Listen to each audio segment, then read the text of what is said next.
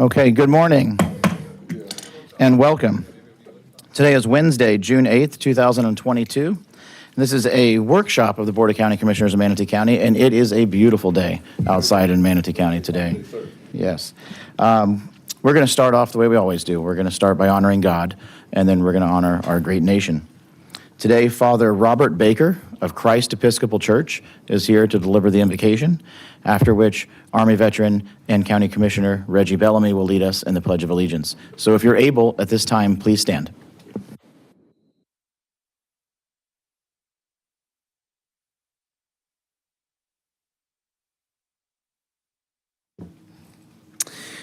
Almighty God, our Heavenly Father, send down upon those who hold office in Manatee County the spirit of wisdom, charity, and justice, that with steadfast purpose they may faithfully serve in their offices to promote the well-being of all people. Through Jesus Christ our Lord. Amen.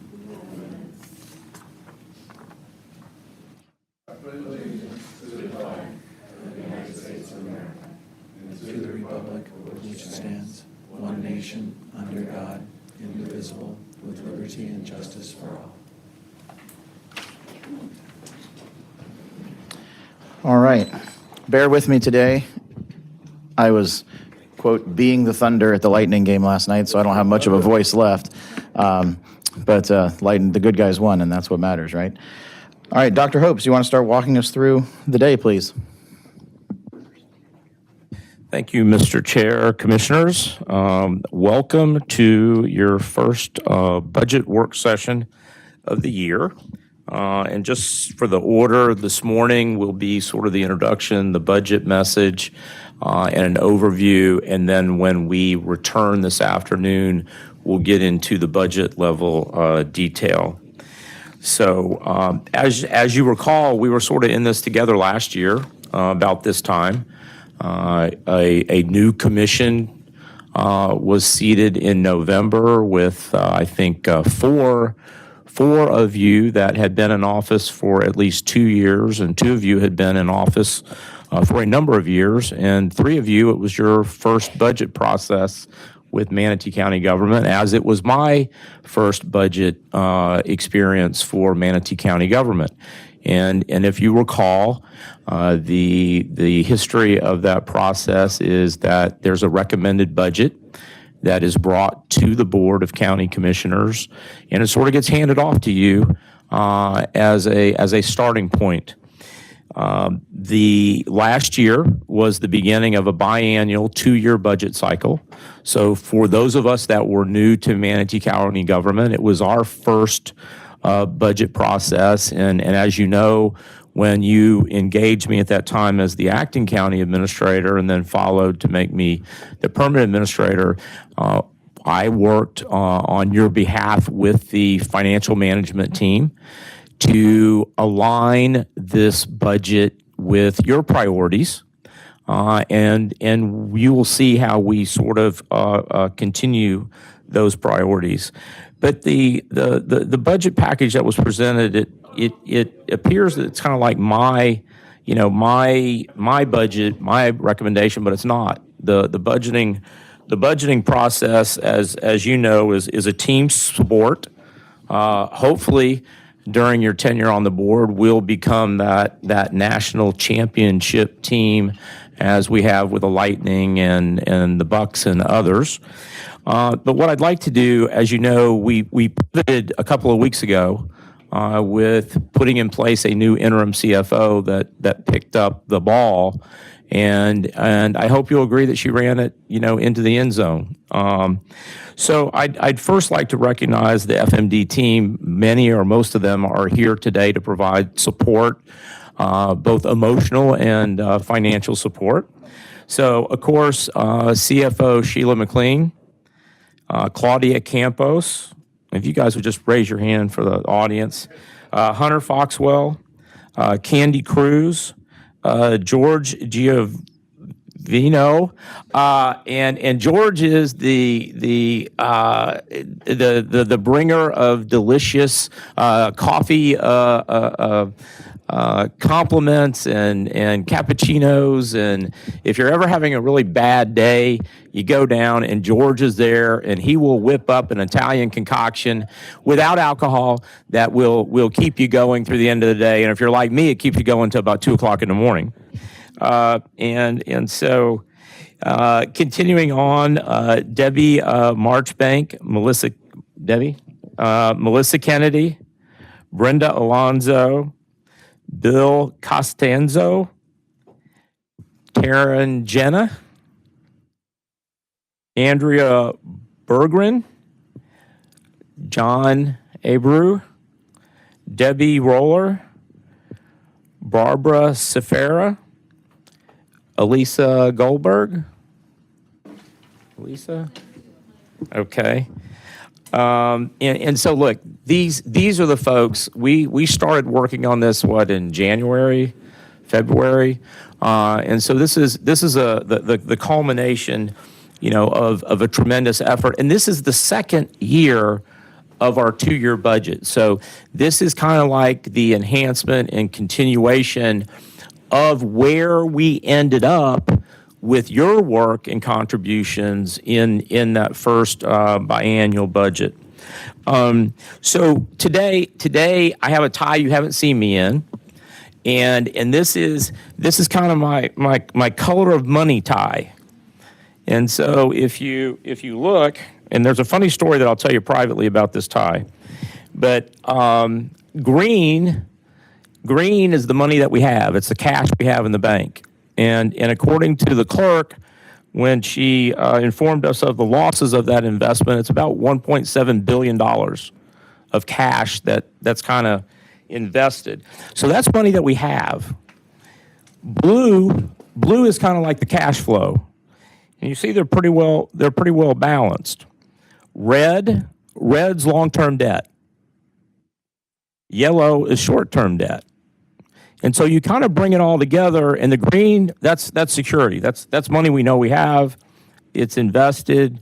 The markets are improving. We'll start earning interest on that money and get a return. The blue is the cash flow we know we have. The tax property appraiser and the tax collector, give us reports throughout the year of how that cash flow is coming in.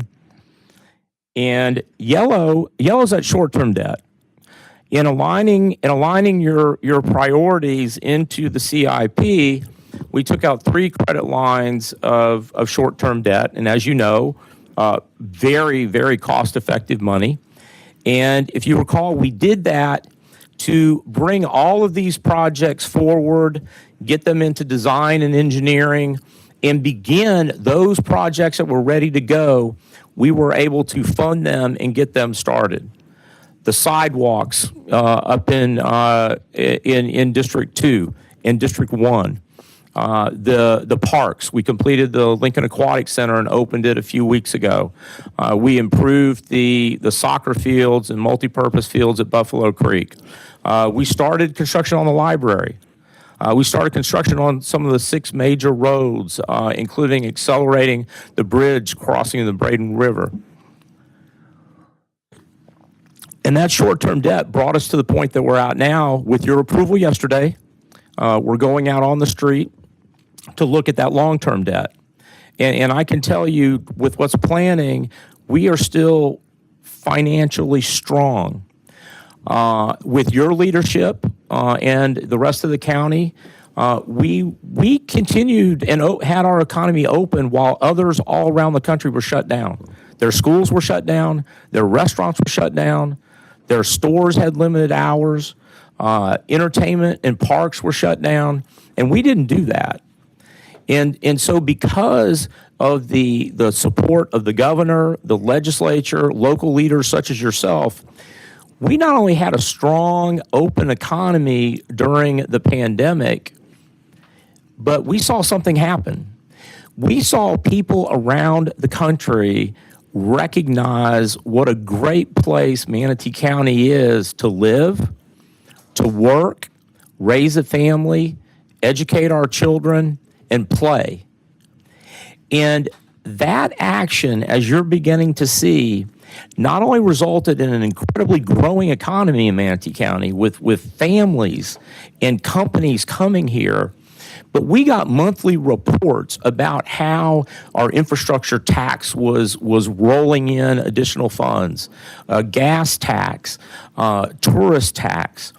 And if you recall, you sent a strong message to me when I came in that you wanted to invest in infrastructure. You wanted to see the roads being built that needed to be built to keep up with our growing economy. And we've done that. You've seen the big 6 road projects. It's really the big 7, but we have tens and tens of other projects which that are going on, including paving some of our unpaved roads and things like that don't reach to that highlight level. And you also made it clear to me that we were sitting on pretty large reserves, stabilization funds that were not being deployed to create the Manatee County that you, as our elected leaders, wanted Manatee County to become. And so if you recall, we did a pretty significant sweep of the stabilization funds. We brought reserves down to that maximum 20% level that's in state statutes, and we also deployed those dollars.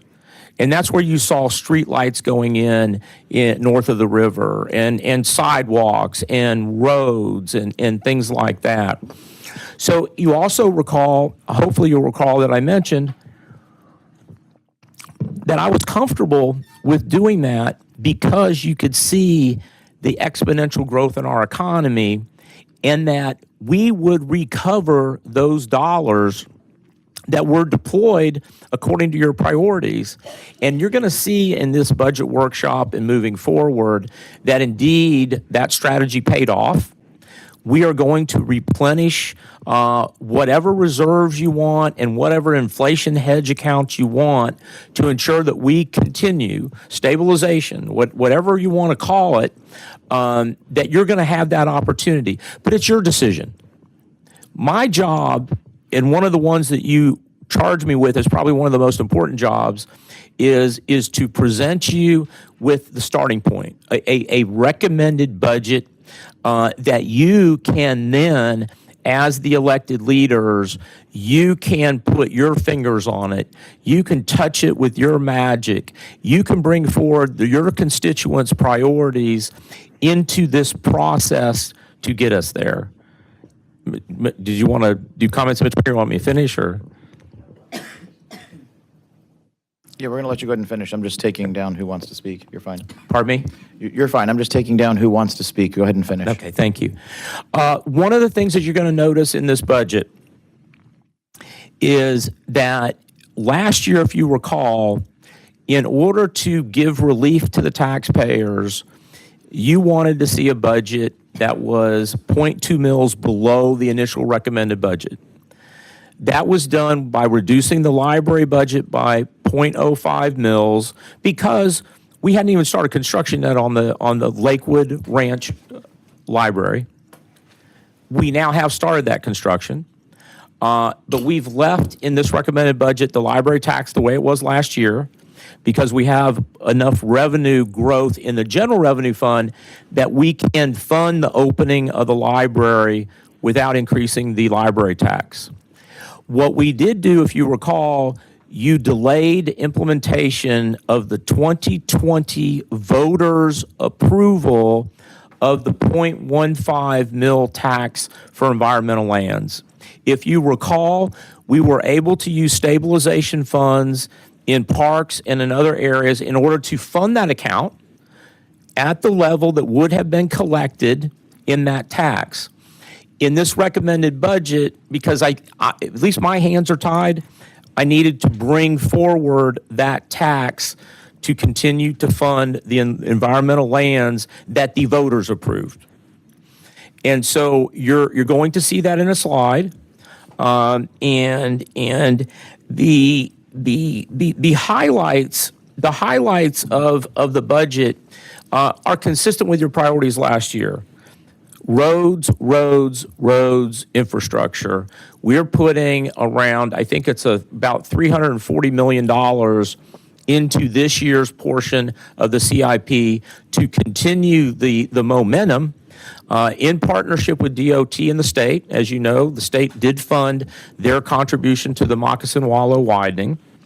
We continue to invest in public safety, with the largest increase going to the Sheriff's Department, cybersecurity, our healthcare initiatives around both the homeless as well as our community paramedic program, and you'll hear about a new program the state asked us to move forward with, which is prescription assistance and getting medications out to those that need that assistance through our community paramedic program. Of course, an expansion and maintenance of our infrastructure, maintenance of our roads, our medians, and things like that. One of the key areas is retention of our workforce. You're going to hear not just from me, but you're going to hear from the constitutional officers, the need to remain competitive.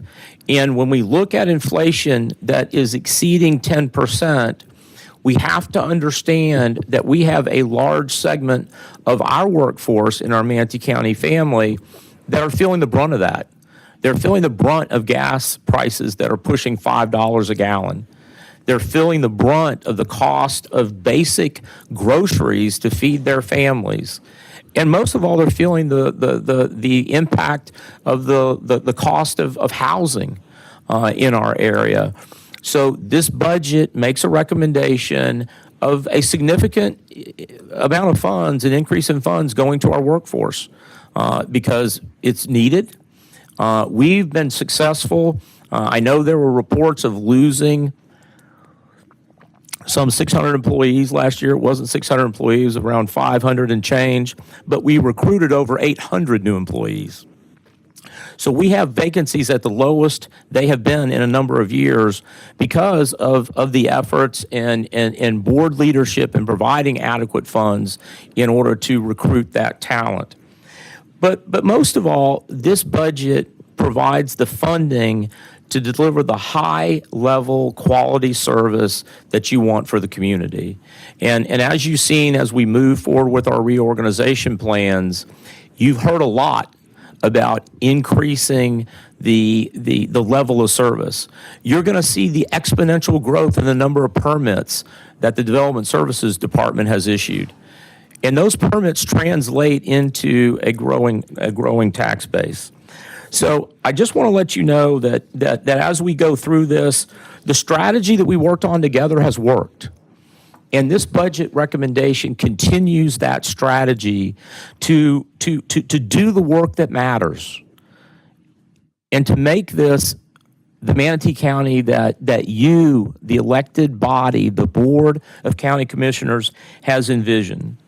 The total fiscal year 23 recommended budget is about $1.9 billion with a net budget just over $1 billion.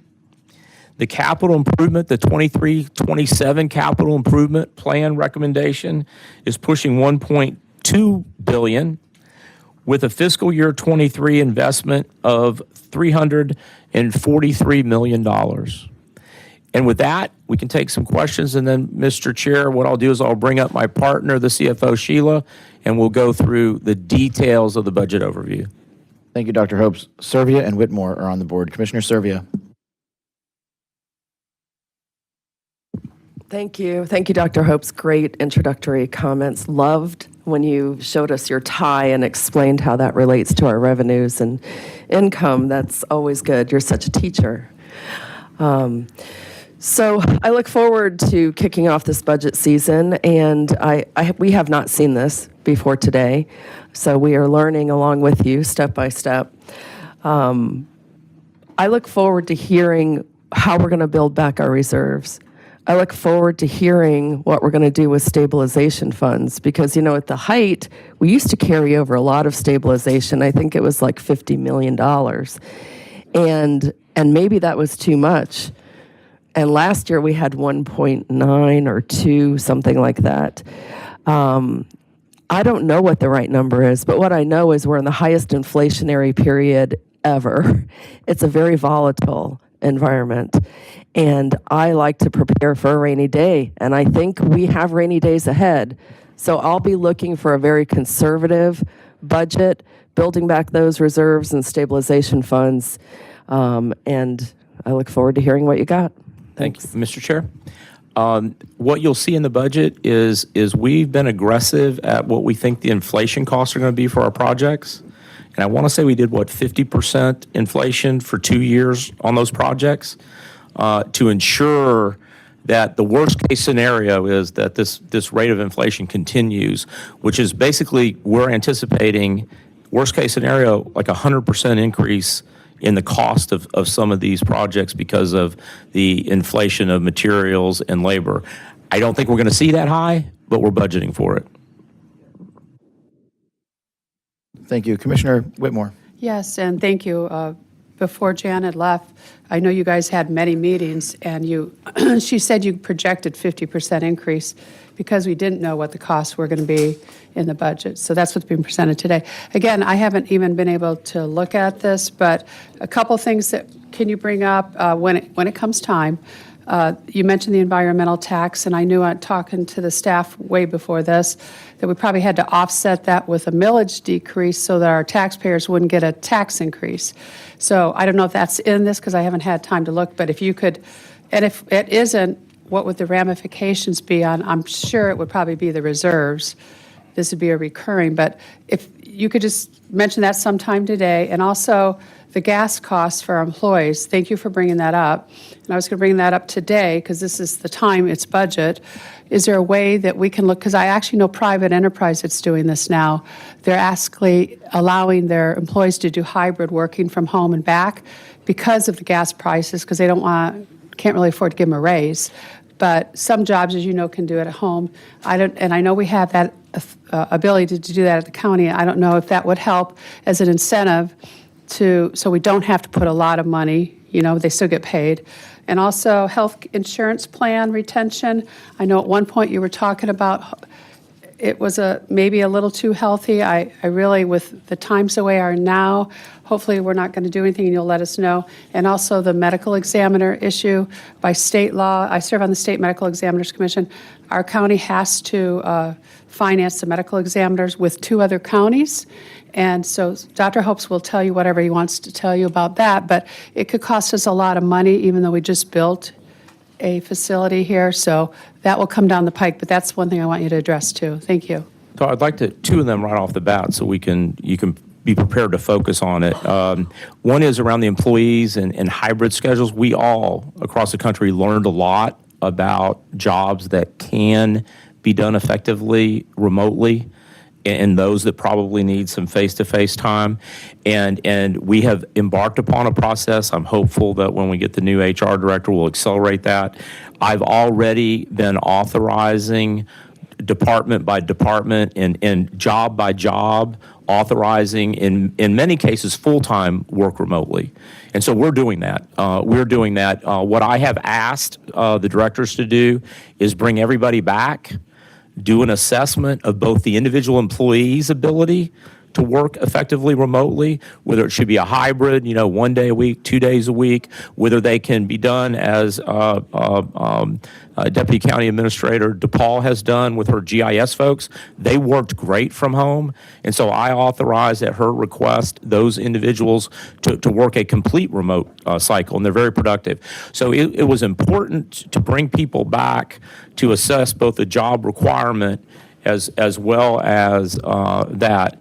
And so with regards to the medical examiner, the issue with the medical examiner, we are required to fund our share of the operations of the medical examiner.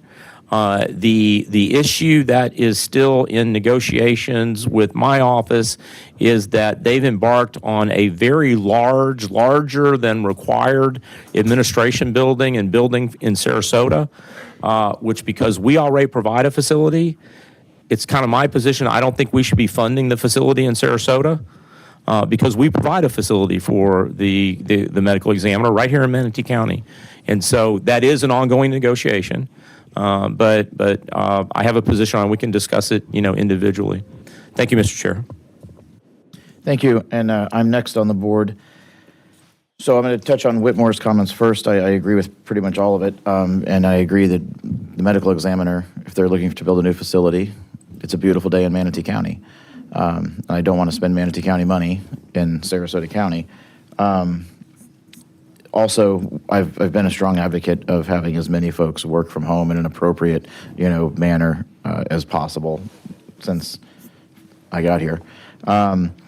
But to Commissioner Servia's comments about reserves specifically, so, I mean, it's not a subtle or insignificant thing that 4 commissioners ran on spending down reserves.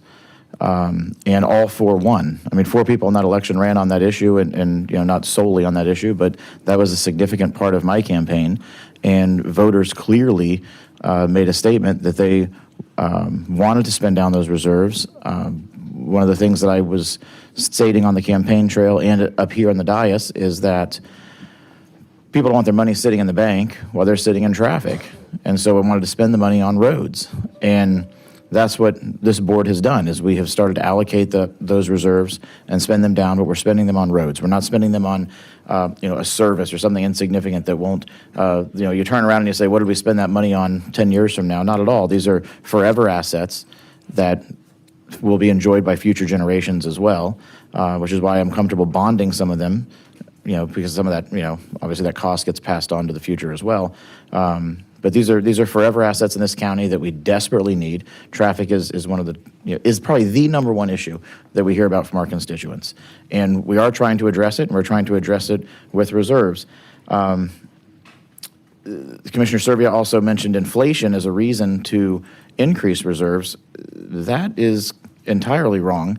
When you have inflation, your money loses value, so you don't want to stockpile money and watch it lose value. As we all know, as we just stated, our clerk lost $1.7 million of our cash on hand in March. We want to give her more?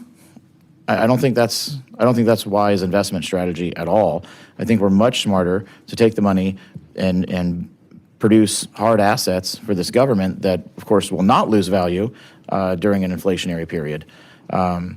So those are my remarks on reserves and working from home and the medical examiner. Commissioner Servia, and then Baugh. Yes, thank you, Kevin. And I do realize, Mr. Chairman, that a lot of your comments are just very political as you stage to support my opponent. But I will say this, please, no matter what the economy is doing, saving money for things that we can't anticipate today is a very good strategy for our citizens. Yes, money values go up and down, just like my 401k, just like my IRA, just like all of us have experienced, okay? But we must balance our growth demands with building infrastructure. I am completely in support of that, but we must also save for a rainy day, and the rainy day is here. I'm not going to support taking projects forward, planning for projects that are going to cost us 100% more than we're budgeting for when next year the prices of commodities are going to fall, okay? So that's where I am. We received $50 million in CARES money last year. We got this big influx of cash, and we're able to spend those on projects that are going to help and support Manatee County forever. But we need to be very wise about how we spend our money and how we plan to spend our money.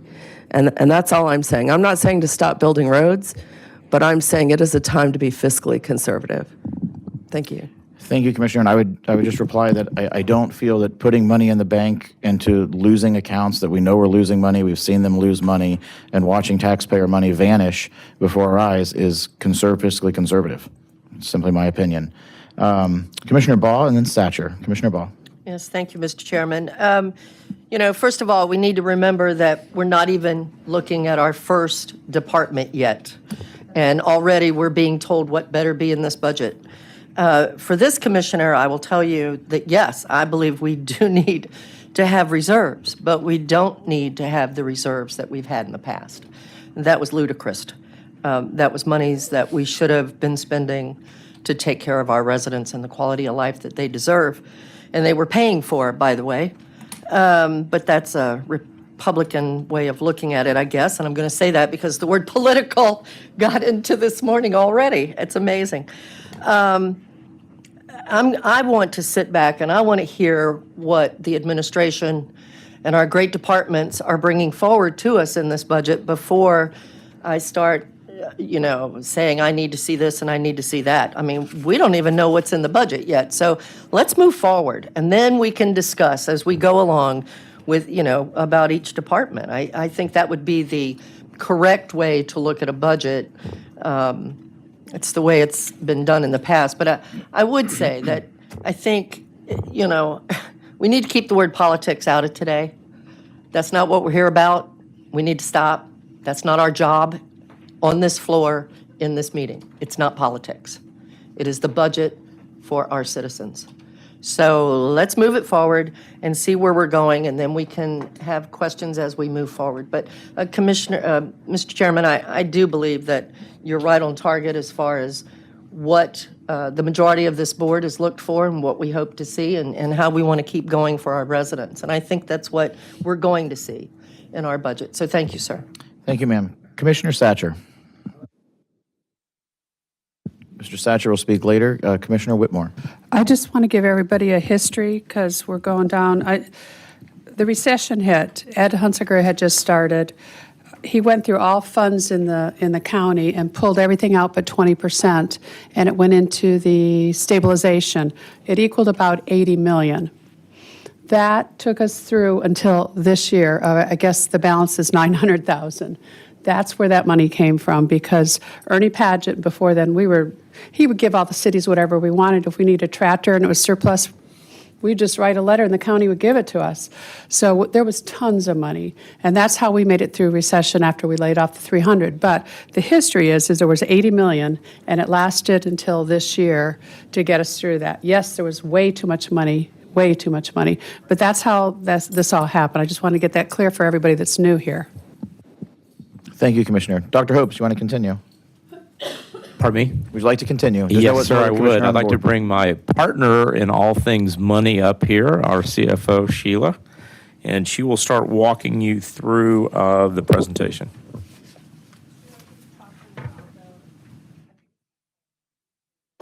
Okay, no problem. I've practiced on that.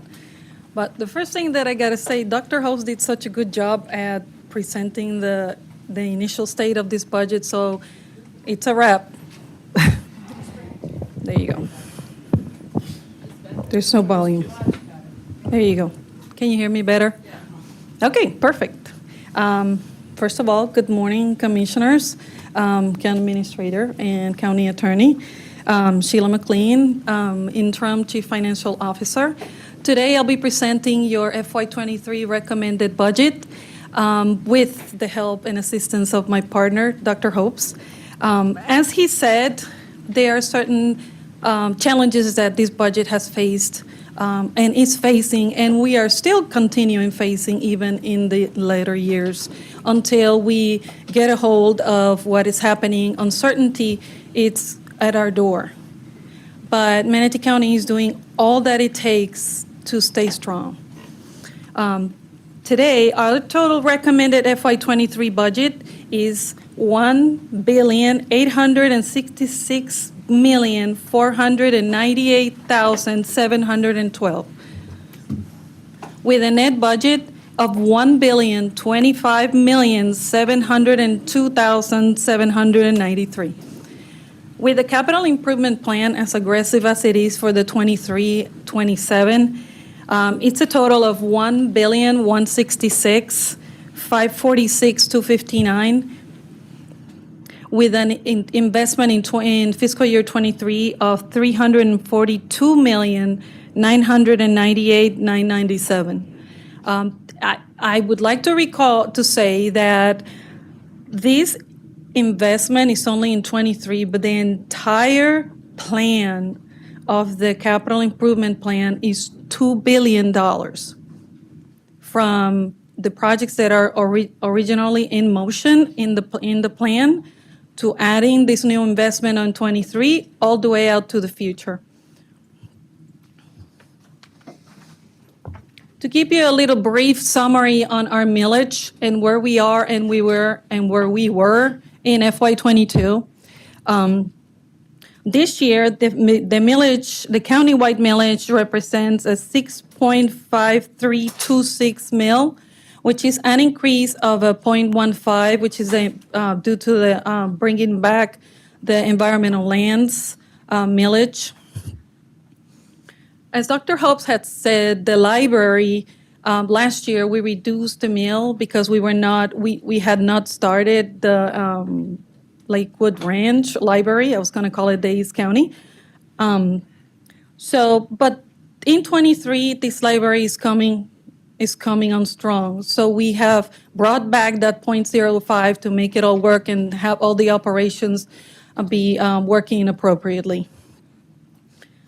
We have taken that 0.05 out of the general fund, like Dr. Hobbs had expressed, and increased that the library millage. This only reflects, again, an increase of 0.15 mil in our budget for this year.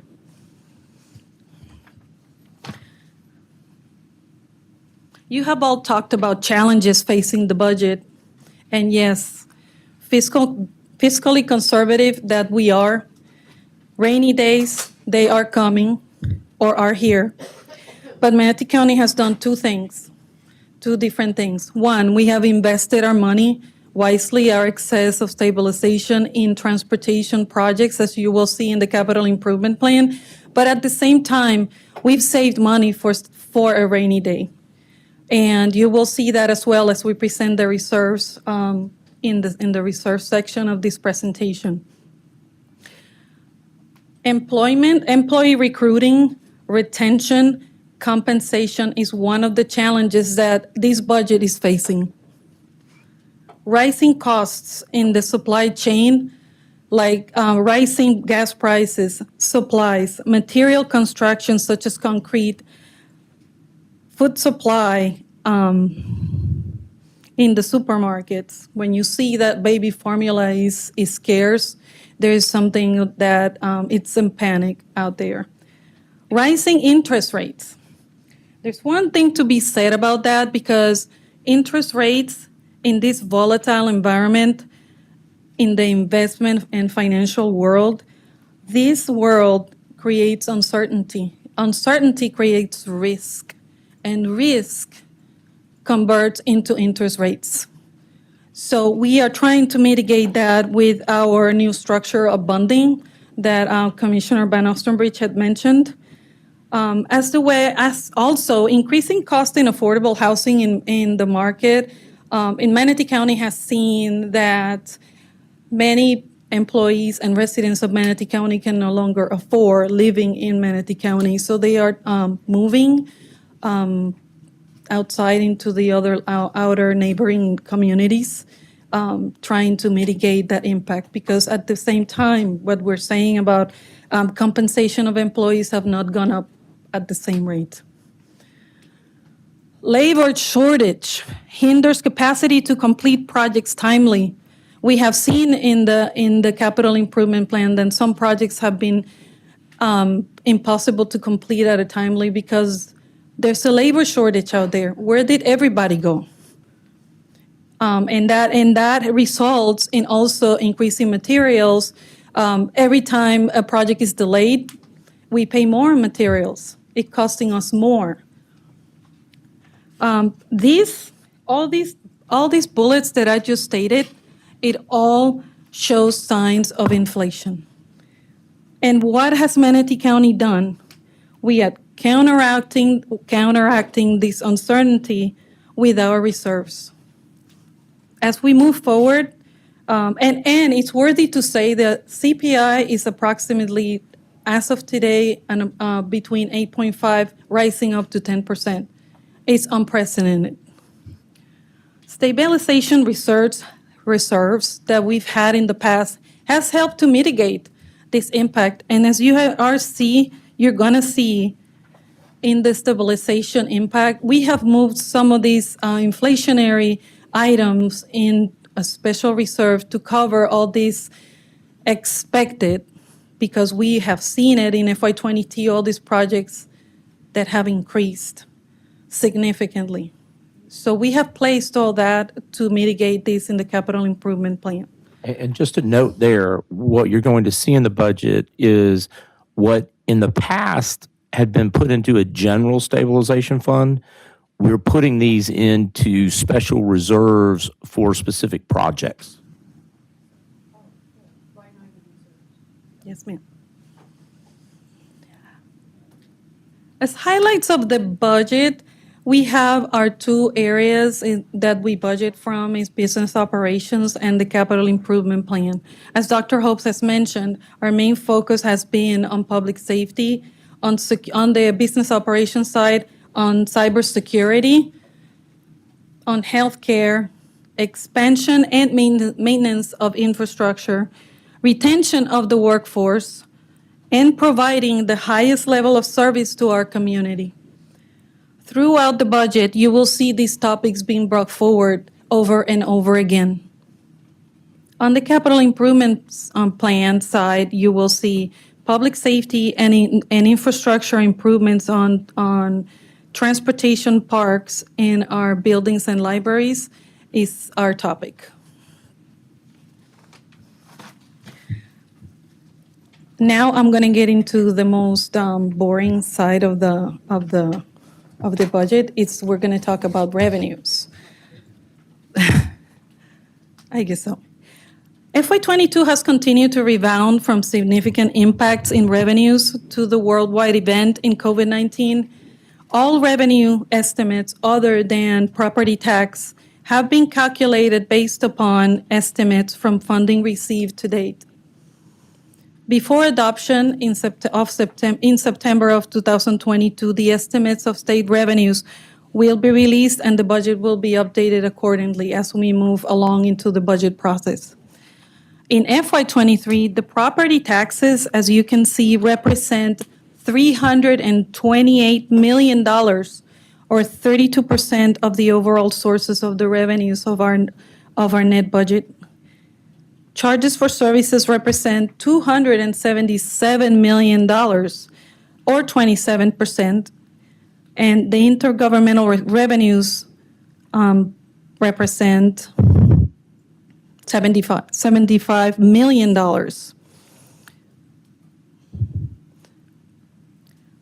Within the chart that I'm showing over here, there's the highlights of each revenue that change over year in the net budget. And these ones are all the ones that we present to you, and we define every month.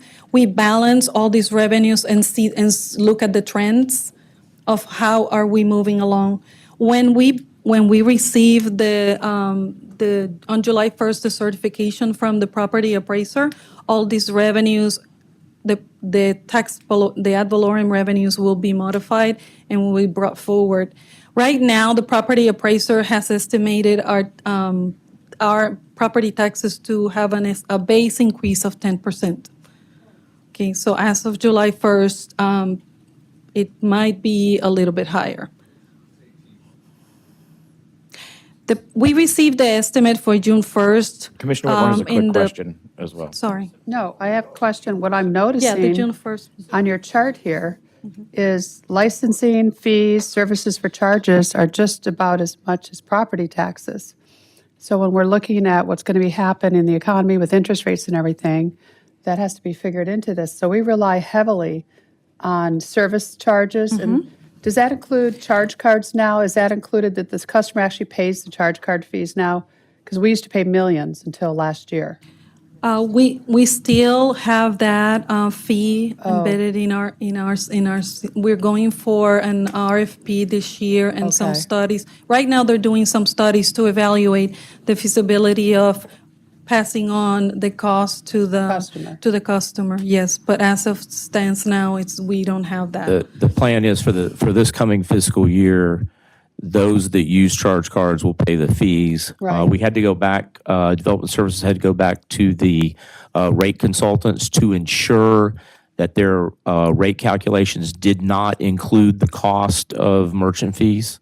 Thank you. this slide is really telling, because our county, we rely heavily on permits, like, all this kind of stuff for growth. That So is correct. It's very important And that we take this seriously. And I think what the CFO meant is the budget, this initial budget was based on a 10% increase. I think the June 1st was 17.4.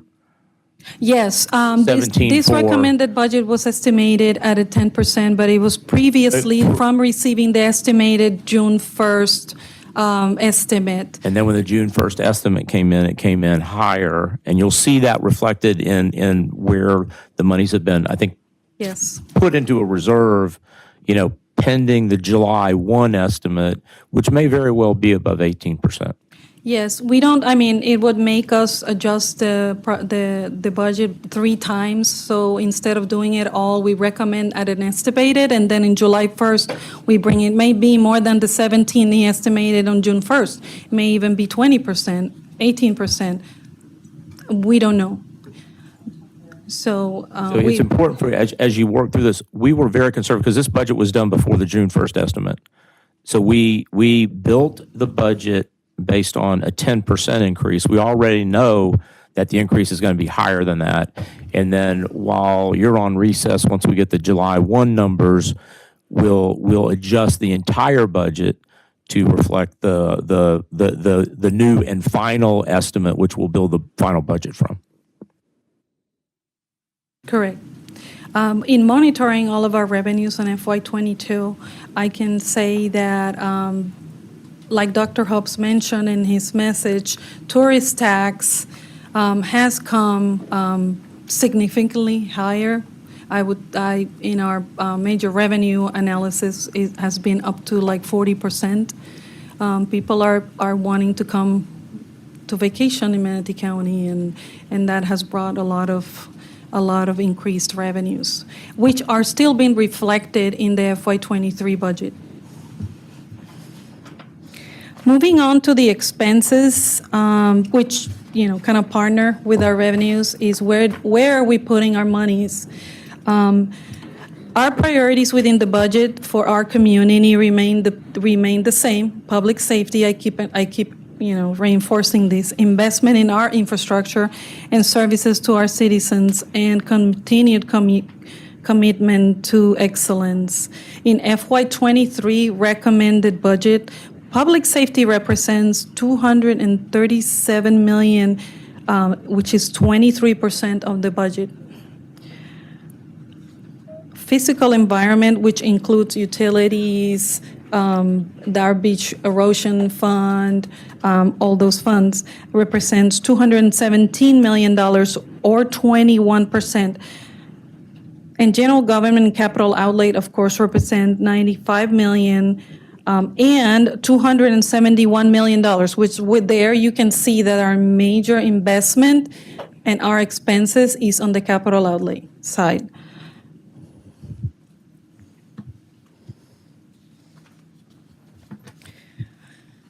As everybody understands that the general fund is the one that has the most unrestricted nature of all our funds that we have. I wanted to depict this chart because this reflects well where all of our expenses are lying. As you can see, the sheriff absorbs and in this budget is $165 million, which is 30% of the general funds budget. As you go down, our reserves still holding strong at $122 million, and I will be explaining this section later on, so that you can understand all the items that make up this 122. Again, on our reinforcement on public safety, going down is the third source of our expenses at $42 million. Transfers is kind of like an item that I want to bring up, is that because of the nature of how our structure of is aligned based on our GASB pronouncements, governmental accounting standards, we have to place the money in one bucket to receive the funding and all those sources of funds. But then these are aligned to be moved to be used for another purpose. So capital outlay is, capital projects are the ones that receive the most impact of all of these transfers. So as you can see, it is the fourth of our highest source of expenses in the general fund. Then as you go down, then you can see all the departments and how are they being funded and other programs such as healthcare and so forth. It is a very important chart to see because like I said, this one is the only source of fund that has the unrestricted nature of all of our funds that exist in our budget. So you can see kind of like at a glance where we at.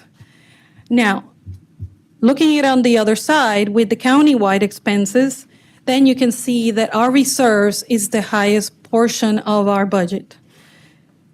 It's $704 million at a 38%. And again, the transfers represent the next cycle down. It's at 13%. As I explained to you, most of these monies get transferred into capital projects. When we look at the business operations of the budget, here's some of the highlights that we have presented, we have brought into the budget. One, we have added to the budget 54 positions. Where have we added these 54 positions? 6 in development services, and these ones are to align to the services that the community has requested. Community and variant services is 21, of which most of them are going to library units. Just a note on that, Commissioners, you recall that we put back library hours kind of post-COVID, and then a majority of those new library positions are for the Lakewood Ranch Library opening. Then we have in information in human resources, we have one.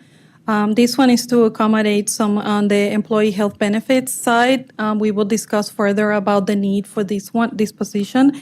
On information technology, these positions address the cybersecurity side of IT. In parks and natural resources, again, we have added 3 positions. Property management, 1, public safety, 3. In public works, we have added 14. The increase in the capital improvement plan has required additional staffing to provide this higher increased level of service from engineers all the way to stormwater crews and so forth. The guardian ad litem also had requested 2 positions. We will be discussing that on the June 13th meeting. And just a general note, if you recall, Commissioners, last year I think we added like 142, almost 150 positions, and a majority of that have been filled. The request from departments was a lot higher than this list, but we looked carefully at historical performance and the alignment of service objectives, and so I believe we've brought forward a pretty conservative approach on new FTEs, and should the market change, we could be coming forward to you later in fiscal year 23 should the need arise to add some of the other positions that were requested, but we did not fund. When you feel there's a good time for a break, we do have 3 commissioners on the board, and we're sort of getting Whenever you quite feel a bit like past it, when they Commissioner. wanted to ask a question. Oh, this is a good time. Okay. No. Good time. So the order of the board is Cruz, Whitmore, Baugh. Commissioner Cruz. Oh, mine's not 100% specific to this. I'm still reading my binder since I got it 15 minutes ago. So I was trying to look ahead and get a general sense so I understood. It's hard just to look at an individual screen and understand what the next screen's going to look like. Last year we had talked about getting these things in advance so we had a better global understanding of it. My only comment was more general. We'll look at your budget and see what you say, but my understanding from looking at this is you're intending to increase the millage, not keep it even flat, much less decrease it. Which, I don't know if you've read the room or listened to a meeting, but there's a pretty good shot we're not increasing this millage by any stretch of the imagination, especially in light of values going up. And I'll listen to the whole presentation. That's why this is more of a general thing. I pointed at my thing a while ago. So we'll listen to see what it says. But, I mean, housing prices and values are going through the roof. We're not increasing millage. I mean, that's not going to happen. I mean, if you look, we're capping out at 3% on homesteaded for the first time in a long, long time, for the first time since 2012, that everyone's going to cap out on their value increases. And the CPI, which affects all non-homesteaded properties, from commercial properties to the tenants in retail that have to have CAM pass-throughs on their taxes and so forth, that's capped at 10% or CPI. CPI this year is 7%. It's the highest CPI since 1981. So all of these multifamily properties that aren't homesteaded, because they're not, are going to see 7% increases in last year's tax base in terms of assessed value. All that's getting passed over to tenants. And that's their single biggest expense. So if we think we're increasing millage at a time where people are going to get just slammed by increased taxes on top of increased insurance, on top of increased water and electricity, there's zero chance that's going to happen. So I'm hoping you're just going to fix that problem by the fact that we basically underestimated value increase by like half, because like you said, it was closer to 18%. Sarasota Herald just did an article saying Sarasota was 17 point something based on our estimate, and we were like 18 point something in terms of overall tax base increase. But I hate to think we're just going to solve this problem because everyone's values went up even more than we expected, so that's going to do it. I mean, it shocked me when I saw that we're actually not only increasing the millage, but it's actually going to be higher than any time since like 2007 or something like that, according to this proposal, because we only lowered it by 0.05 last year. And I know you're going to say it's more than that because it was this 0.15 that we ignored and we took it out of reserves. But the reality is, from real millage, it only went down 0.05 last year, and it's going up 0.1 this year. So it's actually an increase over what it was prior to any of us being on the board. So that's neither here nor there. That's more of a global comment as we're looking forward. I'm looking forward to seeing how you're budgeting the funds, but that was something I put on earlier. Just, I feel like values are going up tremendously. Increasing millage on top of people's value increase is a bit much, but that's all. Mr. Chair and Commissioners, I just want to remind you of the statement I made in the beginning. I have no authority to raise, impose, or lower taxes. That is this body's role. So you just bring us what is already on the books. Well, and as I mentioned, I felt obligated to include, I felt obligated to include the voter-approved tax from 2020, and I think you'll see as you go through this budget, I believe this body, as the elected body, has the opportunity to do whatever you want with regards to lowering the millage. Understood. And I'm just saying from policy discussion last year, when we agreed, well, we said, let's lower the millage for everybody. And you said, here's a solution. I'm going to take fictitious increases and make them disappear. And that's how we're going to lower the millage, by not charging the 0.15. The collective discussion was, well, we'll let this go this year, even though we probably should be collecting what the taxpayers asked us to collect, because that's going to give an entire 12-month window to find real savings to account for that 0.15. It doesn't sound like we found the real savings because we put 0.1 of it back. And I felt it was my role to bring forward what had historically been approved, and it's your opportunity to lower taxes for the taxpayers if you choose to do that. I don't have that authority. With regards to the budget books, if you recall 2 weeks ago, we had to quickly pivot in the finance department. I got my budget book this morning too. Been working on the budget for 4 months, but we're all in this together, and this is only intended to be the introduction. It's the beginning of a months-long process, as you recall. But I felt that it was our role to show you everything that we have based on historical millage and voter-approved millage, and it's up to this body to take everything that we've given you, and you'll see at the end of the presentation, I do believe you that. I started to go ahead and lower it, and then I realized that's not my role. My role is to set a budget of the funds that we feel are needed to operate Manatee County government in accordance with your guidance and priorities. I think you'll see that when you see reserve accounts and things like that, that you have ample opportunity to decide however you want to relieve the taxpayers of the burden, but I don't feel that's my role. I think it's my role to tell you what I think we need to run Manatee County government at the service levels that you expect and to move the capital projects forward as you have directed. And to show you that I think we've done an excellent job of managing the finances of the county the past 14 months, and I believe you do have an opportunity to adjust taxes. Commissioner Whitmore. I think we all need to take a deep breath because you're right, this is our budget. I think when I first started, the millage at one point went up to 7, George. It was 7 something. And then the recession hit and we cut down $300 million in the budget. It was like 670 when I came because I was shocked. And at one point it was 358. So, this millage increased. But again, 2 weeks ago, I was talking to Sheila and Jan, and the intent was probably always to figure out how to offset that environmental tax. So I think we got all comfortably say, especially when we've just heard our values, that we can do that. But on this slide here with health insurance and merit and market realignment, you're going to increase our contribution to employees 8%, and then the merit and market realignment is going to be 7.4%. Dr. Hopes, I'm hoping, I don't think he's here, but anyway, I'm hoping that somebody will look at this employee health thing. With everything that's going on now, we need to keep our employees. And I think last year they had to contribute there was a 4 or 5% increase in their contribution. So if you're given this merit versus this health, it's kind of flushed itself out.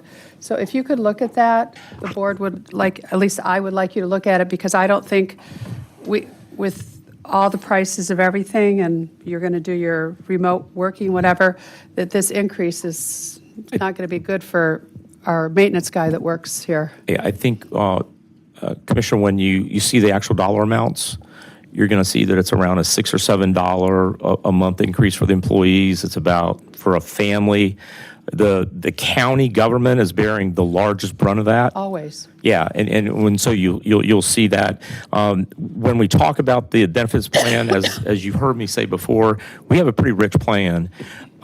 Did not feel at this time, in speaking with both Aetna and our benefits consultants, that this year was a good year to modify the plan because there are a lot of factors. We're kind of grandfathered in with some latitude. And so we looked at the minimum that we would need to adjust it to maintain compliance with state requirements.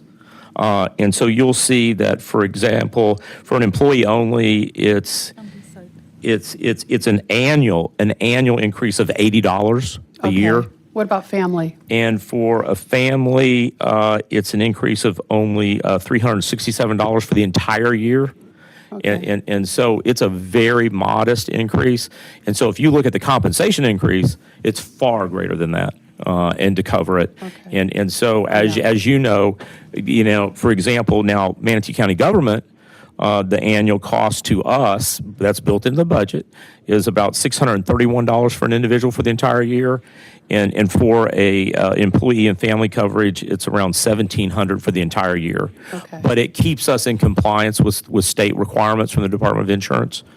And that was better when you look at a plan that has basically zero deductible, zero copay, to go ahead and continue it, do the deep dive analysis to determine whether or not we should try to continue to fund this for the benefit of our employees or modify it. But this, by all the advisors and from my own experience, this was not a good year to try to modify the plan. And I appreciate that. You and I have talked one-on-one about the Aetna, and I respectfully I really don't want to hurt our employees. I know in your opinion, some of it you think is too rich, but some of this stuff is what keeps our employees here. But it works, and I will tell you, our health plan works, and it motivates our employees.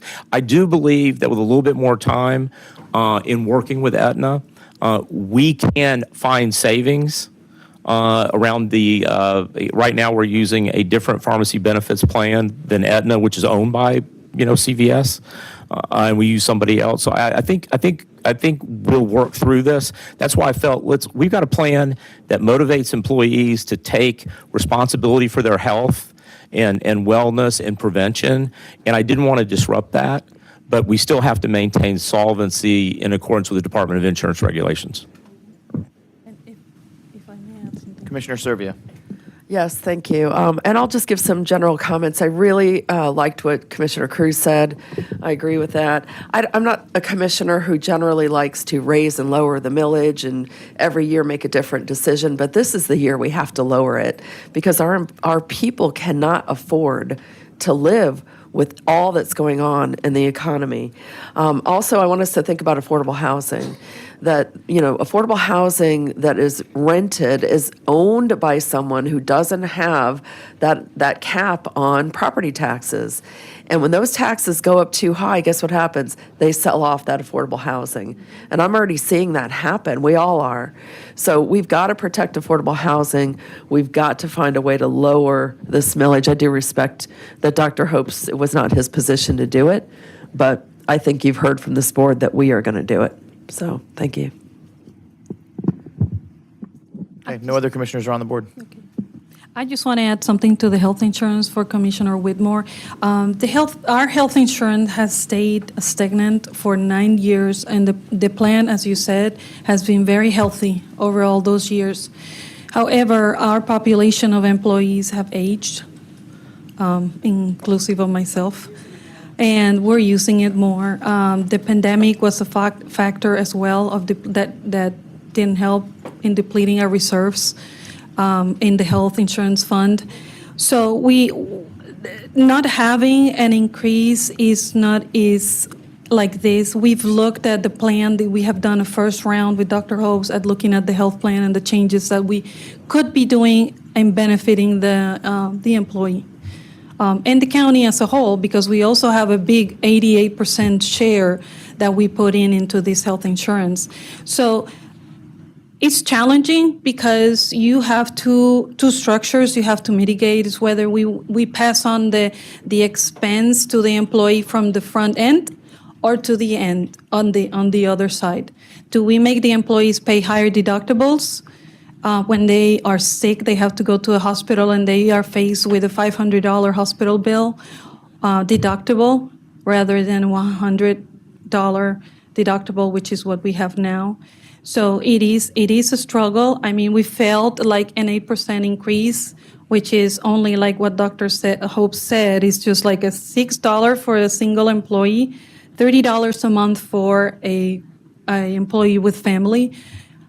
Is far more advantageous than having to go to a hospital or facing a sickness or a long-term illness that has high dollar deductibles on it. Thank you.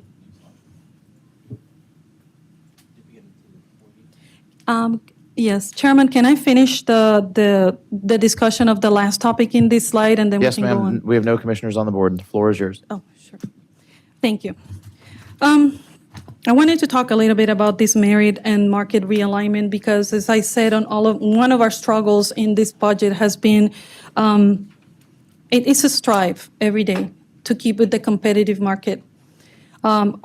Even with the new employees coming in, the first thing that they say is, I can't afford what you're offering me because the gas prices, I live in Sun City and I have to drive every day to work and the gas prices are raised and it doesn't pay for me. So with that said, this has been the challenge. Manatee County, in FY23, the Board of County Commissioner employees will be compensated accordingly, as I was saying, a 7.4 of merit and a market realignment. What are we doing with this? Two things is trying to compete with the market, and second, trying to compete with a mandate that is coming and brewing that we have to be part of. and this is an important area that we spent a lot of time with, and you'll notice that we kind of put the at this stage, we put the 7.4% in like one bucket because we're still working on how to use that among all the constitutionals, the Manatee County government. The sheriff was proposing an 8% increase, and then it went down to maybe the low of like 3%, I think, at one of the constitutionals. Yes, they just said they just were And- happy with the 3%. And as you know, we have been going through a strategic process of looking at positions and groups of positions, like our transit operators. So we've already changed their pay scale mid-year, and many of them, well, I think all of them got pay increases to bring it up to market. So we think we boxed that off. Our lifeguards, hats off to all of you who have encouraged people to apply. We've got great applicants for new lifeguards, a lot of students. We even have some teachers that have applied to be lifeguards that will be getting certified because of our change in lifeguard pay. So as we work through the budget process, you'll see different jobs that in order to be competitive, we've already changed those pay scales and elevated people up. And we've been able to do it with money that we already have. So we are being aggressive at this to ensure that our employees and their families are taken care of. So we'll be refining it, but right now we're saying we think 7.4% for everything from cost of living increase, market-based pay adjustments, and pay for performance and merit increases. We're looking at keeping that contained in that 7.4%. Commissioner Bellamy has a question. I just have a question on something you stated about increase and decrease. You just said the sheriff proposed an 8% increase, but it was decreased to 3%. I just want to make sure. No. Well, among the constitutional offices, I what I'm believe the budget's request for pay increases was 8%. Right. And I think it went down to a low of one of the constitutional offices, maybe the So clerk, not of particularly the 3%. sheriff. Okay. So, and we're at 7.4. So that's been the broad scale. Some of the constitutionals believe that their pay is in alignment, and they're just requesting a modest increase for cost of living, up to the high of the sheriff's department, which was 8%.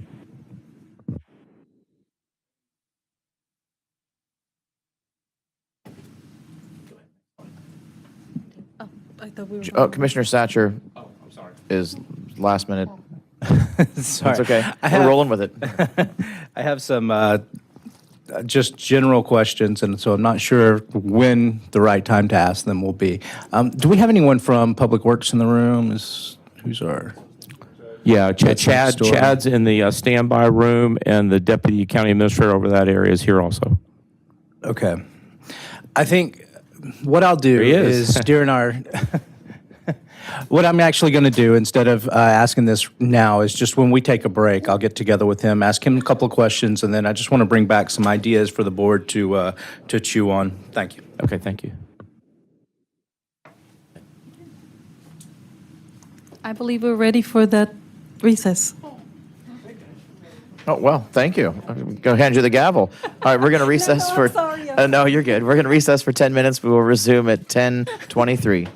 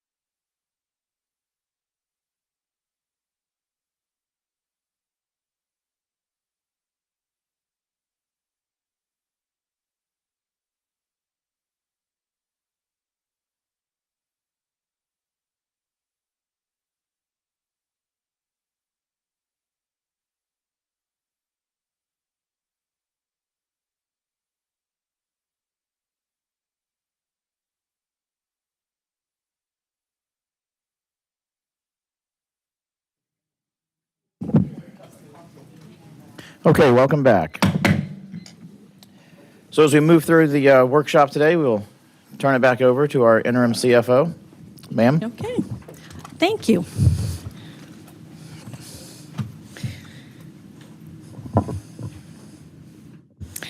All right.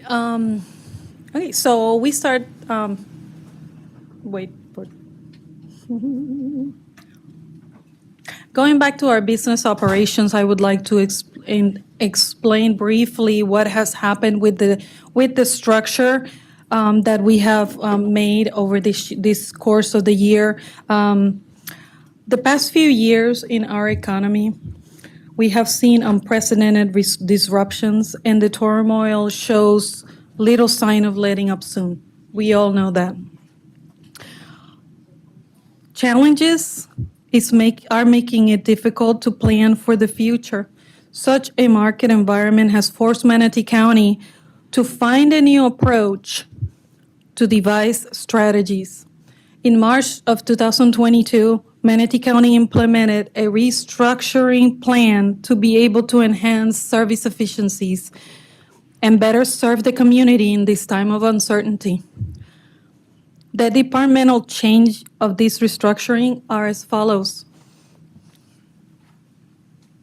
The dissolution of the Redevelopment and Economic Opportunity Department. Two of their main divisions, economic development and redevelopment areas, were moved under county administration.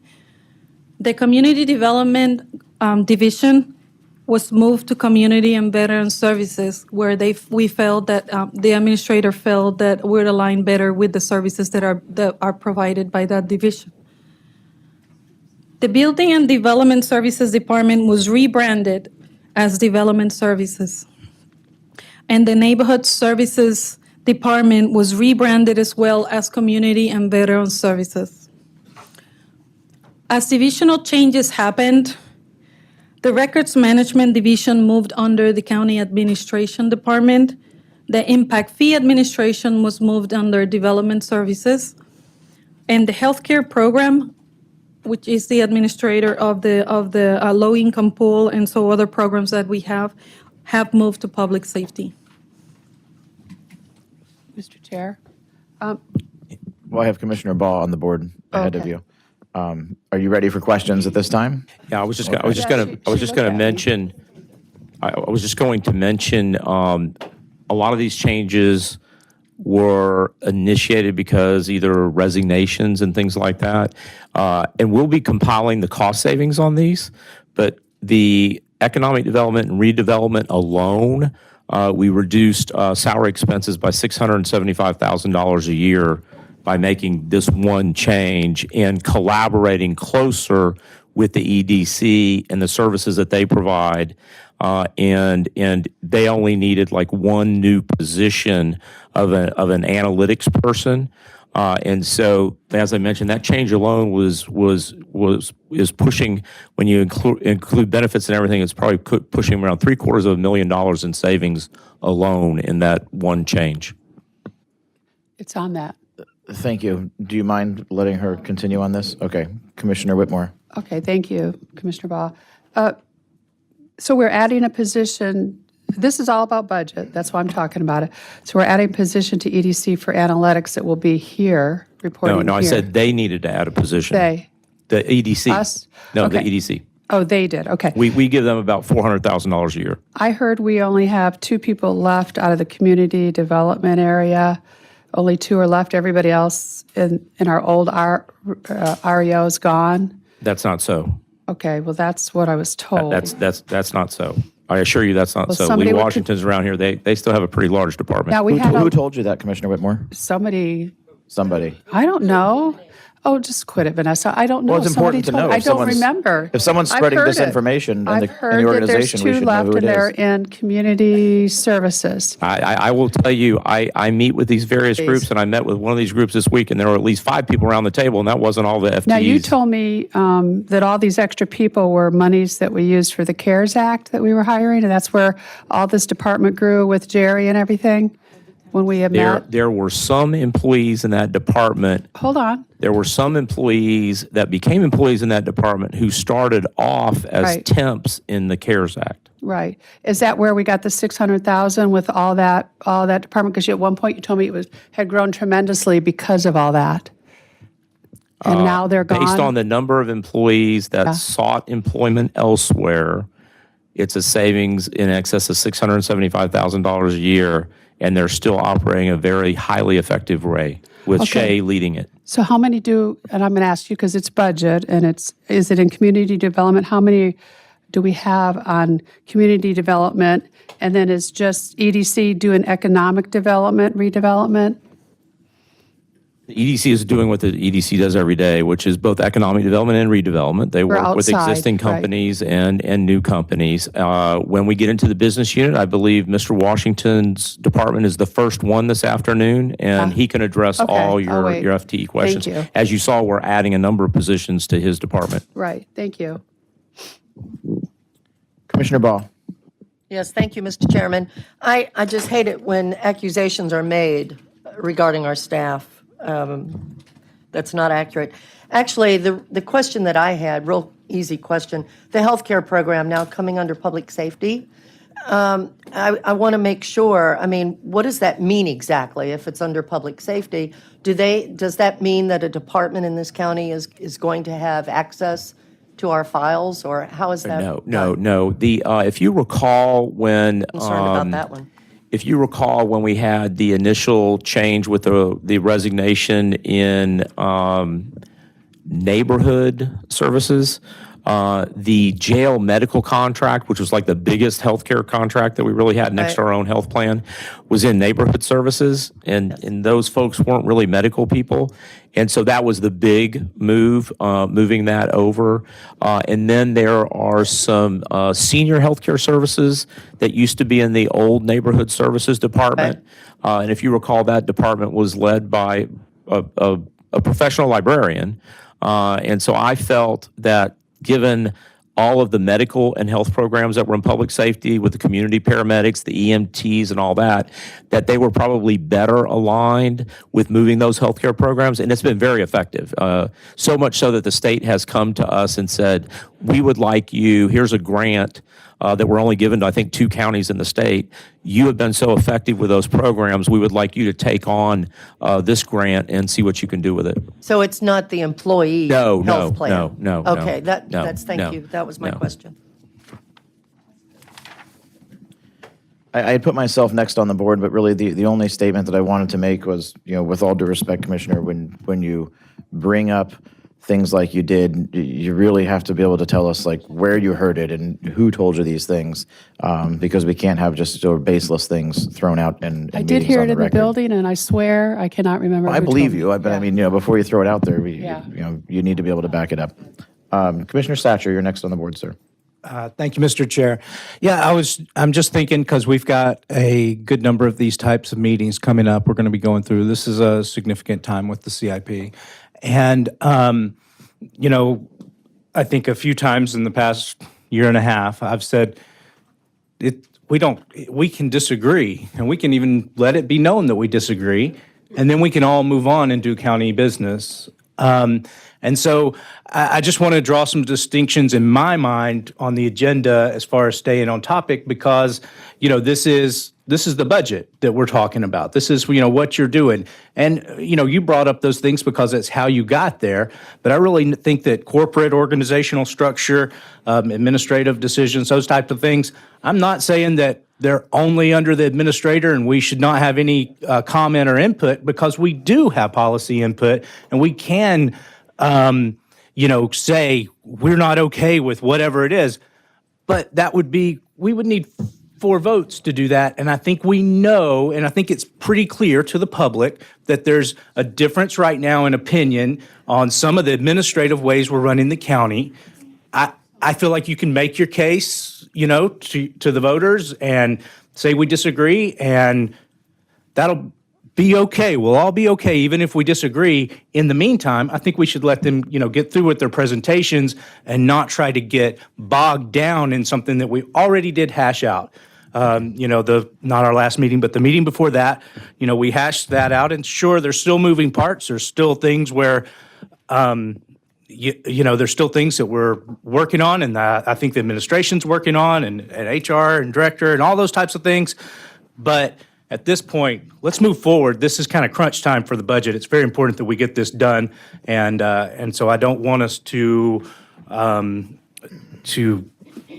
devolve into just infighting at this point when we've got something to do. Thank you. And thank you. Thank you, As you Commissioner. know, I had special meetings with you. These changes were all in a special meeting and received your approval. And just so you know, for the future, as we move through this budget process, I understood clearly when you took up my amendment, my agreement, that you were kind of ready to see what the final changes are, and we'll do that through the budget process with regards to realigning a couple of other departments. But I appreciate that because we've got a pretty good schedule, and these are issues that were brought to you in a special meeting, and you approved those. So And I thank you. apologize, Commissioner Satcher was not finished with his floor time yet. Oh, I'm sorry. I thought of one other thing, or actually I'd already thought it and forgot to say it. And this is just a suggestion. Nobody has to take it up. But I do try to put myself in the other person's shoes. So I've been thinking, if I was on the short end of a 3-4 vote continually, what would I want? And then, of course, what would my responsibilities be? Which I believe one of those is to let things, run as efficiently as possible is one of my responsibilities. But I have thought about maybe some of the just general questions. If you're going about your job and you have questions, and everyone's working hard and doesn't necessarily having sit-down meetings to rehash the same things, they don't want to do that. That maybe we could put those questions in writing and then go from there. That might be something that if I was on the short end of the stick, might be a good way to go forward. Write down the questions, send them to the administrator, and then I'm not giving homework or telling somebody what they have to do. I'm just saying if I had some real important things that I was wondering about and they weren't on the agenda because then maybe that would be a solution moving forward to keep everything moving efficiently as possible, but still feel like I'm doing a good job as a policymaker or as a board member. Thank you. And Mr. Chair, I would like to add to you that would be a great approach over the course of the next 6 or 7 days, because as you know, as of yesterday, the next 8 business days from yesterday, 6 of those days, we're best friends in meetings on the budget, which only leaves 2 days before recess for me to get other county business done. And so that's why I've been pretty focused on preparing for these meetings. So as you go through this, a written communication will be very helpful. Thank you. Commissioner Servia. Yeah, and I just want to follow up on what Commissioner Satcher said, and I really like Commissioner Satcher. I feel your heart. But nobody's on the short end of the stick. This is democracy here. And no matter if there's a majority or a minority, it doesn't matter. This is where we hash out things. And this is the appropriate place to do it. And we are all elected officials. And this will continue to happen. Short end of the stick, long end of the stick. You're going to have conversation. By the way, I do communicate with Dr. Hopes over email now because he won't meet with us. So I do put that in writing, and it is a very effective way to get feedback. So please just remember, we don't have the short end or the long end of the stick. These are 7 elected officials elected to do a job. Thank you. Thank you. Madam CFO. Thank you, Chairman. All right, with moving along with the capital improvement plan, 23-27, like I had stated before, it's a very hefty capital improvement plan at a $1.2 billion. Don't let me say the whole number. And with an FY23 investment of $342 million. And as you mentioned, that it's another $800 million in projects that are already underway. Yes. Yes. The total CIP in itself, 23-27, is inclusive of existing projects and future projects, is $2.2 billion, like Dr. Hope said. And I just want to feature some of the main projects that we have in the CIP. You will be receiving your book by Friday, Dr. Hopes. And then you can start browsing through it as well. We will be offering, giving you USB so you can do it electronically as well, because this book is pretty large. As part of the main projects, and we all heard the Big Six in all the throughout discussions.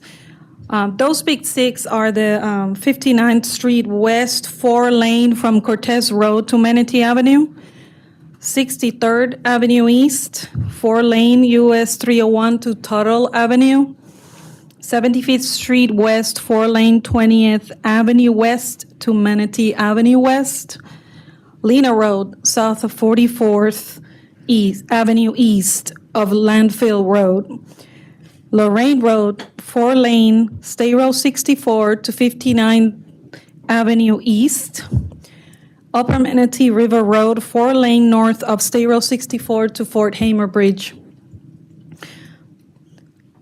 We have 6 bridge replacement projects. We have the Canal Road corridor projects.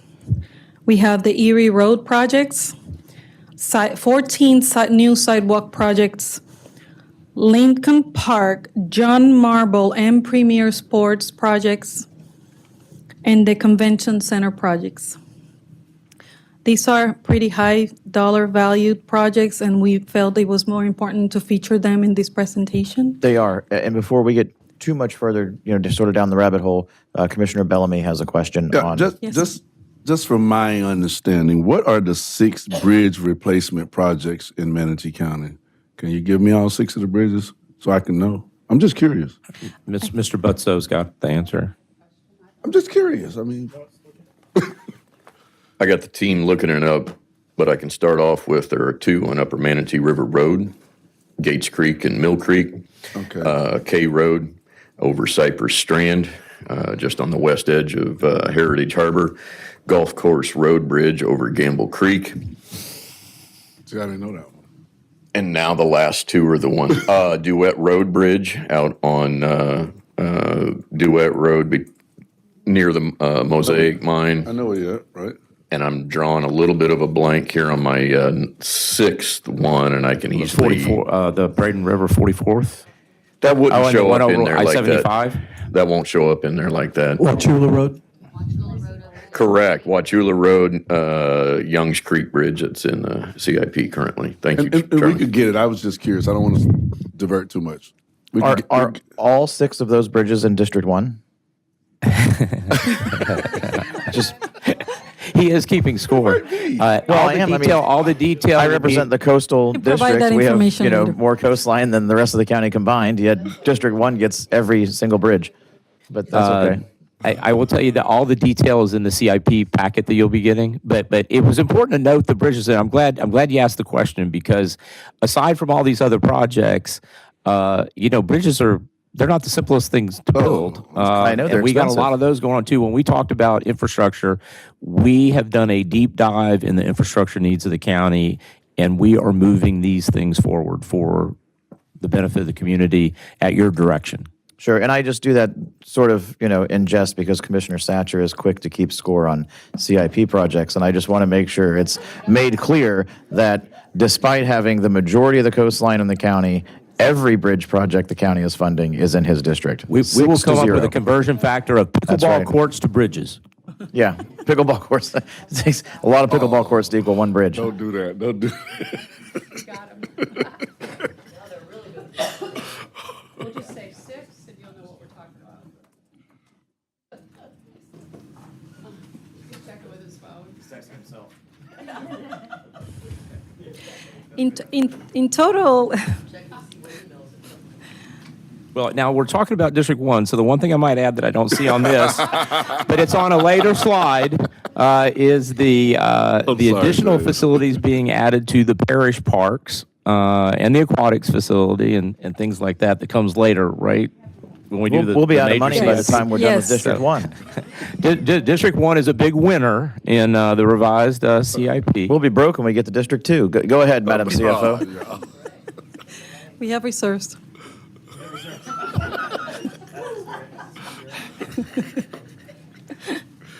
Oh, my God. So in total, on your CIP plan, you have 576 projects, of which 44 are new into the CIP for '23. Pretty aggressive plan. All these in detail will be given on June 14. So bear with us. It's going to be a whole day, 8-hour.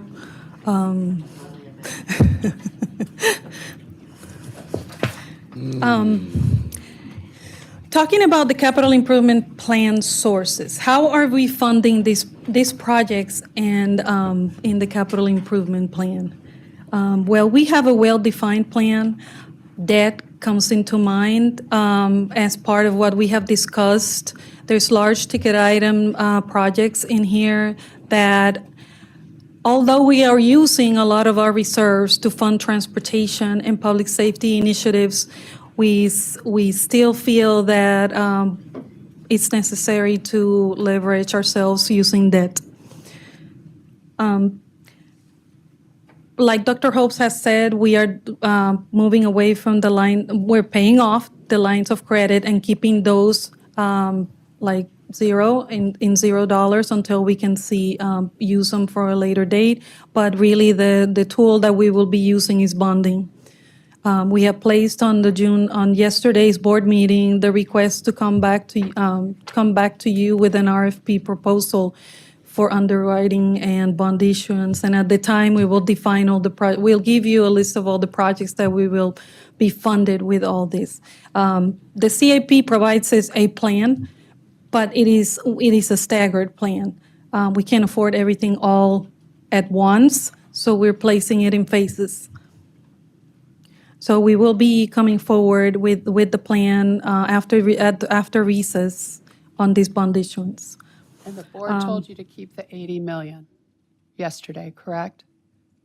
The line of credit, 80 million? Yes, we are. Yes, our financial advisor is going to reach out to our Bank of America and PNC, which are our letter of credit holders, and identify the opportunity without incurring in unused fees.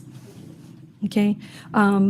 In the capital improvement plan, there's the need for, in the FY23 of debt for $171 million. In FY23, like I said, the investment is $343 million, and the overall increase of all of it is in debt. Like I said, is approximately 40, almost 60% of it is going to debt funded. Impact fees, right now, Manatee County is very conservative on the estimating of where are we going to land for impact fees. High values in properties are not going to last.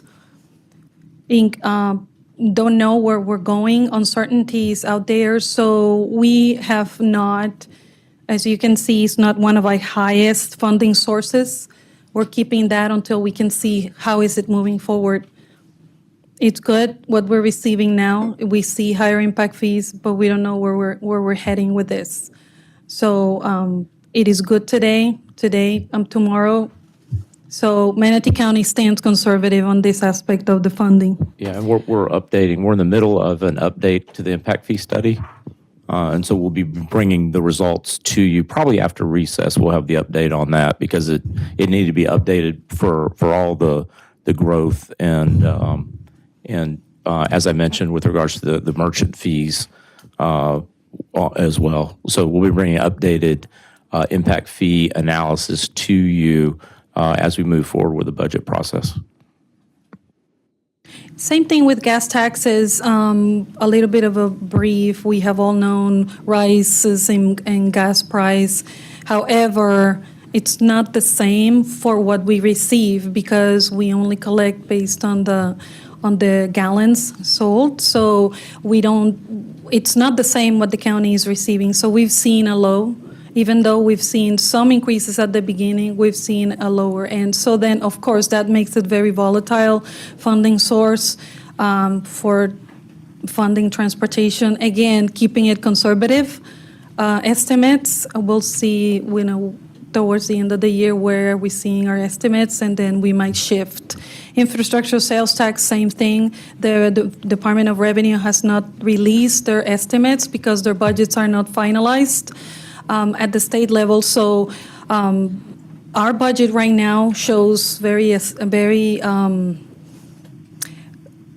conservative and tight revenues concerning to infrastructure sales tax. We will see more on the estimates coming along. If I can say on FY22, our tourist taxes have gone up 40%, like I said, approximately. But again, with rising gas prices and all that, where is it going to be this summer? We don't know. Again, keeping it conservative. Looking at the uses of the capital improvement plan, where are we putting our money? There are two different types of investment areas where we're investing our money. Transportation, as Dr. Hopes has said, and in our potable water and wastewater. The utility department has recognized that there is two things that are needed to be looked out. One is growth out in the east side, and also at aging infrastructure. So we are addressing that as well on this plan. We will bring back a detail. I'm just giving you a kind of like high level where we are with CIP, but on the 14th we will have an 8-hour discussion of all the sources and where we are heading. And if you want to look in detail at projects, we can do that as well. Yeah, the county attorney is going to ask a quick question. I just have a quick Yes, sir. question. Sheila, will you bring back the impact fee fund balances with that, please? Like for the different sources funds, under- the transportation, parks, et cetera, libraries, just so the board can see what dollars we have in each bucket in impact fees? Oh, go back one. No, I didn't. Okay, when you bring it back on the 14th, could you just provide that detail, please? Yes, sir. Yes, right. it Thank will you all be very much. defined in our presentation with where have we been, where we were last year, where we are today. All that is presented. Thank you, County Attorney. So let's talk about reserves. In the past years, we've talked about keeping a reserve, keeping stabilization, reducing our stabilization. And we had explained also that the 20% is a sign of health in a fund. We're still keeping strong with that stabilization. And I just want to, emphasize that we show a lump sum, but we have four different buckets of reserves that we hold. Reserves for contingency, which are those that are set aside for specific purposes. And reserve for salaries. This reserve for salaries are mostly to keep up with the attrition, the changes in the activity of employment all throughout the year. And it's important that we keep that in there. Reserve for cash balances. This one is broken down into different categories. The 20% that we had discussed, and then the stabilization. I will show you shortly where those two lay in all the funds, and in particular in the general fund. And then here's the one that we were talking about. How are we addressing our inflation? The reserve for capital shows an increase of $159 million, $364,422. This one is to address the 50% inflationary factor that we are seeing in all the projects throughout the capital improvement plan. It sits in there, not in the projects, until we can see and define where we're heading.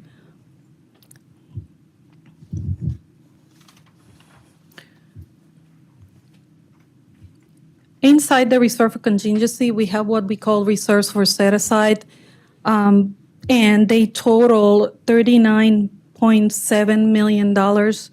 there is a vast list of needs that need to happen. So we have placed these set-asides in it, like special projects for right-of-ways, like some roofs that need repairing and all that. I will be bringing that back to you as we talk about the funds in the fund summary discussion on the 13th in the afternoon. And you can ask questions and so forth. But these are the funds that have all those set-asides. Now let's talk about what is the reserve for cash balance. The 20% reserves on all these funds, I did a brief condensed summary of where they are.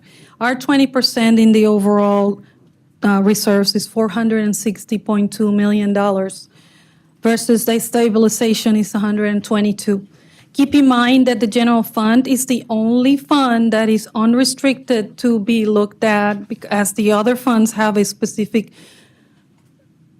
designed use based on the funding source that they receive, and that would be the general fund. If we peel that back, the general fund has in 20% reserve $75.7 million and 19.1 in stabilization. I understand in 22 we only had 2, and the 19 is a reflection of our tax base, and other funding sources like the state revenue sharing and state sales tax, which have grown as well significantly. However, keep in mind that when we had hard times, storms, events, other types of events, red tide, the only fund that we were able to dip monies into was the general fund. And one storm several years ago only cost us approximately $20 million. So $19 million is a good stabilization to have, but it might not be enough. We don't know with the market and the economy the way it is. And yes, come. Yes, ma'am. That's a good point. Maybe the lawyer, we have all these designated funds that we can't tap into. But when you have a declared state of emergency or a county emergency, legally, are you allowed to move funds from other funds? Or you can't? Of course, we have our line of credit. We have everything else, but. It depends on the specific revenue source, whether Right, it can be okay. used for another use. So it's Okay. not so much whether it's described as a reserve, but whether it's a sales tax or a general fund dollar or an impact fee No. dollar. Yeah, So okay. it Because doesn't- I remember when DeSoto, like Jan had told us, where that depleted all their reserves. So there must be a legal mechanism that we could do that. Of course, we do have our line of credit and other things that we could tap into. Like I know some cities, John Chappie had like a 16%, or no, maybe it was like a 30% reserve at one point. Because the islands, once that goes, that's major. But Yes. some of the cities had really healthy reserves because of that. But as long as we have access, I think that line of credit will help us too. Yes, that is a very good idea to keep those lines out there, Yeah. safeguarding. How was I going to say? Oh, when Irma hit, the utilities department system was the one that was hit the most, and they were able to tap into their excess funds, basically, around $18 million, as we know that collecting of waste and was the biggest hitter for the utility system. So, of course, that has an impact on the rates for the citizens as well. So, if we move a little bit, I would like to summarize a little bit about the changes in our cash balance reserves. I just told you what they are today. So I will tell you what they were last year so that you can compare.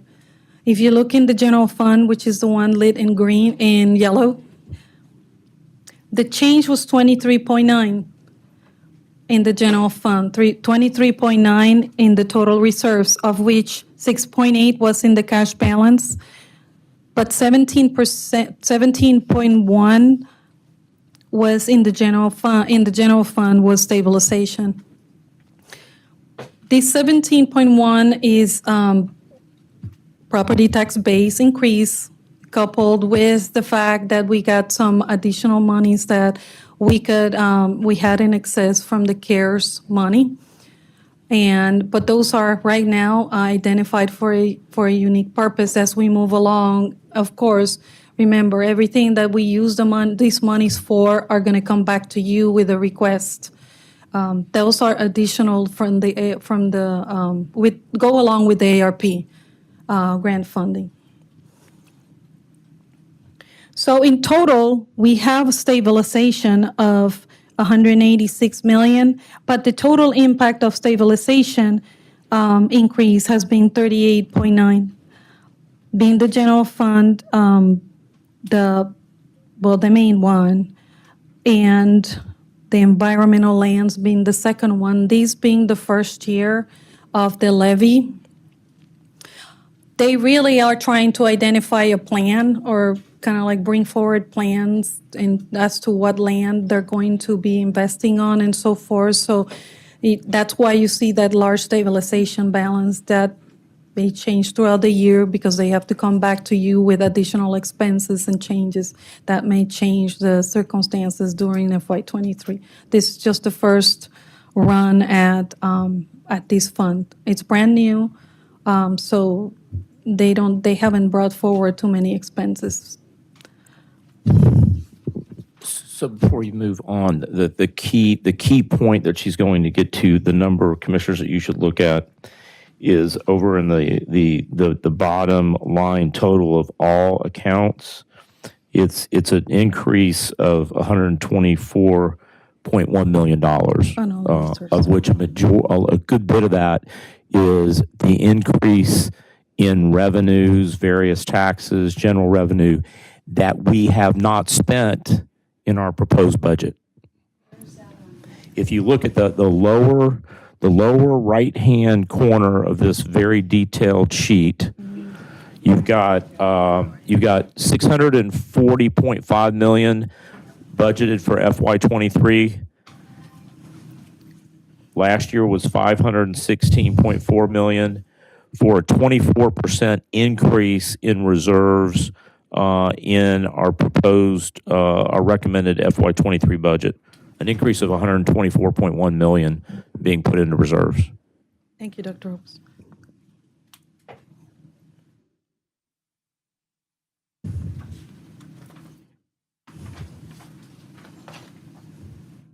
So, again, we're emphasizing that from the beginning, we talked about reserving for inflation on all these capital projects, but at the same time, keeping some reserves for a rainy day.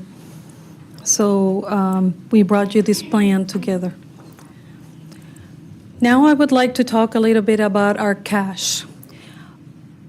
It has been said that we have a lot of cash, but I just want to remind you that that is the building block of our budget. It is where everything sits, where everything builds it's the starting point on every fund. Right now, we have $700 million in cash, but that has been, again, the starting point of every single fund that we have, and it is already cooked and baked inside the reserves that we have presented to you today. So it is like a revolving type of use. So, Manatee County does have a plan for the cash that we have, every single penny of it. Now, I would like to talk a little bit about the budget process cycle. I know it's long and tedious. I know it has already started like months ago for us. For you, it just barely started, but we started since October with the planning. The first kickoff was October 31st. So for us, we've already done a lot of the legwork. This year is being the second year of the biennial cycle, like Dr. Hope said. It seemed to be a little bit easier, but not. The challenges that we pointed out before have been very detrimental to us working out the need for these funds and making it work. But we did. The second thing that that I wanted to say, okay, moving along, what's going to happen now that we have presented a budget to you? On July 1st, the property appraiser will be presenting their certification, and that is all work behind the scenes that we have to do to start the TRIM process, the truth in millage, and where we are kind of like re-estimating all of our property taxes based on the new property values and so forth. And that's all seamless to you. But on July 28th, which is our budget reconciliation meeting, we will be bringing back all the results of this certification and how it all increased. At the same time, the state had already released all their estimates on the other revenues, tourist tax, state revenue sharing, sales tax, and so forth. So that also will be identified. Then, after the reconciliation, we have our final budget hearings. The school board has already established their public hearing for their adoption of their budget, September 6th. So we are working towards setting our public hearings the 7th and the 13th. We're trying to working it out with all you commissioners' agendas and so forth. So that's the intent. And so what I wanted to add here, which was it's probably one of the best approaches I've seen in government budgeting, is when we talk about zero-based budgeting, we really do have a zero-based or outcomes-based budget. Every department starts off with, what if we provide no services? And then what if we provide the minimum level of service? And then it goes all the way up to a high level of service. And then we go through department by department and decision unit by decision unit. And as a team, we discuss it with those department heads and division unit heads, and we come to an agreement of the level of service and the progress of projects, et cetera. And then that's what's been brought to you today. And it has proven for the time that I've been here to be a very effective way of budgeting responsibly and conservatively, yet aligning the priorities that you have as a board to move it forward. And so I again commend the financial management team, because they make it look easy, and it's not. But it has been proven to be very effective, as you've seen, the way we end up with carrying forward our funds. This afternoon, we will be presenting, the departments will be presenting their budgets individually. The one thing that I want to mention is, as Dr. Hopes mentioned, not everybody got funded some of their requests. So you will see unfunded items. We have a process called pulling, in which if you wish to bring one of those unfunded items, you can pull it, and we will come back to you in the reconciliation and find the funding source for it and fund it. It has to be backed up by 2 friends, so 1 commissioner, 2 friends, to be able to make the pulling.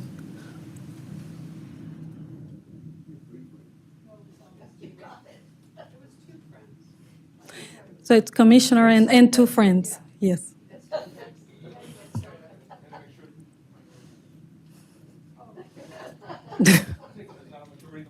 It's the only thing we do that doesn't require a majority. That's 3 people.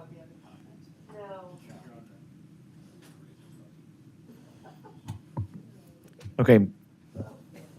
No commissioners are on the board. You can carry on. Okay, the last thing that I wanted to mention, well, one of the last 2, is everything we do is following Florida Statute Chapter 129 of the budget process, where it asks us to prepare a budget that is executed and approved and adopted and balanced as per state statute.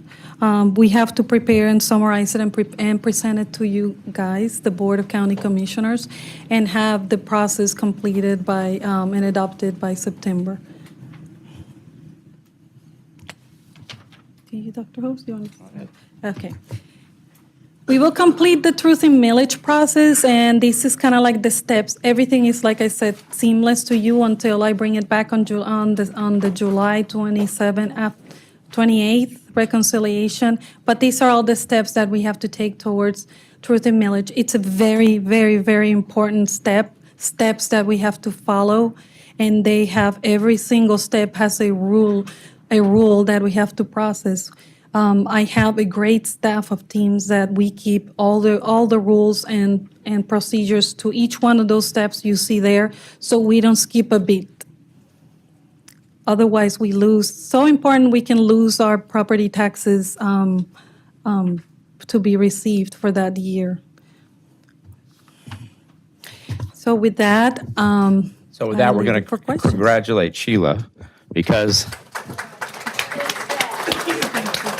when I came in this morning, she was there, anxious to say a few words, and I said, "Look, you've got this," because she had that sort of that nervous look on her face, and I think you'll agree that she's got this, and her team is here backing her up. And I will tell you, it's been these past couple of weeks have been really a pleasure. We've worked together for almost 15 months. But these past 2 weeks were a pleasurable experience working with Sheila and her team, and I thank you. Thank you, Dr. Hopes. And if I may, Dr. Hopes and board, I really would like to thank my staff of FND, because without them, I wouldn't have the support of anybody. These people have done work that matter, and that's our team.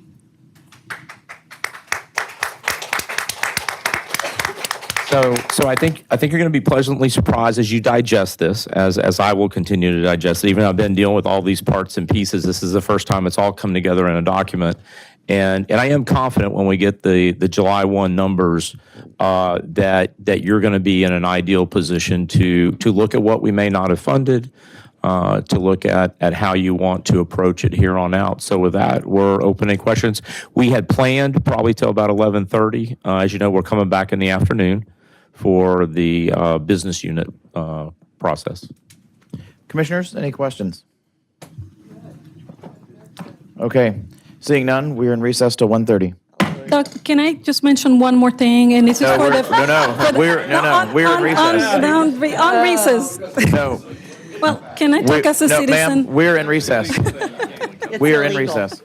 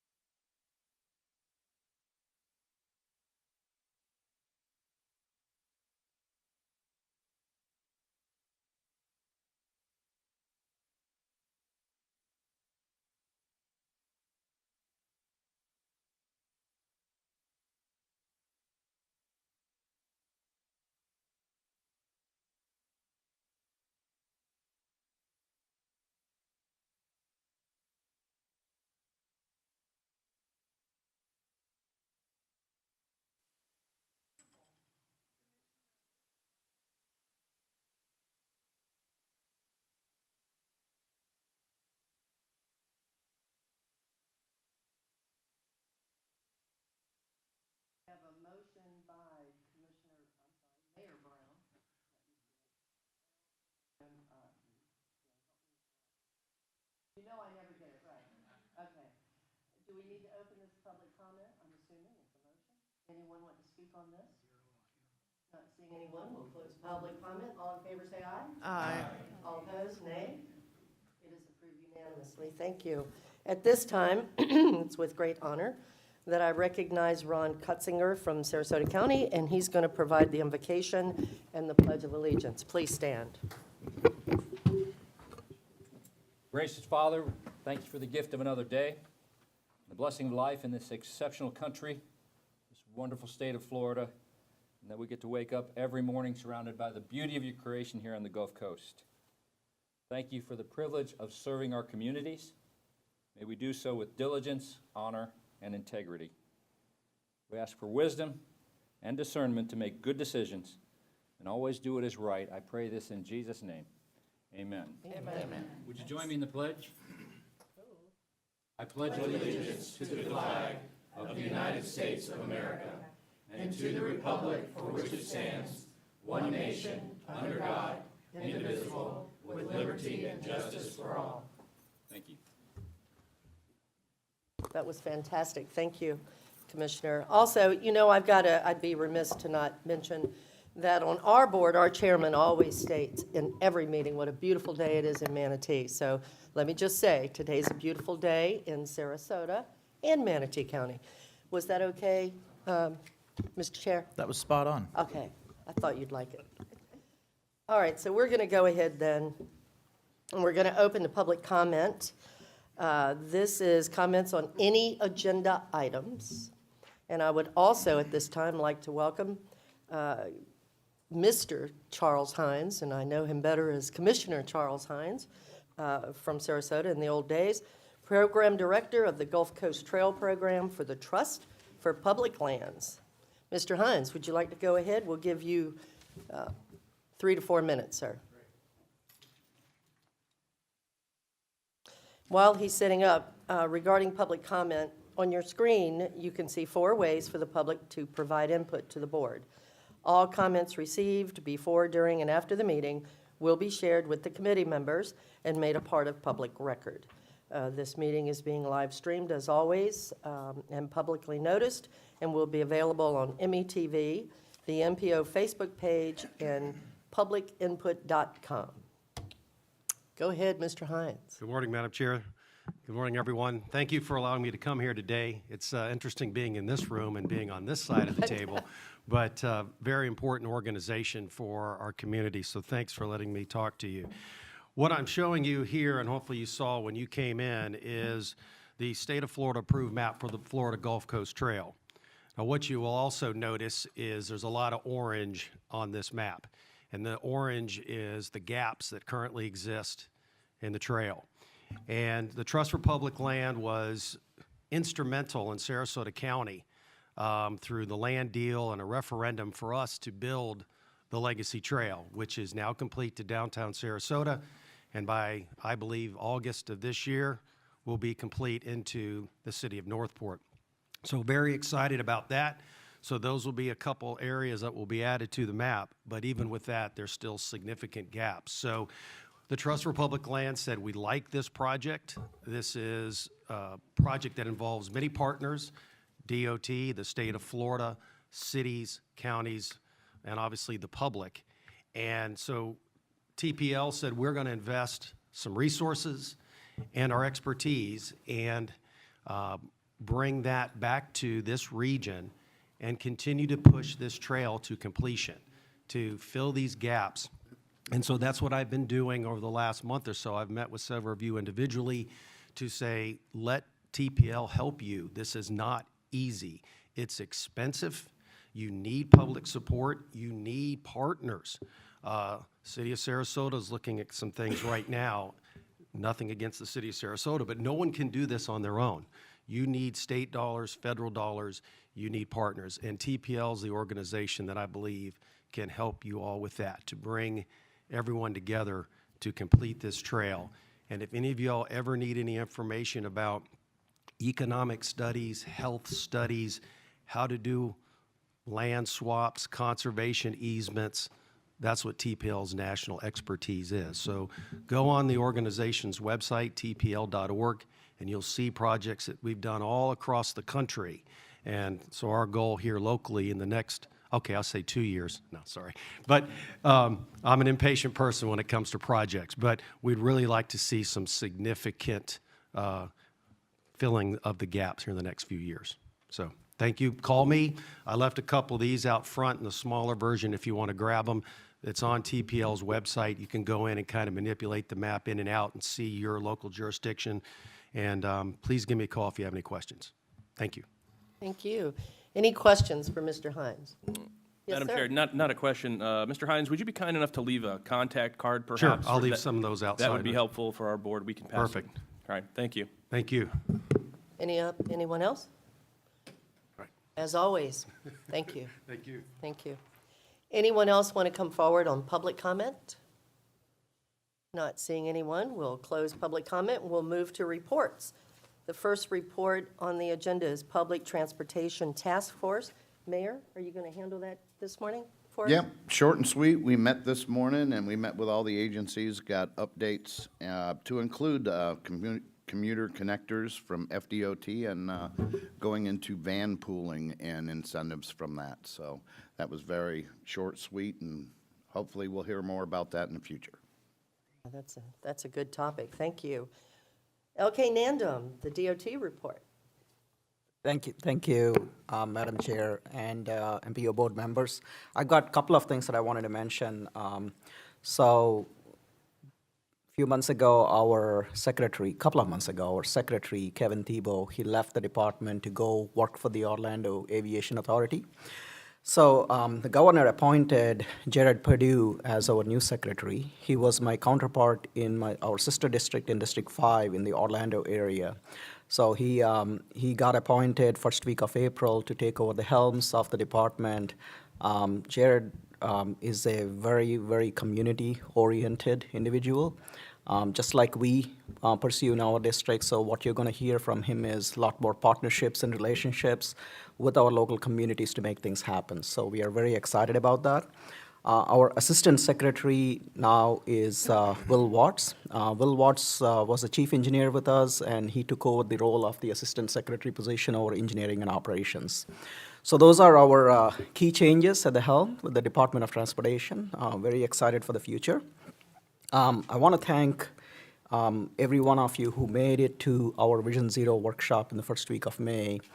And it's we've held this workshop in support of the MPO's Destination Zero and the department's Target Zero initiatives, right? So we wanted to bring the concept of safe systems approach to the community, and really appreciate you coming and spending the time, the whole afternoon with us. You know how busy you are. So really appreciate it. What we want to do is partner with the MPO and bring it to the local communities so that we ask our local communities to adopt this particular goal or vision so that we can all work together to bring the number of fatalities and severe injuries down to zero. So really appreciate you attending the workshop. The other thing that I wanted to mention is the allocations from the new federal infrastructure bill as it relates to the formula allocations. We got the allocations at the state level, but we are still waiting on what those numbers are going to be at the district level. So, and as you know, we are slated to receive about 35% increase in federal funds each year over the previous act, which is FAST Act, right? But one thing that we are realizing is as the numbers get distributed around the state, that 35% is not going to be as significant that comes to the district, okay? The other side is we are observing a lot of cost estimate increases for our projects because of the increased bids. I'm sure each of your communities are experiencing the same thing because of the material shortage and the workforce shortage that our contractors are facing. So our bids, as they are coming in the past couple of months, have been coming up about 20-25% higher. And we think this trend is going to continue until things settle down. So as we are working towards building our work program for the next 5 years, whatever increase in revenues we have seen will probably go towards keeping our work program stabilized to accommodate these cost increases. So we'll keep your staff informed as we are working on building our next 5 years of the work program. So that's all I got, Madam Chair. I'm going to turn it over to Tanya so she can give a couple of other updates. Thank Good you. morning. Okay. Okay, I just wanted to catch you all up that we had a meeting on March 24th with our FDOT Interstate Program Office, as well as the City of Northport, Charlotte County, Sarasota County, and both the MPOs, Sarasota Manatee and Charlotte Punta Gorda, to discuss the potential new interchange at either Yorkshire or Raintree in that area. So discussions are being had. We need to have continued coordination between, at the local level, to determine what exactly their plan is and where they're going to develop what's going on before the interstate office can finalize the location. It has not yet been determined. There's a lot to add to it, but it depends on what everyone, the locals, can contribute to it. So we are moving forward with that. So continue to have discussions, and we'll move with that. They are, the Interstate Program Office is also in the process of coordinating their timelines and activities for their interstate master plan. So once the specifics and details have been finalized, then a presentation will be given to the MPO and let you know, and I'll keep you apprised of that as that develops. And as LK mentioned, we did have a very successful Vision Zero workshop at the Manatee Operations Center on May 4th, and we had great representation from everyone, and I think it helped a lot. I hope there's a lot more that can be gotten from that as we move forward. And we, District 1's Planning Studio will also be hosting a speed management workshop focusing on the safe speeds and countermeasures which may be used to address the speeding challenges that we have today. And that will be coming up on June 14th from 8:30 to 4:30 at the SWAO office. And then for the northern area, we have on September 13th at the FDOT Manatee Operations Center as well, all day 8:30 to 4. So any of the local governments, anybody is free to come to that and learn a little more and talk to our planning studio about their plans. And that is my quick report for you. Do you have anything? It was excellent. Okay, thank you. Have a Any questions, Mayor Brown? Thank you, Chair. I just wanted to tell Mr. Secretary and the staff and all of that, the Vision Zero afternoon was great to attend, and it was a lot of us were there. And I just think that, you know, some comments I've made in previous meetings, you know, weren't against Vision Zero, but more about, I think, some of the understandings of it. And I think that did a great job at really getting some of that out a little bit more, because, you know we're never going to be at zero, but why not shoot for that goal, you know, in a way that to save one life is worth doing. So appreciate you guys having that, and it was glad to be there. Thank you, Mayor. Yeah, I would have to go along with that statement, LK. And I was so excited that we did have so many people at that meeting, at that workshop. And I was never really big on Destination Zero, because let's face it, zero is going to be very, I'm not going to say never, but very difficult to achieve. And I got a much better understanding in the workshop that day. And so I was thrilled that I was there. The information was excellent. You know, I mean, we even got into roundabouts and the whole thing. So it was very well done. And I think for me, being around 10 years, I love it whenever DOT and local governments get together and go over and work together for an end result. So I thank you for that. It was very good. Thank you, Madam Chair. Anyone else before we move forward? Okay. All right, next is the MPO Executive Director, Dave. Thank you, Chair Bach. Just as an add-on to Secretary Nandham's report, we are working with several of your jurisdictions to get out and make some safety-oriented presentations about Destination Zero, Vision Zero, in coordination with the department, so that your jurisdictions can adopt a policy and a plan, and hopefully go after some of the federal funds that will be available to implement those plans.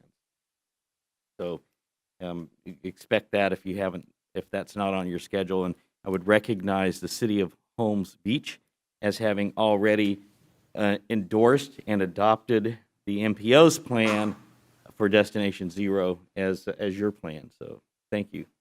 hopefully that gives you a head start of some sort. Wanted to, by way of full disclosure, MPO staff, 5 of us attended a conference in Fort Lauderdale for training several days last week. 2 people tested positive since then for COVID. So I'm wearing a mask. I tested Friday negative. You know, everyone who's here is negative as far as we know. And but I'm going to wear a mask just till I do another test, and feel good about that. Also wanted to thank the staff for their work in preparing the agenda, and in, you know, when you're not meeting, when we are not in these meetings, there's a lot going on behind the scenes that to not just get ready for the meeting, but to keep the projects on track. I wanted to introduce David Machado in the back, who is our finance coordinator. He joins us from Sarasota County Area Transit, where he worked in procurement and worked on some budgeting type matters. So he's already bringing expertise to us. And I believe, did you find the presentation so we could put the PowerPoint up like usual? Okay. You know, we're kind of gone back to the old-fashioned way where we don't have a PowerPoint up just because of the start of the meeting wasn't on the computer. So when 2 people call in sick, that's right. Yes. Yeah. Also, you'll notice that Ryan Brown's not here. So if he's on his honeymoon. He got married. Yes. So congratulations to Ryan. You'll see him again at the next meeting in September. Just by way of information, the MPOAC Institute has still not been rescheduled, but I have told Mark Reichert should be a very high priority, because we know that some of you were signed up and that you were interested in getting that additional deep dive into all things MPO over 2 days. And, you know, maybe that they try to come up with a one-day version of it that makes it easier for you to attend, so you don't have to basically take parts of 3 days to participate. On June 10th, Commissioner Baugh will be representing the MPO at the Suncoast Transportation Planning Alliance, which is the Tampa Bay region, formerly known as the West Central Florida Chairs Coordinating Committee. In their annual or every other year joint meeting with the Central Florida MPO Alliance, and that's in Polk County this time around. And last but not least, I brought a prop this morning, and I had the pleasure of joining Secretary Nandum and Commissioner Cutzinger and several other officials from Northport at the groundbreaking for the River Road construction. This is between I-75 and US 41. It's been a project that's been kind of on a not real funded priority list for a long time. It wasn't a state road. A few years back, Sarasota County worked out a deal where they did a swap with the Florida DOT, and the DOT gave up the road along the beach and took on River Road, which is being widened, and I think part of it will be 6 lanes. Is that right? And so it's really, you know, an important facility. And the shovel, which came from that groundbreaking, is kind of it's more than just symbolic. It's really a reminder that our MPO is focused on bringing federal and state funds to our region, especially for regionally significant projects. We work on, you know, actually getting the projects built and delivered. So that's our focus. The shovel reminds us it's not here just because we're a government agency and things might get deep occasionally, but we hope that's never the case. But behind the scenes, we work on a lot of things day in and day out, and we do that in working with your staff and the FDOT staff. So we'll try to keep more projects at that groundbreaking and completion ribbon cutting stage. Thank you. Thank you. And I should note there are 3 addendum items. 2 relate to specific agenda items, and the third one does too, but it's the legal comments on the statewide MPO agreement It's a form, goes out to all MPOs. We can't change the form, but our attorney still had comments.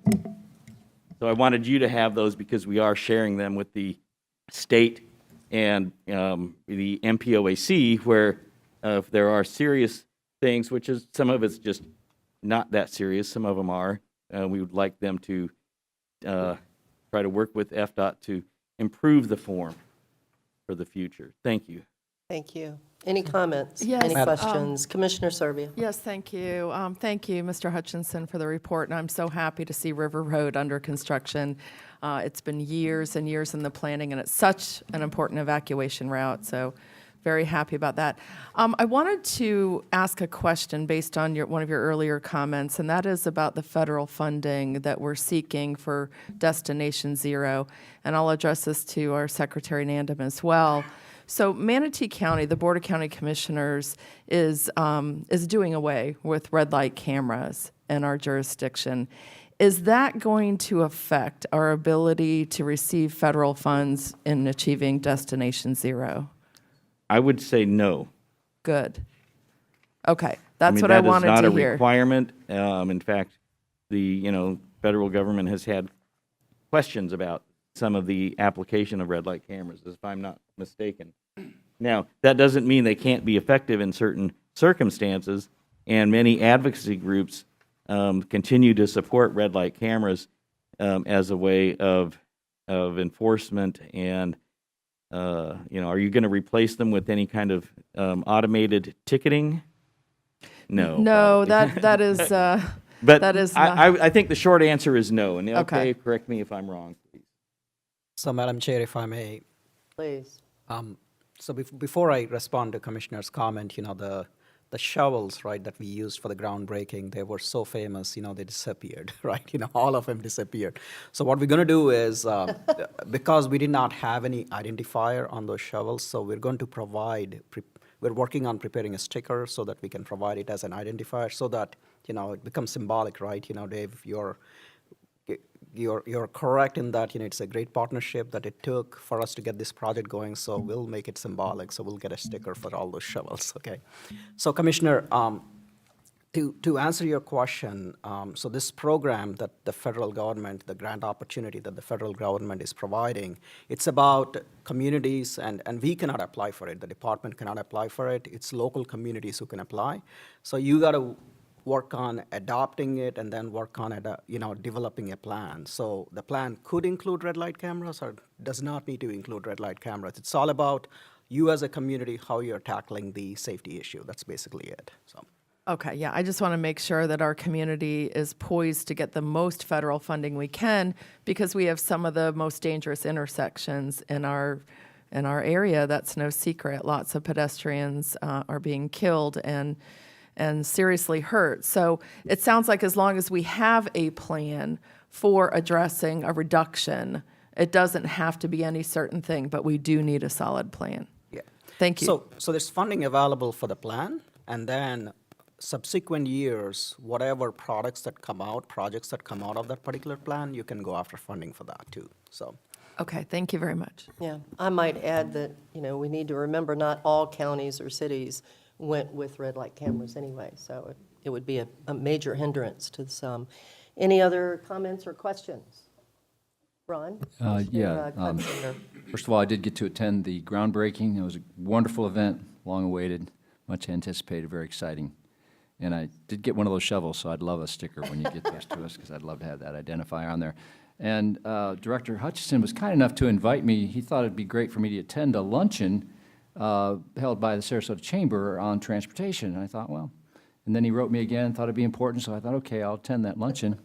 Appreciate that. About an hour ahead of time, I learned I was the keynote speaker for that luncheon. So thank you, Director. Appreciate the update and heads up on that. Next time, you might let me know that. Yeah, I thought you were on a panel. No, I was the keynote speaker. So that was fun, but it was a great event and well received. Good. And, I'm sure you were well received. They never knew that I didn't know that I was. Commissioner, I should have told you, I apologize, but see, that's part of your training to be chair next year, so it might happen again. Just be prepared, that's all I'm saying. He did that to me too one time, so. No, he didn't. That's not true. All right, MPO chair, and I'm going to go ahead and join the MPOAC report together as one. Nothing really new on from the MPO that I can report on. I mean, Destination Zero was, I thought, a very, very big success for our MPOs. Nothing else needs to be said on that. It was a great experience, and I learned a lot. The MPOAC, we are still going through, we are growing up, I guess, is the best way to put it.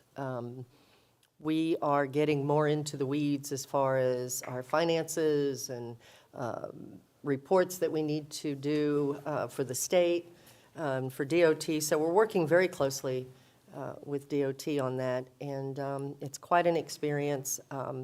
I chaired the last meeting that we had, and talking about Destination Zero. We talked about it in the MPO. So Melissa was there to speak on that as well. So it was a great meeting, our last meeting. Our next meeting is going to be in July, and it's going to be up in Gainesville. It's kind of exciting. The last meeting that we had was at DOT headquarters, further south. And so in July, we're going to be at the headquarters in Gainesville. And they're actually, the theme of the meeting is teaching us how to build a road. Now, I got to tell you, that's nothing I ever thought I'd be learning about, building a road. But from what I gather, this is, it's very involved, it's very complex, and I'm sure that we'll all, that's on the MPOAC, will have a lot to bring back to our boards after this. So everybody's looking forward to it. It's a little bit different. We are going to start not always meeting in Orlando. We're going to move it around a little bit, and it's going to help us grow. And the MPOAC, what we are looking to do is everybody always has questions on transportation. And a lot of times, we as commissioners or mayors or councilmen, we don't always have all the answers ourselves. In fact, a lot of the times we have questions that we're asking. And I know I drive LK crazy sometimes because I'm calling him constantly. But the MPOAC, we're kind of setting it up so that if anyone has any questions on roads, transportation, et cetera, they look to the MPOAC for that direction, those answers. So it's a very, very prestigious board. It's an honor for me to sit on it to represent this MPO. And I'm scheduled to be chairman next year. So it's going to be interesting, and we are certainly having some growing pains. So that's all I'll say on that at this point. But it's we're definitely getting into the weeds, so to speak. LK, I don't know, you haven't been to one of our meetings in a while. You might need to come. I might make sure. All right, Madam Chair. Normally Wayne attends those meetings for me, but He does. next time I'll come by. Yep. Yeah. So anyway, it's good. So we're going to go ahead and move forward. We're going to go to item number 5, the consent agenda. Mr. Hutchinson, will you read the title of each item for the record, sir?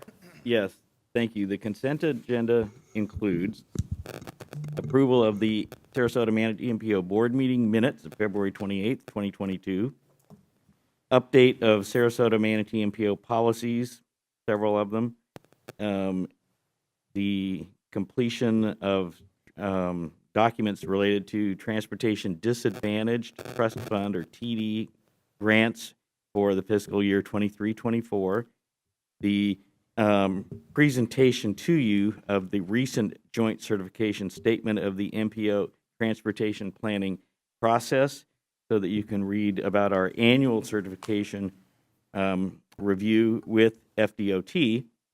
And, they kind of reviewed in depth, and I was proud of that report. There is the letter of support for Palmasola Scenic Highway Extension. Commissioner Van Ostenbridge has requested that we table that temporarily, and he may wish to address it, so at least we'll pull it from the consent agenda item for discussion and deal with that separately. We have an amendment to the current Unified Planning Work Program, which includes the addendum to cover deobligating funds for studies underway. That's what was presented as an addendum. We kind of got notification after the packet had gone out that we needed to do things a little differently for some of those funds. And then there are committee appointments and reappointments. So that's the consent agenda item. Commissioner Baugh. All right, thank you. Commissioner Van Ostenbridge, did you want to Thank you, ma'am. make a Yes. statement on that? So the Palmasola Scenic Highway, that is in my district in the west part of Manatee County. And I pulled that, I would like to pull that because I would like a better understanding. I think the board should have a full understanding of what the implications of the designation would be. One of my main concerns is, would this designation impede in any way our ability to allow parking along the side of Gulf Drive, where when the beach is right there, right, and we're trying to do what we can to maximize beach access. And if it doesn't, then obviously in the end I would support it. But when I spoke with LK, he couldn't give me a 100% answer, and I spoke with Clark from Manatee County. He couldn't give a for sure answer either. So I'd just like to continue it to our next meeting so that we can do some homework and probably meet with the group that has requested the designation and sort of get their feedback as well. So I'm not necessarily taking a position against it. I just want a fuller understanding. All right, any other comments from anyone? Commissioner Sanders yes, or I do. Councilman Sanders? Yes, I do. Is that not in the city of Bradenton? It's in the city of Holmes Beach, sir. Holmes I Beach, believe but the it's not- it doesn't extension, go back. the current designated highway, scenic highway is in this, part of it's in the city of Bradenton. Okay. And this would take that one scenic highway and extend it over into Holmes Beach and Bradenton Beach, as I understand it. And So where does it start from, let's say 75th Street? I believe it starts at 75th. 75th, so it does entail part of Bradenton? Yes. Okay, so what is our status on this that we're going to do? Well, we're going to table the request for a letter of support for extending the scenic highway designation until at least Commissioner Van Ostenbridge has a chance to research what the implications are. And I don't know that the city of Bradenton or the city of Holmes Beach have actually formally weighed in on the extension of the designation. About 12, maybe even 15 years ago, the MPO board passed a resolution supporting that extension. Nothing ever happened. When this came to me, I said, well, that's a long time ago. Let's make sure that the jurisdictions and our current board still supports that. And I suspect that you will, but you just want to be sure that, your support might even clarify that, existing parking would not be impacted by the designation. Just to finish, are we going to workshop this or do anything so that I have more knowledge of what I do today, which is almost nothing about this? Well, the Scenic Highway Committee is kind of an independent group. Okay. We have nothing to do with that, so they would be the ones who would need to workshop it. If I might add, perhaps at our next meeting, we could have them join us And speak. report, sure. Give us a report. Can they make a report to like our city council at some time? I would expect they would. I'm not sure who's in charge of that right now, but one of our staff attends their meetings. They meet something like quarterly, and we'll try to get you the contact information. Please do, thank you. You're welcome. Mayor, did you have a comment? Yes, historically and as of today, there's still no parking allowed on Gulf Drive because of the use of Gulf Drive as being the thoroughfare regional to Bradenton Beach and all the way to Anna Maria. But yes, I agree with Dave. I don't believe this has been brought to our board for approval yet, and just to make sure we dot the i's and cross the t's, I believe that needs to go in front of them. And just as a note, the designation has not affected the ability for parking on the Palmasola Causeway. In fact, there's a tremendous amount of commercial activity out there that ITPO leaders have discussed as impeding the flow of traffic through the area. That's a discussion for another day, but you're correct about that. Mayor Tidsworth, do you personally support, since you and I can't discuss it, obviously, outside of these meetings, I'm just wondering if you support it or if you're going to wait for more information as well? No, I support it, and I believe our board would as well. It just needs to get in front of them. Okay. Okay, thank you. Any other comments? All right, not seeing anyone. All right, well, then at that point, I'm looking for a motion. Madam Chair, I'd like to make a motion to continue this item 5E until the next time this board meets. All right, well, actually, Commissioner Van Ostenbridge, if you could modify that motion and make it to approve items A through G on consent. Perfect. As presented with item E being tabled. Okay, so how about I make a motion to approve consent minus item 5E? All right, we have a motion to approve by Commissioner Van Ostenbridge, a second by Mayor Brown. Could I have a stipulation in that, please? That the city of Bradenton and Holmes Beach have a discussion prior to bringing this back up so we have a little better understanding of it. So the motioner does not agree to the amendment. If I may, if I could help out here.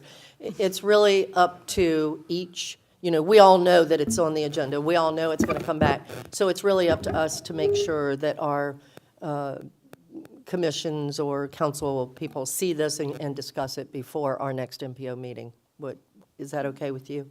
I mean, that's an automatic thing we need to do, obviously. But I will get you the contact information so that the city can arrange for a discussion and presentation with the dedicated members of that group who work really hard to try to maintain the designation and keep the cultural and historic and scenic resources in good shape in the corridor. Yeah, I'm not opposed to it. I just don't have a lot of knowledge of it. That's, before I vote on anything, I'd like to at least see some documents. Mayor Brown, did you have a comment? Sir? Yeah, Dave, just send that to my office as the coordinator of that. I'll get that taken care of. All right. Any other comments before we vote? I would just add that this is, when we do vote on that item, it is just a letter of support. We're not actually designating it, Councilman Sanders. Okay, thank you. All right, all in favor of the motion on consent, say aye. Aye. All opposed, nay. All right, consent is unanimously approved. Thank you. All right, moving right along. Now we get into the action items. Now we get into the good stuff, I think. All right, 6A, Unified Planning Work Program, fiscal year 2022, and 23 and 24. Mr. Hutchinson. Thank you, Commissioner Bach. The recommended action is to adopt the new UPWP and approve the FDOT MPO agreement, including any changes needed to address comments or guidance from FDOT, Federal Highway, FTA, or the public, and to reflect technical corrections made since the document was first published for public review. Some of those are now posted online, so if you've looked at it in the last couple of days, you should see some of those, I would call them tweaks, incorporation of the two addendums. Well, actually, that's the tip in the old UPWP, so no need for that. I would call your attention, this is the MPO's 2-year budget, basically, and it identifies the LRTP implementation and update studies that we anticipate getting underway in the next and over the next 2 years. It identifies coordination efforts that are ongoing, and then it's very, it's our routine budget, covers the rent and the phones and those sorts of things. So not really the most exciting document. We have tried to make it so that it's somewhat educational. For example, on the cover, MPO collaborative process leads to billions of dollars in transportation projects within our region. And if you actually read it, and I'm sure some of you did, it should provide a pretty good overview of what the MPO is all about and the process, as we try to include in all of our major mandated documents. I want to point out one thing, because this seems to have caused some discussion. Up until about a year ago, the FDOT required match for what was called it's still called the 5305D planning funds that come from the Federal Transit Administration through formula to the MPO, and through FDOT, there was a hard match from FDOT and a hard match from each of the two counties that are Sarasota and Manatee County. And the counties' matches were equal, and they were a little over $17,000. Going forward, and at that time, I would say unexpectedly, FDOT determined, this is when they thought they were having a cash crunch, that they were no longer going to provide those hard matches. This was, I don't know, April or so of 2021, and they sent out word that they were going to provide a soft match for the full 18.02%, and if MPOs were able to continue to collect a local contribution, not a required match, then they could do so, but they would be taking basically a 20% hit on that portion of our budget, which last year was a lot tighter than it is currently. So we met with Manatee County, might have had a discussion with somebody at Sarasota County, but it was very informal about this change. And our invoices to the counties reflected the change from match to required match to local contribution. So in digging into all of this, it turns out that we did not formally take that change to either county commission, and we actually couldn't find documentation that it had ever been taken to either county commission. May have been, but they've been paying it over the years, and it's kind of a traditional amount of, again, $17,000 a year, projected to go up a little over $18,000 a year. So we're going to try to clean that up. We'll be contacting each county commission, and if they both agree, then we'll continue to receive local contributions to support the implementation of our program. Dave, if I could ask a question, you said county commissions, I get, but does it also include the cities? No, they do not. It's only the Just the counties that counties. contribute. Okay. And it's because you operate a transit agency. Mhm. So we'll see where that goes. Those numbers need to be included in our UPWP for informational purposes. We are not assuming that they will be paid going forward, but we will let each commission decide. And because that has actually brought on more discussion than some of the other bigger line items in our UPWP, I just wanted to put that out on the table. Thank you. We will get back to each commission and resolve any questions that might exist. Any questions or comments on this item from the board? All right, I'm going to look for a motion. I'll go ahead and read the motion. And Dave, I'm curious, we don't want to show of hands on this vote under the You don't need it for circumstances? this item. Okay. The recommended action, adopt the FY 22-23, 23-24 UPWP via Resolution 2022-05 and approval of the FDOT/MPO agreement, including changes to address comments or guidance from DOT, FHWA, and FTA in the public, or to reflect technical corrections made since the document was published for public review.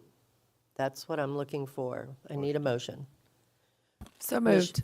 Commissioner Sanders made the motion with Commissioner Servia on a second. All in favor, say aye.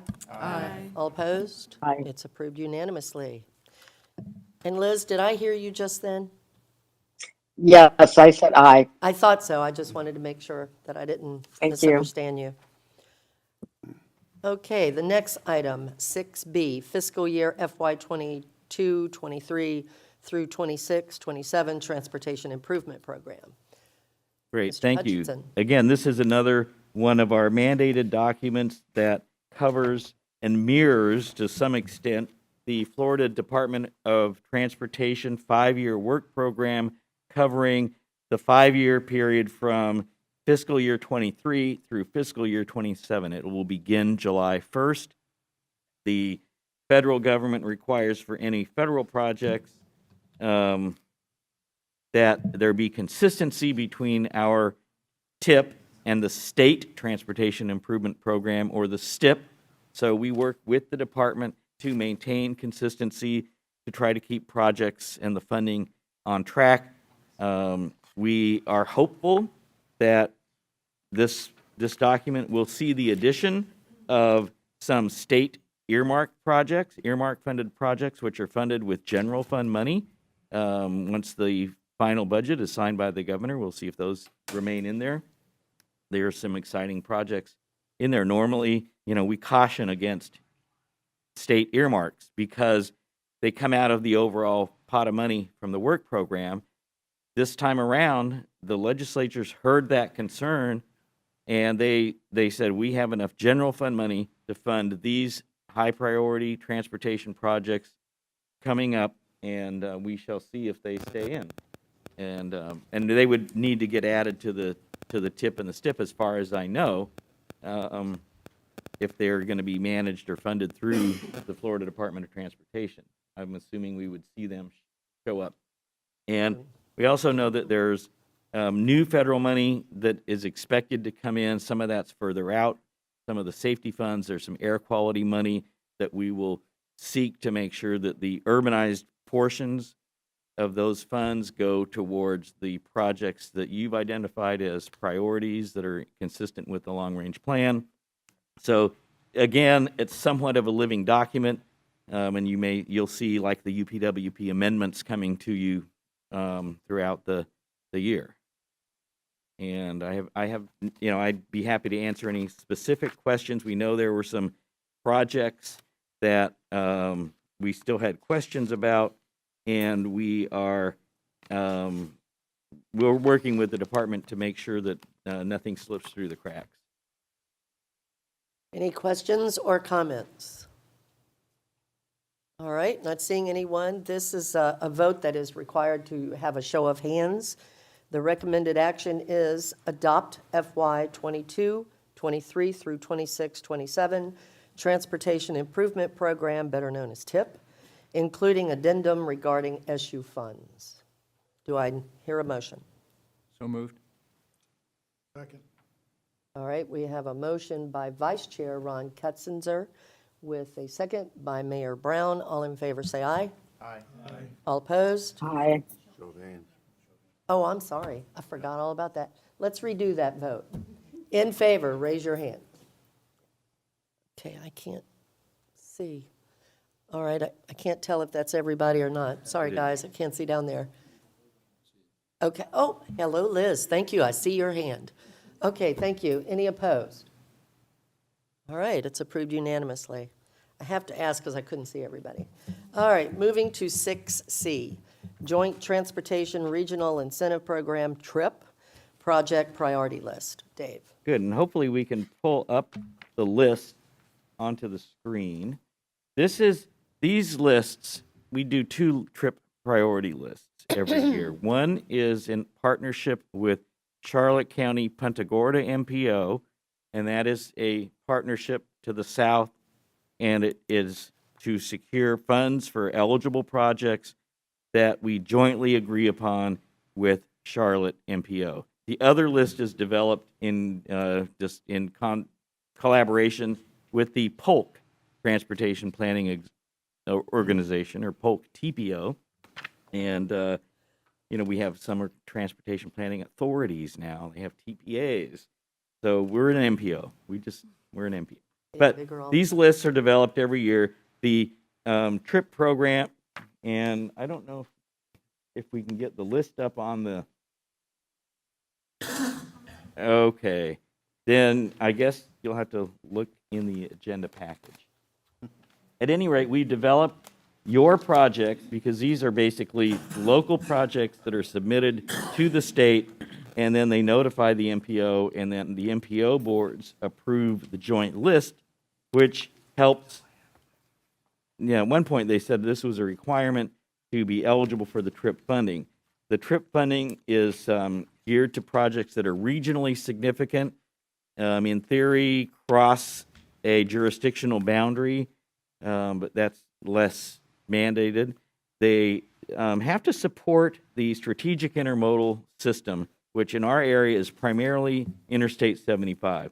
So I'm going to give an example. Honore Boulevard, where it parallels I-75 down towards Venice, received a lot of TRIP funding. Sarasota County built it, and that was a big TRIP project a few years back. Cattleman Road might have also received some funding. So that's an example of the type of project, and I'm trying to find the list. I believe that Moccasin Wallow is the one of the main projects with Polk, and thank you. And we have the main project with Charlotte is also Moccasin Wallow, and the TRIP funds requested are $3.6 million. This is normally a 50-50 match. Sometimes it's the local jurisdiction puts in more than 50%.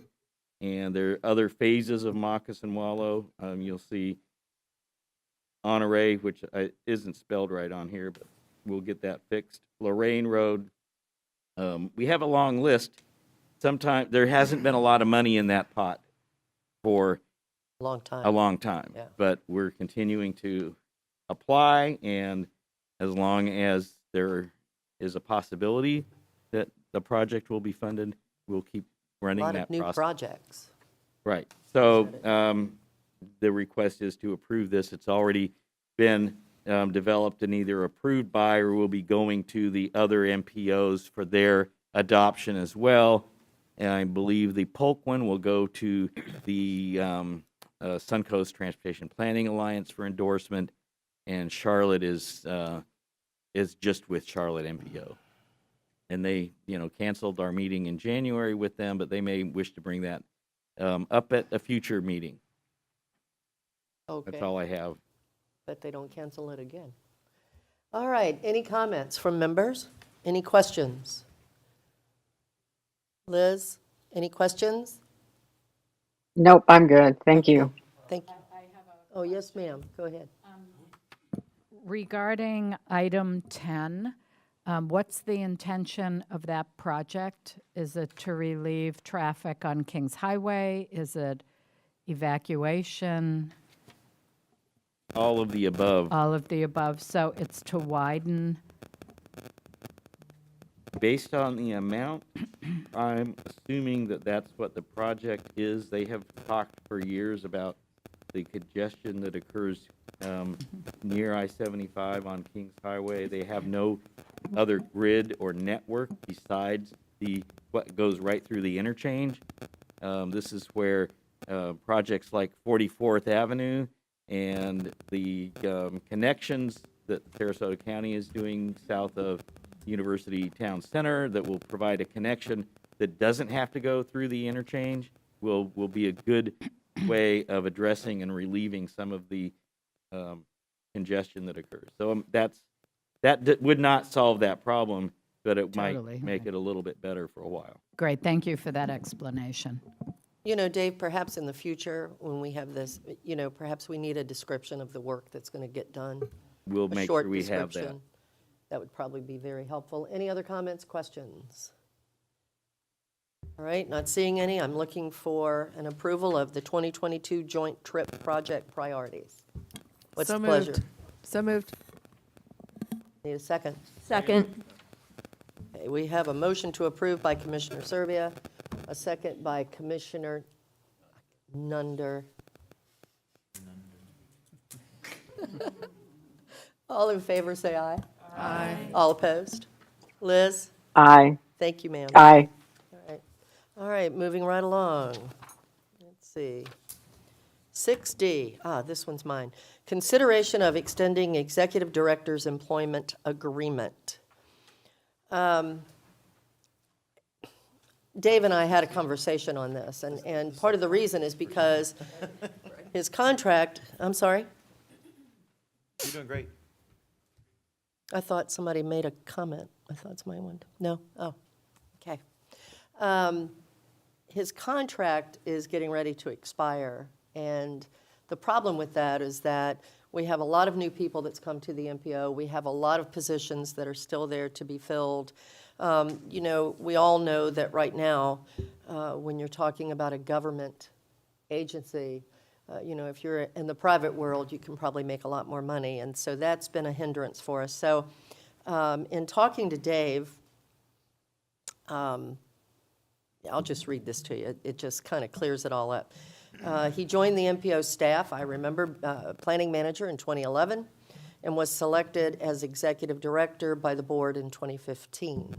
In 2018, the employment agreement was extended through July 1, 2023, just over a year from now.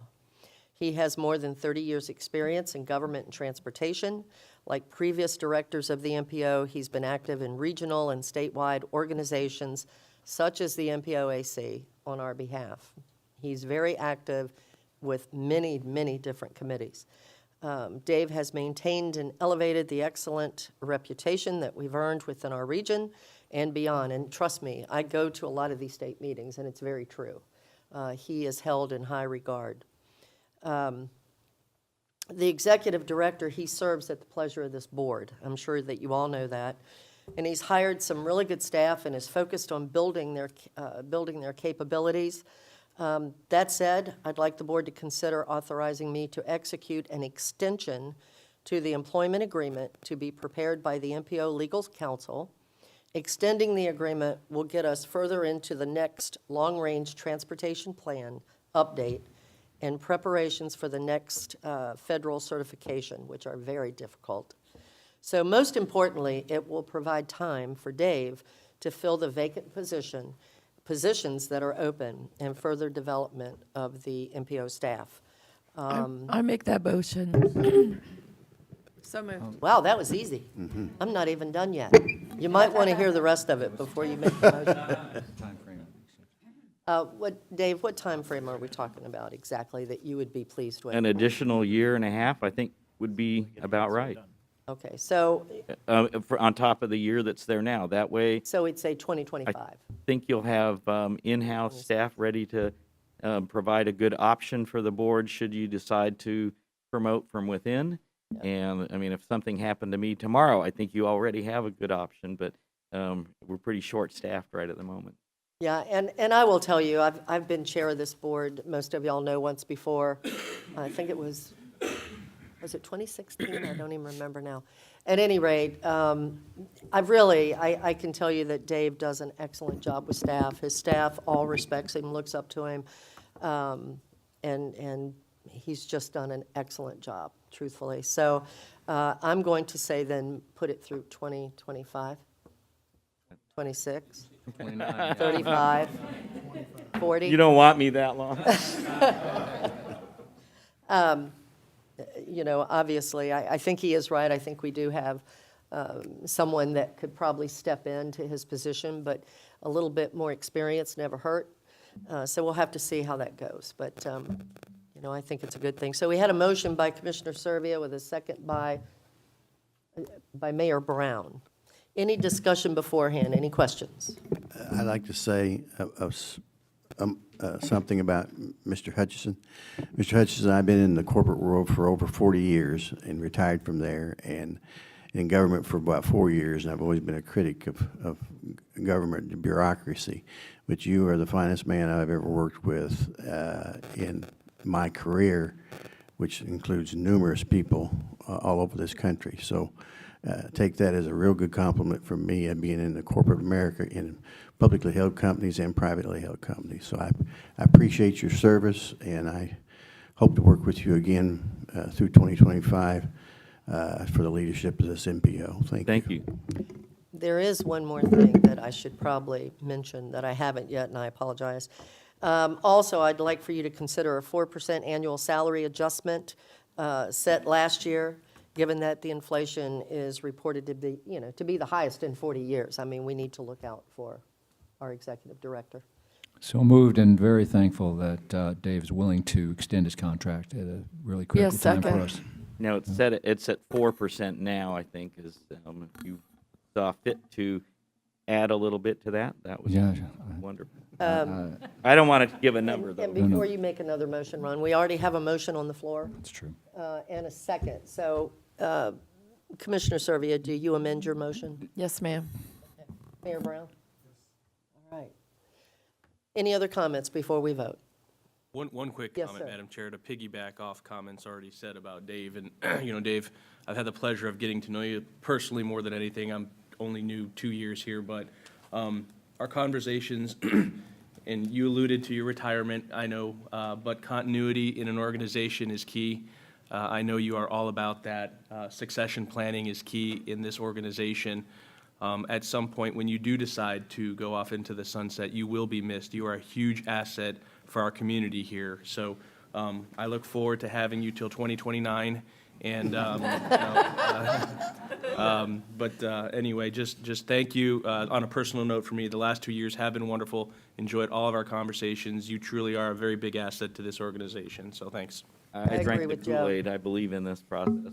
Mayor Brown? Yeah, and I was here when the transition happened, and very new, and there was I don't want to say any drama, but there was some interesting things going on at that time, and Was it Manatee County again? Just asking.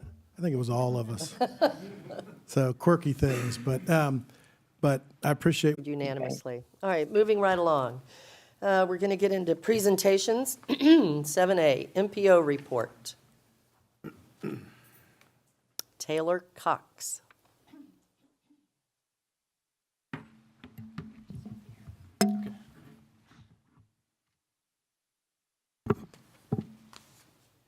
The presentation.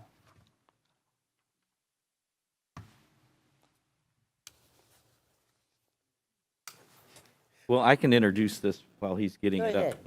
ahead. Out of our board's approved multimodal corridor or emphasis corridor on US 41, a lot of things have come out of that. And one of them is the 20-minute service in the US 41 corridor, finally, that just started a few months ago. And the other one is in concert with FDOT, where our district secretary said, well, let's see if we can use transit as a congestion management tool and improve transit, and what can be done to keep transit on track within this key corridor. And so Benish, formerly Tyndale Oliver, has been the MPO's consultant, and they've been working on first a concept, now the details, eventually a demonstration project that will implement some information technology solutions, and Taylor will get into that. But signal prioritization, not preemption, but prioritization. And some of this you will have heard before, so he's going to go over it quickly. But if you want more details, get a hold of MPO staff, and we'll make sure that you get all the details. All right, thank you. Thank you, Welcome. Thank you. Good morning. My name is Taylor Cox. I'm with Benish, formerly Tyndale Oliver. We're going to be presenting to you today, if we can get there we go, the Transit Choices Concept of Operations Study on US 41, stemming from the US 41 Transit Choices Study that you're familiar with. So today I'm just going to go through the objectives, the concept of operations template, kind of at a high level, and the transit choices concept and the demonstration project that hopefully will become part of this, as well as the next steps for you to think about.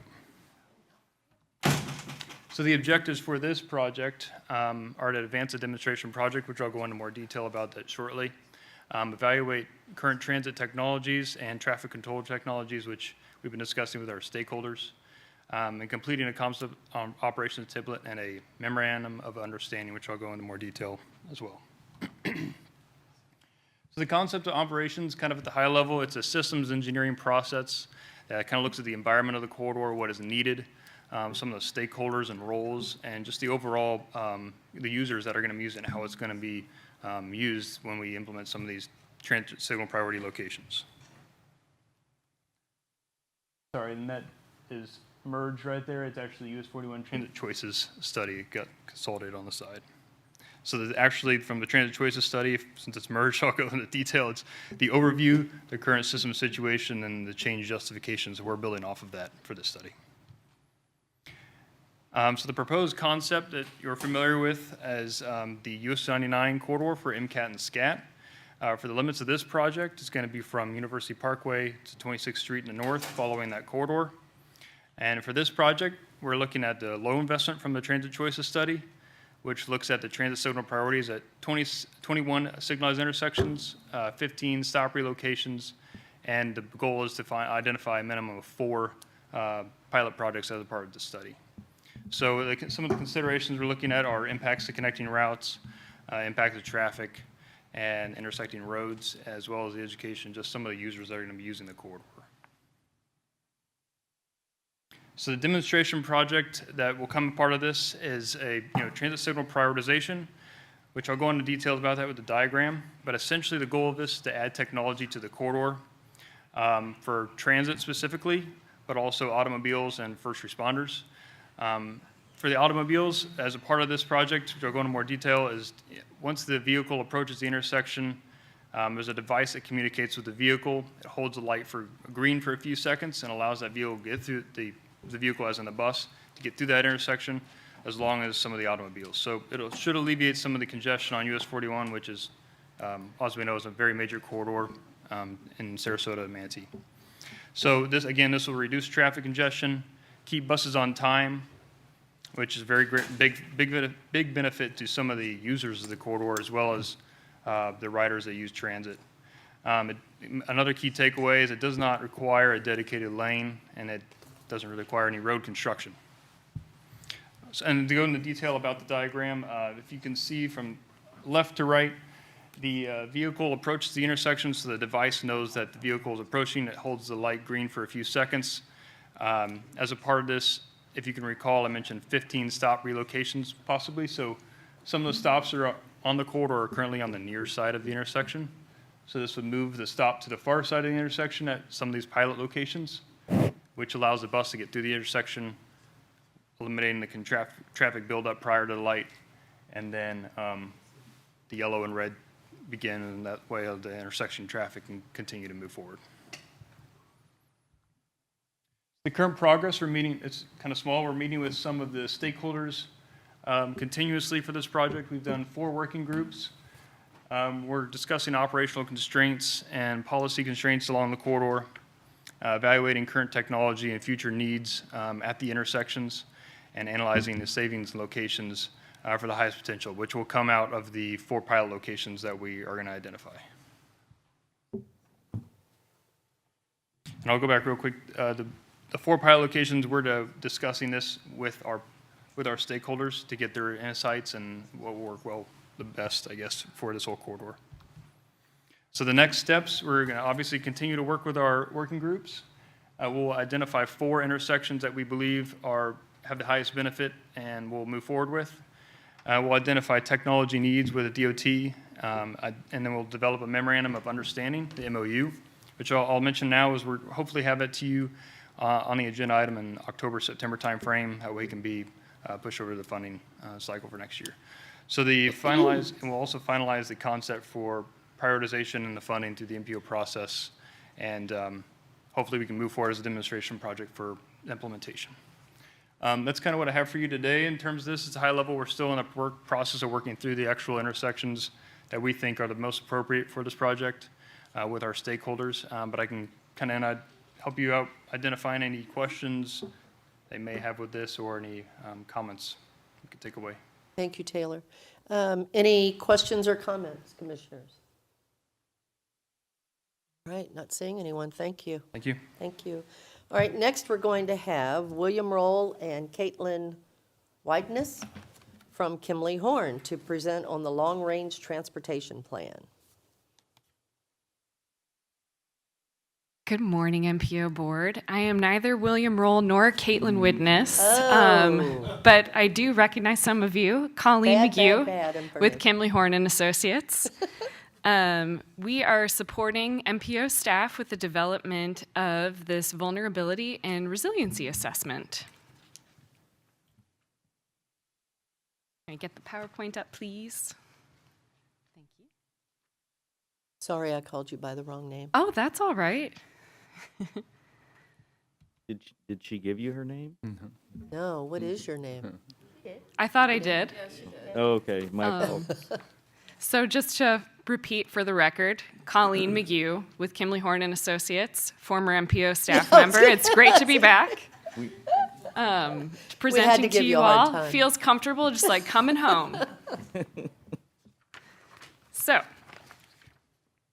we're going to talk a little bit today about why the MPO is doing this study. And so at this point, we are helping to develop a prioritized list of projects for funding when funding does become available through programs such as the PROTECT program, which you see a little bit about here. The purpose of that program is planning and resiliency improvements, community resilience, evacuation routes, and looking at-risk coastal infrastructure.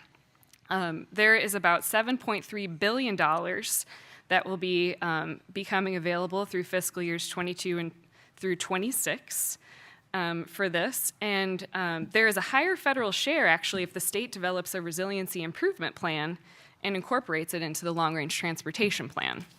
And so the goal of this is really to set the MPO up for success when it comes to getting funding for a prioritized list of projects. So the approach to resilience, this is a four-part approach to doing a resiliency assessment. First, identifying the transportation assets, which we've already done.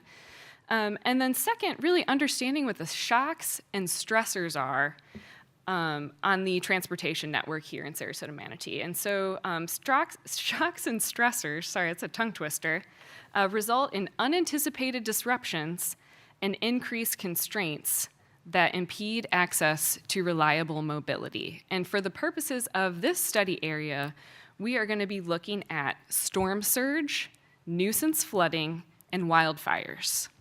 It's really critical to prepare the transportation system to be adaptive in the face of those stressors, and we'll leverage our understanding of those hazards in order to mitigate the risk and make wiser investments and provide reliable transportation in the Sarasota Manatee area. For this study, vulnerability is a function of exposure, adaptive capacity, and criticality. And so when I'm talking about exposure, what I mean is I'm referring to an asset or a system that's in an area that's currently experiencing the direct effects of extreme weather. Adaptive capacity is the system's abilities to cope with those extreme weather impacts, and then criticality refers to how important an asset might be for economic and community viability. A risk is a measure that considers both the probability that an asset is going to experience that particular impact, as well as the severity and consequence of that impact. And then probability, obviously, is the likelihood that an event is going to occur, and the consequence is the result or effect of that hazard. From there, we'll prioritize projects to mitigate that vulnerability and those risks. So, how are we doing this? And I already talked about vulnerability, but we're going to be starting off, we've already gathered existing conditions data on regionally significant economic assets, significant roads and bridges, population centers, critical government facilities, and hazard scenarios. Then right now we're working on that vulnerability assessment methodology, looking at exposure, sensitivity, and adaptive capacity. Then we'll be working on developing that risk assessment methodology, looking at consequences and probability. And lastly, or last but certainly not least, developing mitigation options, and then prioritizing those projects and updating the MPO's project prioritization criteria for these methods. So we've already been working on this for a couple months. We started in March working on our chapters 1 and 2, looking at the data and reviewing the existing plans and studies. In April last month, we worked on the methodology as well as the advisory committee that was established to assist with this, the Transportation and Resiliency Advisory Group, looking at assessing that vulnerability in the critical transportation assets. And then this month, we're currently working on Chapter 5, which is that menu of mitigation options to reduce or eliminate the damage and disruption, and having meetings with the TAC. We met with the TRAG, that Transportation and Resiliency Advisory Group, and then giving you all an update. Over the next few months, we'll be working with staff in the TRAG on the ranking and prioritization of projects. So here are the next steps. As I mentioned, we'll be making recommendations for updating the MPO's project prioritization process, and then this fall we'll be wrapping it up and coming back to present the final report to you all. And with that, this is Slade Downs is the MPO's project manager for this project. I know Slade's not here today, but I'm happy to answer any questions you might have about this. Any questions? Okay. So, Madam Chair, a couple of things that I wanted to mention is the TRAG, right, the advisory group that you mentioned, Colleen. We want to make sure the department is included in there because the state highway system, majority of that system, which is really critical for resiliency perspective, we need to be involved in that conversation. The other thing that I wanted to mention is our district has been working on a resiliency plan already, so that should be taken into account, as part of this effort. And if you have not, Colleen, please contact our office. And then the state also has a policy that's adopted as it relates to resiliency, which not only takes into the storm impacts, but also hurricane evacuation. Commissioner, we've been talking about that, right? And sea level rise. So we have a policy statement already in place, and statewide we've been working on a plan, and at the district level we've been working on a plan. So, thank you very much. There is a member of FDOT who sits on the Transportation Resiliency Advisory Group, and thank you for that information. We'll make sure to coordinate with your office on that. Any other comments? Colleen, it's really good to see you. Thank you. It's great to Good be to back. see you. Thank you very much. All right, thank you. All right, moving right along. MPO Trails Study. I'm not going to mention anyone's name. No Franco, problem. I bet. I'm sorry? Are you Franco? I am. All I am. right. Yep, Franco Saraceno. I'm with Kittleson and Associates. Right. Oh, okay. I'm going to be presenting on these trail studies. It's one presentation that covers both studies today. I guess I'll get started. To give you a little bit of background, starting with the active transportation plan, a couple of big efforts that the MPO has undertaken in recent years. The active transportation plan, which really is a bicycle, pedestrian, and transit plan that's built around connecting activity centers with multimodal infrastructure, bicycle and pedestrian infrastructure. And sort of a core part of the ATP, the Active Transportation Plan, is the Sun Trail Network. Thank you. Here's the graphic. So this is the vision network from the ATP. The red lines are the Sun Trail Network. So the Sun Trail is basically the spine of the active transportation system here in this region. The other effort I wanted to mention is the Long Range Transportation Plan, which, as you all know, is a federally required plan, multimodal, long range, must have a cost feasible plan element. And both of these trail studies are in fact funded in the cost feasible plan with a mix of federal funds, SU and transportation alternatives funding. So while these are Sun Trail projects, and we're hoping to get state Sun Trail funding to contribute to them, there's other funding available, and we're not completely dependent on Sun Trail. So in terms of the Sun Trail program itself, these are the selection criteria that the department uses to fund projects. They have to be part of a system, an interconnected system in the region, enhance safety, have regional importance, construction ready. These are the standard requirements for these types of programs. So one that I want to mention is the last one, which is it must impact quality of life economic opportunities, and connectivity to destinations. What that means, and the reason I want to highlight it, is these aren't trails that are in the woods for bird watchers. These are part of the transportation system. As we showed in the active transportation plan, they are a core component of our multimodal system here in this region. Whoops. Okay. So in terms of our schedule, we have a 16-month schedule. We started back in February. So far, we've completed interviews with our stakeholders, our project advisory group members. We've done a field review with some of those that came along. The first survey went live in April, and hopefully by the end of May, we'll start analyzing the results of that survey. And we've completed the data collection and mapping part of this that will feed into the existing conditions analysis. So the hope is by this time next year, we'll be coming back to the MPO board to recommend alignment alternatives for your consideration, along with final documentation. So in terms of the study areas that are outlined in blue on this image, they're pretty large areas. And the reason I wanted to point that out is that the names of these studies are the Manatee Avenue and Fruitville Road trail alignment studies. But the fact of the matter is we don't know where these trails are going to go. The purpose of these studies is to figure out the best alignment.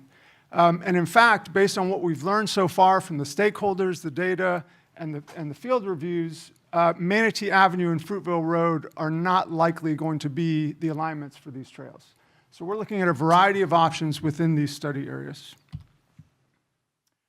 So we began the process by reaching out, identifying stakeholders, both governmental and non-governmental, reaching out to them, doing one-on-one interviews, and it's been a great process. We've learned a ton from these interactions, which are different than committee interactions. So it's been very informative. We've met with various departments from the cities of Sarasota and Bradenton, various departments from both counties, but we've also met with Trust for Public Land, bicycle clubs, at least one chamber of commerce, and so forth. And folks on this list, in addition to others, make up our project advisory group as well. So I want to share some of what we learned from those interviews, just a few key questions, one of which is what destinations are important to connect to a trail facility?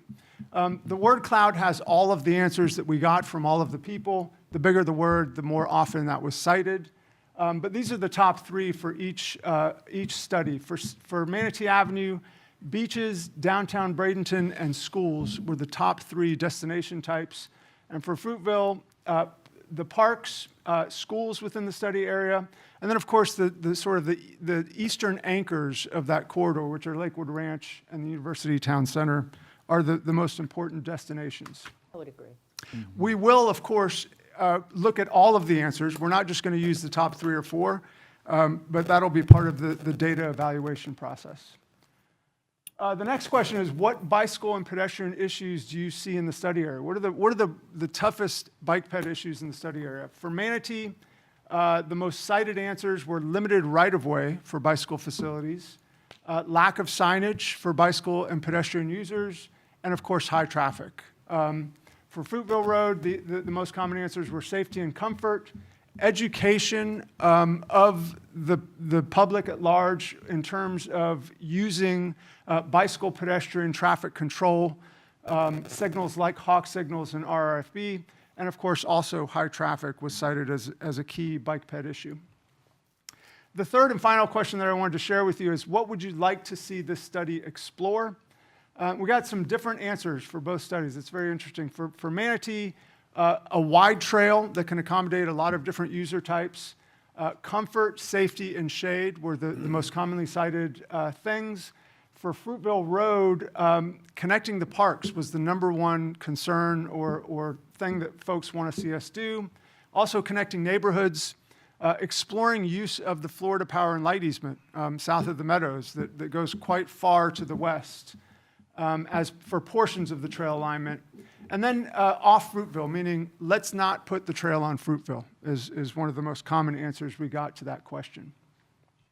So based on those interviews, based on the SunTrail criteria, and also based on best planning practice for trails, as well as what we learned in the field, these are the 6 objectives that we came up with to guide these studies. The first, of course, is a no-brainer, increase safety for bike and ped. The second, improve access to destinations. Again, hitting that Suntrail criteria of making it a functional part of the transportation system. Also, maximizing access to transit, increasing travel options for our disadvantaged communities. Of course, equity has to be part of everything that we do. Maximizing use of existing public right-of-way, and of course, minimizing the need to acquire more right-of-way as a cost efficiency measure. And then finally, accommodate users of all ages and abilities. One of the things I think we've learned from the Legacy Trail is that there's a massively wide range of user types, everything from families with young children to cyclists to the Amish community and a whole lot of other different user groups. So figuring out how to comfortably and safely accommodate all of those user groups, I think is going to be an important factor in this process. So as we move forward, there's going to be two sort of broad things that are going to guide this study. The first is community engagement through surveys, a workshop, through our project advisory group that's going to guide this process. And the second is data. We're going to use a data-driven, quantitative process, as much as possible quantitative. At times it's going to be qualitative. But the point is we're going to do a technical evaluation based on these and other data sets to find the best alignment for both of these trails. So here's a sneak peek at one of the data sources, which is streetlight data. Streetlight data is cell phone probe data that can be purchased that includes about a 10 to 20% sample of everyone, of the general public. And what you can do with streetlight data is look at travel patterns within a particular study area, both bicycle and pedestrian as well as vehicular travel patterns. So as you can see, the two graphics at the top are walk trips in terms of origin-destination pattern, and the bottom is bicycle trips. So there's a lot of bicycle and pedestrian activity in both of these study areas. And this is one of the things that we're going to use to figure out where is the demand, where is the best place to put a trail. But not only that, you see there are some sort of deserts of activity or inactivity, and those are areas where, in some cases, may be the result of a lack of appropriate infrastructure. So we're going to be looking at those as well. This is going to be one of the key sort of data sources moving forward. So that's where we're at. We're in the process of analyzing the data. We've collected all the data. The next steps are to define 6 alternatives for each of the 2 studies, evaluate them, and then whittle them down to 3. And again, eventually, not eventually, around this time next year to come back to the MPO board to recommend alignment alternatives. So that's all I have for you today. Be happy to take any questions. Question. Councilman Sanders. Thank you for the presentation. City of Bradenton has been working on this with the consultant and with our planning people and our public works for the infrastructure. And we have a plan to go through Bradenton and split right there at 64 to go up 2 various avenues on out. So the last time I was in a meeting with the consultant, we were going to put this out to public community meetings. Do you know where we're at on that? In terms of these 2 studies, the public workshop for these 2 studies, we're planning to go out to the public late this year. So yeah, I thought earlier it was like August, but I don't know. Yeah, I need to check on that. I apologize. I don't have the exact answer, but later this year. And yeah, we're working with Kim and Joel and others at the city to take their recommendations into consideration. I think we're pretty much ahead of the game with where we're wanting this to go and the infrastructure, because I was talking to Public Works about cut through from Braden Castle just a week ago, and so I think we've got a pretty good idea where we want this to go, at least on one side of Manatee Avenue. Yep. So thank you. Sure. Any other comments, questions? Mayor Brown. Thank you. And Mr. Secretary there, I think this was talked about quite a bit in Vision Zero when we were talking about situations going on that I thought it was a great a picture of our gentleman that talked when he's coming in on the main road and you've got a lady pushing a baby in a stroller and you have this much bike lane or run lane that, is that really safe? And so we know the challenges that are out there, and I think we really have to think outside the box of how we change that challenge if we're going to want to change a lot of different options out there. And I think, it is a huge challenge. So I think the public needs to understand that, old cities and cities that, don't have any extra right-of-way, it's going to be difficult, but we have to think outside the box and really come up with a way. So I appreciate what you're doing, and I think this really plays into the Vision Zero part of things to help our dangerous roads. Absolutely, yep. Other comments? I was thinking about Destination Zero too, and I know, it's like, how do you do this on roads like Fruitville or Manatee Avenue where the roads are old, particularly Manatee Avenue? I mean, it's kind of tough. You've got so much traffic. Traffic congestion is so heavy there, so it's going to be interesting to see, and I would agree that's probably not the best place to put it. But it'll be great to see where you go with this when you bring it back. Commissioner Serbia. Yes, I also just can't wait for this to happen. That's the hardest part, is just waiting the length of time that it takes.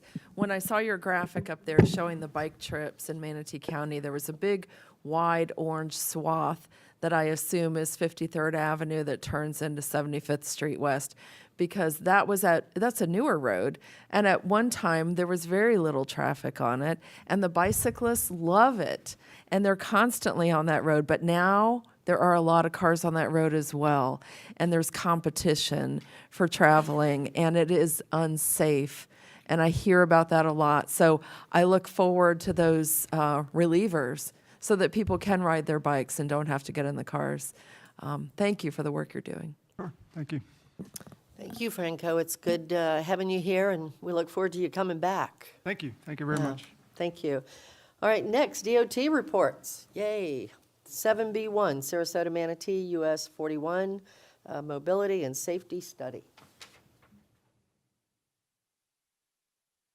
I'm not going to mention any names, because in this case, I think it would be wrong. 'Cause I'm not saying I'll surprise you with mine. That's perfect. Just to clarify, he'll put it on. if I may, Commissioner Chairbach. Yes.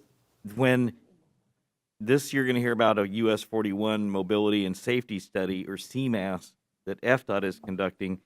They are not operating in a vacuum, and our staff and consultants are not operating in a vacuum. We work hand in hand with them on resiliency on all of these various areas, and of course the idea is to get money for projects.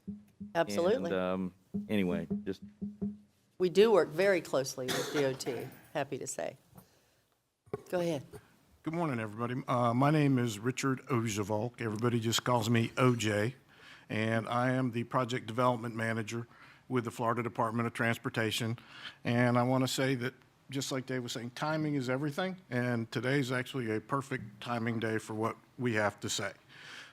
Just as Dave has said, that we've got two projects to talk about. One is a continuation of an old project, and then another one is a continuation of another, but we also have a lot of other things going on. You've heard the trails, you've heard advancing on transit.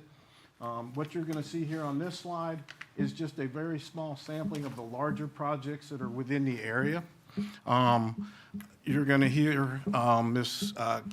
Gail Woods come up and talk about Braden and Palmetto Connector, which is a continuation of the Manatee Networks alternative that was done a couple years ago. That's a continuation of it. We have the corridors now that we're moving forward to evaluate, but we also have a ton more information. We have working off of a lot bigger safety focus, Vision Zero. We're looking at the sun trails, but if you noticed a lot of the boxes that Franco was showing, there's big holes right in the middle that go through the central part of Bradenton and Palmetto. We're working on those trails also, and we're going to start those trails again with this project. At the same time, we're also looking at a smaller offshoot Palmetto Trails network in the northeastern portion of Palmetto, which is connecting a lot of the neighborhoods with a new water park out there at Lincoln Park. We're looking at the request of Commissioner Bellamy, enhanced safety on 17th Street because of that park. We're looking at completing the design for 10th Street in downtown Palmetto in order to help facilitate complete streets along there, promoting and walking. And you're also going to find out a lot of things like our definition of a trail doesn't have to be y'all's definition of a trail. You know, DOT looks at 10 or 12-foot asphalt pathway. You know, in a lot of these neighborhoods, we're looking at 6, 8-foot sidewalks and shared use on local roads. So we're also seeing a lot more flexibility on how we're trying to approach things. But you got to remember, too, it's the DOT, so we turn, but it's kind of like a battleship. It's not like it's not like a speedboat. So we're moving forward, and we're dealing with a lot of things, design issues, curbing, bike lanes off the street, bike lanes on the street. There's a lot of local sentiment, plus or minus. What we're talking about right here, the US 41 CMAS project, which is represented by the red and white line coming up, is basically working hand in hand with Dave and the transit agencies and his group at the MPO to make sure that the DOT takes the vision that they're coming out with low, medium, and high transit priority along that corridor, because it's very diverse in its nature. It goes from very constricted 4 lanes in the downtown portion of Bradenton, where it widens up to 7 lanes, which is hazardous, and we're looking at, you're seeing our resurfacing study that it's part of the Bat Lane project still that we're looking at, but we wanted to make sure that we were hand in hand with the MPO, and that, you know, as far as things that we're looking at, equipment, mitigation for as far as, getting safer routes to that corridor, looking at bus stops and stuff that the DOT would have to do, easements and right-of-way to work hand in hand with the transit agencies. The same thing with Ms. Woods, who's going to be coming up and talking about Braden and Palmetto Connector, is that, in looking at a holistic thing and looking at things like context, things that you heard at the safety meeting and all this stuff, is making sure the facilities are in line with what your vision is for Bradenton and Palmetto and this whole area. We want, like I said, you're going to see a slide come up with about 10 or 11 corridors on it that are looking at across there, but we want to make sure they're context sensitive and they're in compliance with the comprehensive plans, and they are part of the Sun Trail or whatever north-south network that we need to do. Strong emphasis, again, on safety, but then economy. You'll see I'm paying $5.10 a gallon for gas for my truck because I put premium in it. I'm walking to the grocery store a little bit more and stuff like that where I live. And you're going to see that, and you want to be able to build a system that works together, and when you see people having to adjust their lifestyles, the facilities are there. So with that, I'm going to stop blabbering and turn it over to our experts. I want to say that basically, in trying to keep up with all these projects, we have 2 major consulting firms. Amy Sermons, who's working on US 41 CMAS. We've got Trans Systems with Miss Gail Wood that is also working on the Braden and Palmetto Connector. But I also have part of my staff. I've only got 7 people that we work with at EMO, and we're handling like 40 projects throughout the whole district. But in order to make sure that we coordinate enough, we also have Lauren Brooks from AECOM. We've got Matt Dawkins from RK&K and a host of other consultants that we use through various means in order to coordinate these efforts. And we've been really trying hard. You're going to see us a lot more often at a lot of meetings. We hope to have several charrettes with city staff and city citizens as far as what that vision is and being able to perpetuate it forward based on this new, quote, reality that we're looking at. So again, with that, I'm going to be quiet. And I'm going to We do have a question for you, Councilman Sanders. Yeah, Mr. All right, I'm sorry. I was just trying to get out of here without I don't doing that. blame you. I know. Yeah, just a quick question, and I may have got ahead of myself by not asking. I didn't realize you were going to speak. We met a few months ago, Yes, sir, and then that's where you was telling me that we're going to do these public meetings, and so you're talking about this fall in Bradenton, yeah.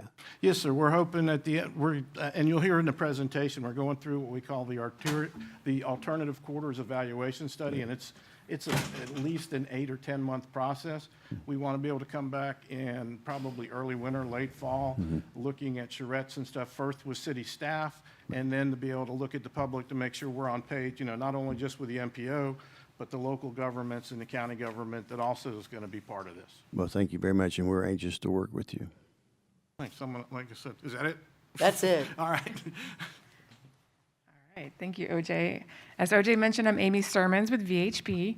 And actually, we're going to be over on Wednesday at your city commission meeting, so you'll hear this again. Can everyone hear me okay with the mask on? Okay, good. I don't have the presentation. There we go. Thank you. So as OJ mentioned, I'm managing the US 41 Corridor Mobility and Safety Study, or we call it CMAS for short. We're looking at this project from University Parkway in Sarasota up to 17th Street in Palmetto. First, I want to have a brief safety moment, talking about distracted driving and work zone awareness. Focusing on the distracted driving aspect, what is distracted driving? Essentially, it's any activity that can take a person's attention from the primary task of driving. And usually I quiz folks, but I think a few of you have already heard this, so I'll just go ahead and tell you that the top 3 activities for distracted driving are: number 1 is eating, which is 52.6%. Number 2 is texting at 23.6%. And number 3 is selfies or taking photos at 11.7%. Lots of photos in the cars. Right, before they were. So I'm going to go through, OJ touched on the current area projects. We're continually adding to that list as we get this information. Go over what's already been done in our study area, and then talk about the goals and objectives for the CMAS study and some other information. So this is the same map essentially you saw from OJ. As I said, as we go to these meetings, we often find out other stuff going on. So if you have projects going on within the corridor, please send that our way so we can add it to our list and our map. Previous studies in the area, I'm going to put my glasses on. Previous studies in the area include the US 41 Complete Streets Corridor was a planning study. There was also an arterial safety study, access management study, and then a couple intersection studies within the corridor of CMAS. Those are all DOT projects. We also have a couple of MPO projects within the corridor limits. The US 41 Multimodal Emphasis Corridor, or the MMEC Gap Analysis Study, and the US 41 Transit Choices Study that you heard about earlier as well. I'm not going to go through these, but part of our task is to start with what were the findings from all of these studies. So we went through and looked at what were the major findings again. You'll see that most of them, almost all of them, really talked about improvements for pedestrians, for bicycles, for transit. Obviously, that leads into what we're doing at CMAS and all these other projects you heard about earlier, too. More findings from these studies, looking at crosswalks, lighting, all sorts of improvement for safety for all users along the corridor. So looking at CMAS project itself, these are the limits. Again, we're looking at University Parkway in Sarasota up to 17th Street in Palmetto. The purpose of this project is to enhance multimodal mobility and safety along the corridor. And we're looking at not only US 41, but the US 41 business piece up to crossing over the Green Bridge into Palmetto. We're looking at advancing transit service operation strategies along the corridor. Again, this ties into what Taylor talked about earlier. We're working with his team to see what comes from the demonstration project. We're going to make sure that we can get the folks from the neighborhoods over to the demonstration project, as well as looking for long-term needs along the corridor related to transit. So with that, we're also looking at improving that access and interconnectivity within the neighborhoods. Ultimately, we're going to develop corridor concepts, and we're going to develop implementation strategies for the corridor. As far as the status goes for the project, we've broken it into 2 phases. We're currently in phase 1, which is the feasibility study. We're doing public outreach, including meetings like this. We're going to all of the different stakeholders. We have been tagging on to actually the ConOps project working group. It's a lot of the same players, so we want to make sure we use their time wisely, so we've been tagging onto their agenda. We are also in the process of developing a questionnaire. We're tag teaming with Gail's project, so we're going to see that come out later in June is the intent to have that questionnaire out to cover both projects. During this phase, we're also developing goals and objectives, as well as measures of effectiveness for the project. And we're also collecting existing conditions information in order to help us build those strategies in the next phase, which is phase 2. So obviously looking at the area transit routes, that's a big part of what we're doing since we're trying to improve the transit as well as other modes of transportation along the corridor. As you know, Route 99 is the main route that runs through our corridor from Bradenton all the way up to, or down to Sarasota. Several stations are very near our corridor as well. Part of our initial data collection was to look at the historical crash analysis. So we typically take the previous 5 years. You can see some of the data on the screen.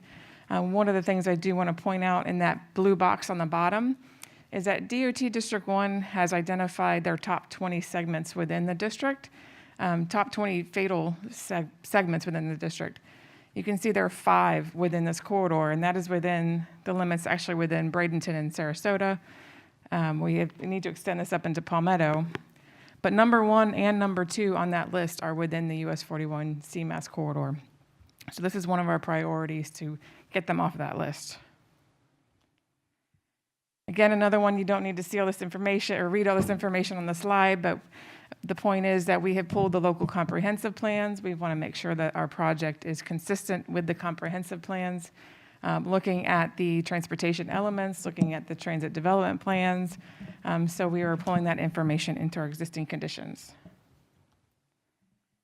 Another part of our initial look was what were the goals and objectives from those previous studies I talked about earlier.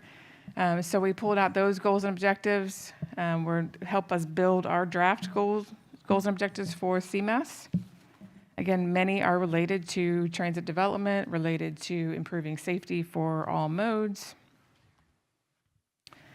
And so this is our kind of our draft potential goals for the project. And this is in this stage where we're asking from groups like yourself to provide feedback on the goals and objectives. This sets the stage for the project. We want to make sure that we're going down the right path as we continue to develop our strategies. So we have developed 3 so far, 3 goals and objectives. Enhancing multimodal mobility and safety for all users, advancing transit service operation strategies along the corridor, and then improving transportation network access and interconnectivity within neighborhoods, adjacent areas, and transit centers. What that means is looking at, are there sidewalk gaps? Is there issues with people getting to the corridor to get to the transit stops? Those kind of things. We're going to look at the corridor holistically and how people are accessing transit. So of course, when you have goals and objectives, we have to make sure we have measures of effectiveness. So looking at that, what kind of data do we need to collect to make sure that what we did was effective in the end? So again, these are potentials. We would like input from the group as far as if there's other measures of effectiveness that we should add to the list.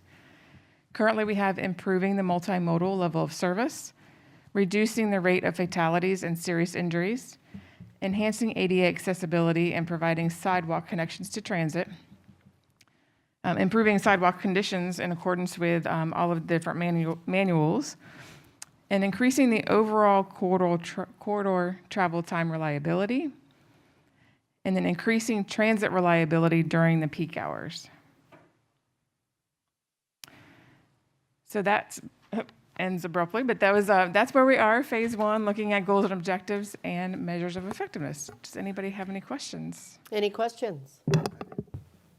Councilman Sanders. Yeah, I'm talking a lot about this because I've been working on it, but have you set with our, like Kim or our Public Works Director about our proposal for 2nd Avenue and helping some design with that? Because we're going to put that out to bid here pretty soon, and that's our proposal to go through Braden Castle and up 2nd Avenue to get to downtown, so that would, maybe give possibilities for people to ride, bicycle, walk, etc., along that route with the new Riverwalk connection and so forth. So that is about to go to, I'd like to see if you'd have some input with Kim or Mr. McClellan about that 2nd Avenue, because it's still in the process to go out to bid here real shortly. He said maybe even sooner than July, so maybe even next month. So because that'd be very important to make sure that you are in harmony with and accept what we're proposing to do. Absolutely. I have not met, I don't know if Gail, if you've had that conversation, and that's a great point. Any conversations like that, or if anybody wants us to come talk to their councils separately, that's Well, what that's we kind want of to the find out. planning, but that's something that I Right. think you guys, I don't need to be involved in that, is because there could be some designs that you might want to see, and now's the time to do it.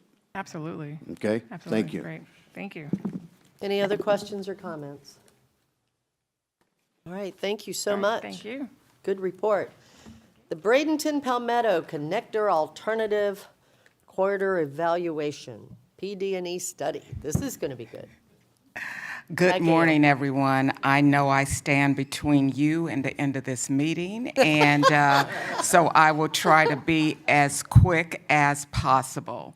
Again, my name is Gail Woods, and I am waiting for the, arrow to the right. Thank you very much. So this is our spring update on where we stand with the connector. This is the purpose. I'm not going to read it to you, but the need for the project, again, safety is always number one. We're looking to increase the roadway capacity in the area. Also stemming from that is economic development and bicycle and pedestrian mobility. This study is broken up into two phases. Phase 1 is where we conduct the A study, and phase 2 is the PD&E study. So what is a study? One of the things we're going to do, and you'll hear later on in the presentation, is the identification of the corridors. And from that, we'll determine the purpose and need for the study. Why do we need the project? Once we have our corridors, we will evaluate the corridors, again, making sure it's consistent with your long-range planning. Is it consistent with the comprehensive plan? What are the impacts to the environment? And the environment is not only natural, but social as well. And how well do these corridors improve mobility within the area? And at the end of the day, it's all about the dollars. How much does it cost?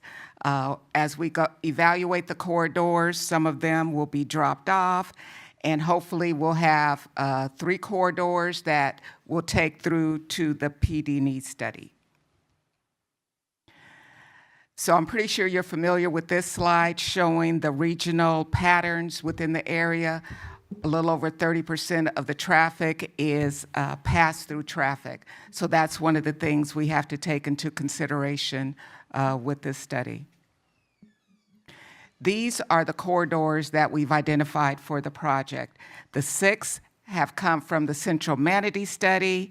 3 were developed by FDOT, and actually 1 corridor was suggested by a resident of the area. And we are looking at rail and transit routes, again, tying into Amy's study. So again, communication is really going to be key for this project. As we move forward with the development, DOT will not be in a vacuum. We will be reaching out to, again, you'll be seeing me at the MPO meetings as well as the local meetings with the cities and the counties, just to make sure you all are engaged with the project, and whatever corridors are selected, you all are on board with those selections. So number one, we want to be transparent with everything that we present to you.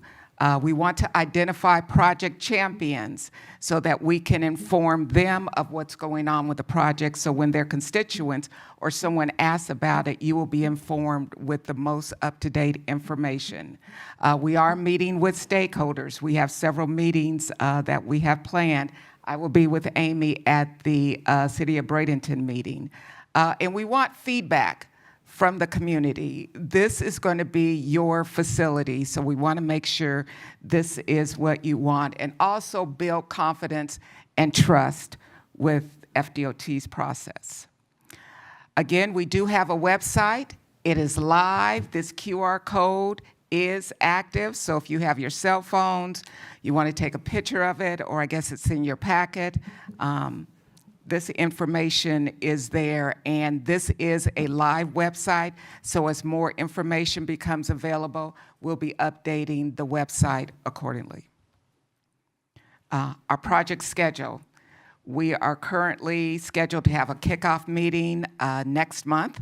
You'll be getting more information about that, and then we will go through the ACE process. We will come back with meetings in the late fall, and then the final findings in the beginning of next year.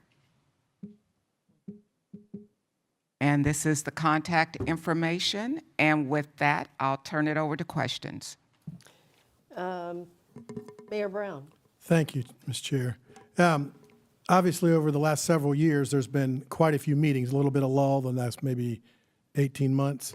But before that, how are you going to use all of that information that with the many, many community meetings we've already had?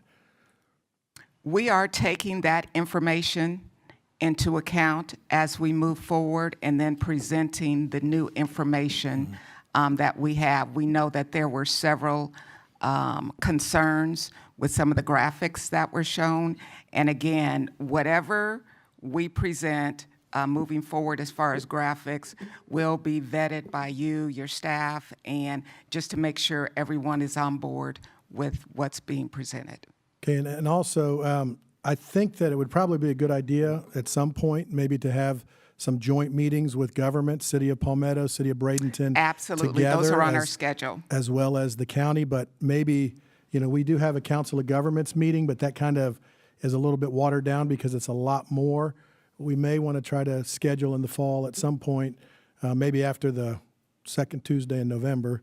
So, it's a little bit less of the drama from that standpoint. But again, it's something that this government entities that we all work with, we have to make a choice. 30 years ago, they pushed it down the road, and now some of those same people that pushed it down the road are blaming us because we're not doing anything.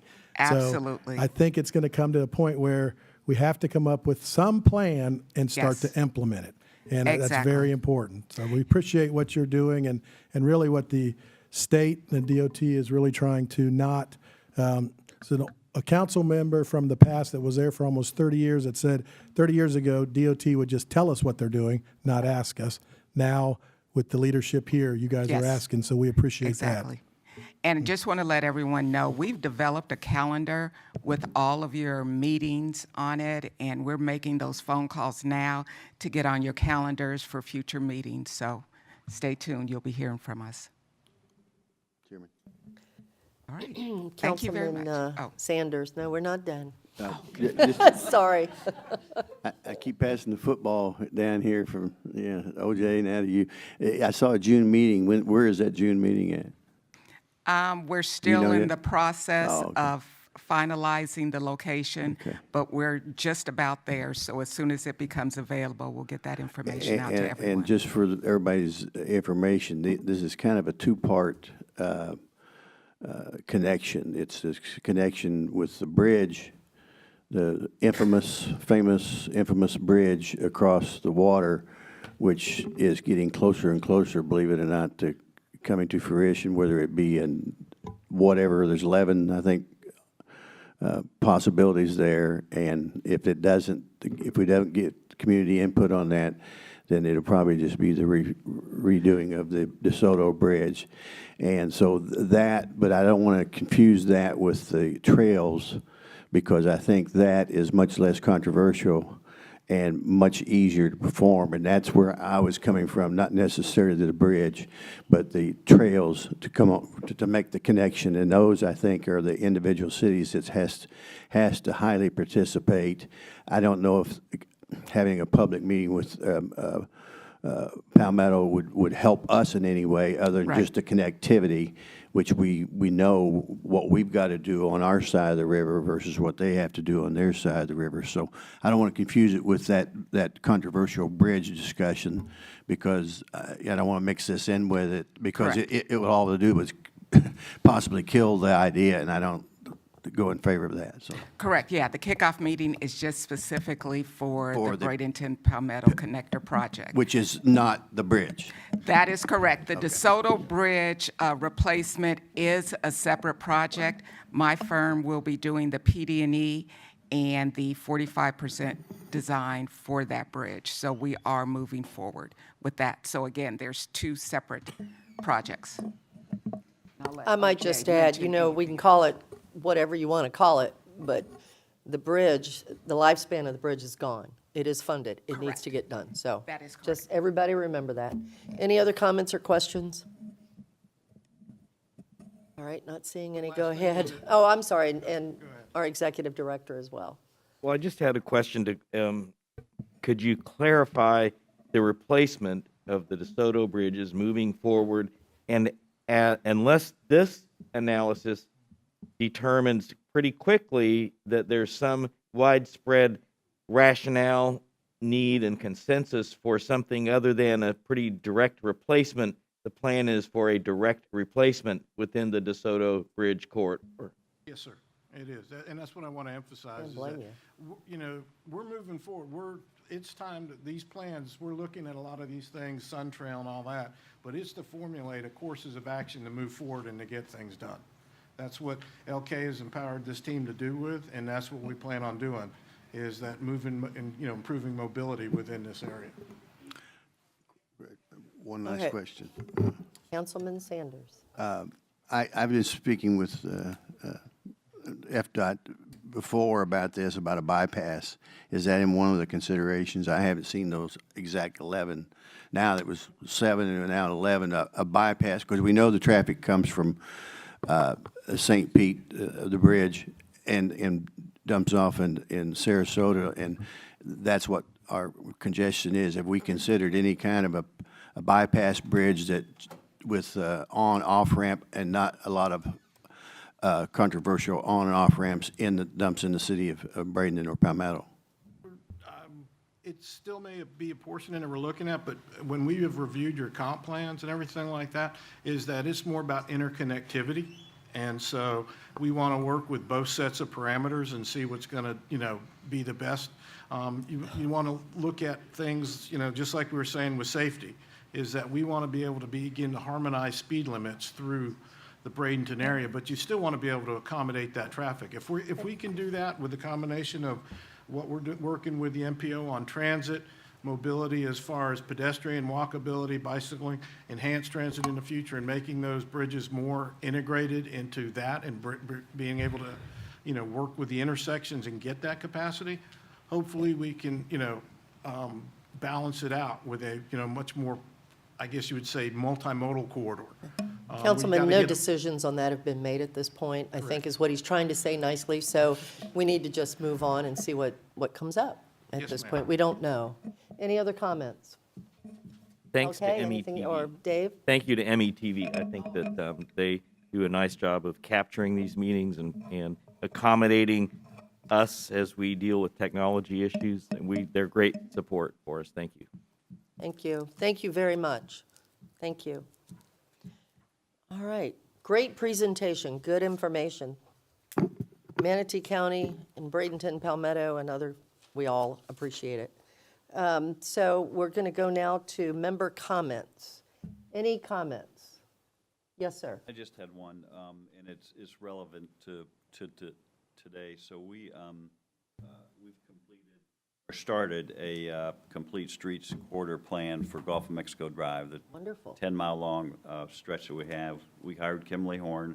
They've done 2 presentations so far, and we've had a public outreach presentation, primarily focused on bike and pedestrian safety. As you all know, we have a very popular bike lane on Gulf of Mexico Drive. It's only 3 feet wide and extremely dangerous. We'd like to move that to 7 feet. We've got a very worn-out multi-path that is used by bikes and pedestrians, and now more and more e-bikes. It's only 8 feet wide, and that should really be 12 feet wide. We're looking at speed on Gulf of Mexico Drive and might have a couple slow-down lanes. We're looking at additional turn lanes. We've got one funded, and we may put some more turn lanes in to reduce congestion and then studying one roundabout on the north end.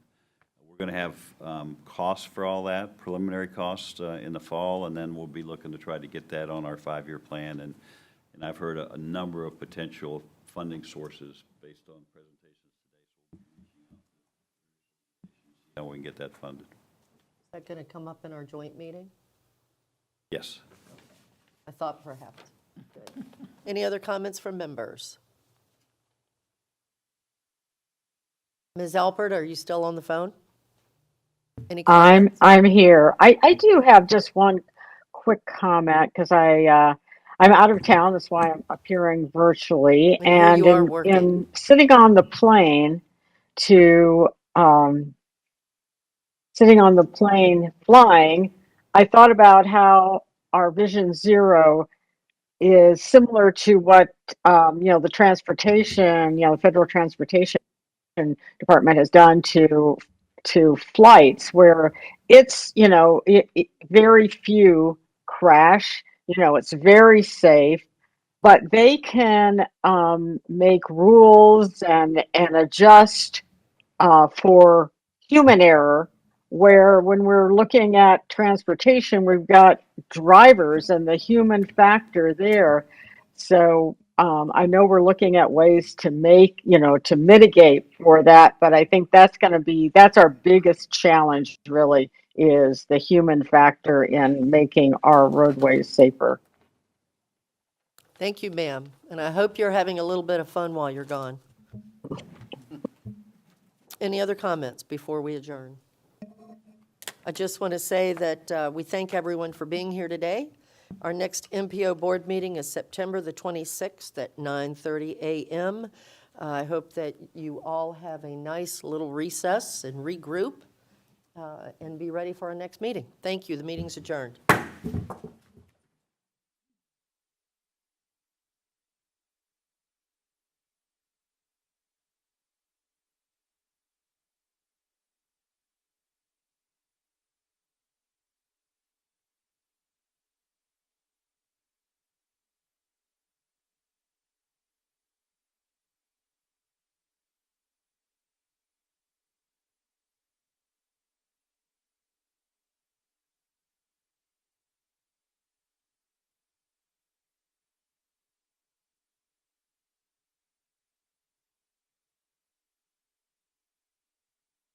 Being the helping hands of Manatee County is a big responsibility.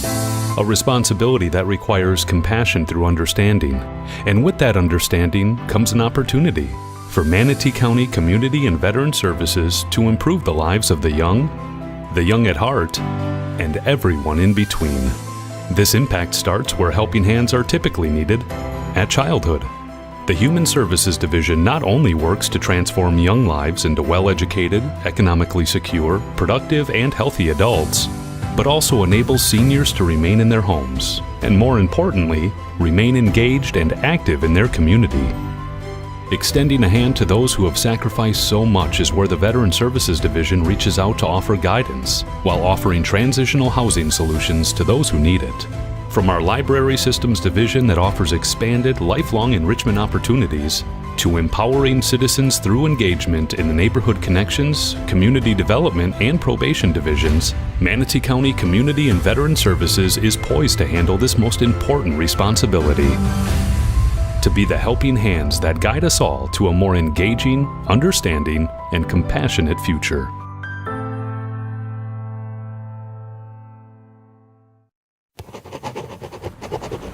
Building with the community.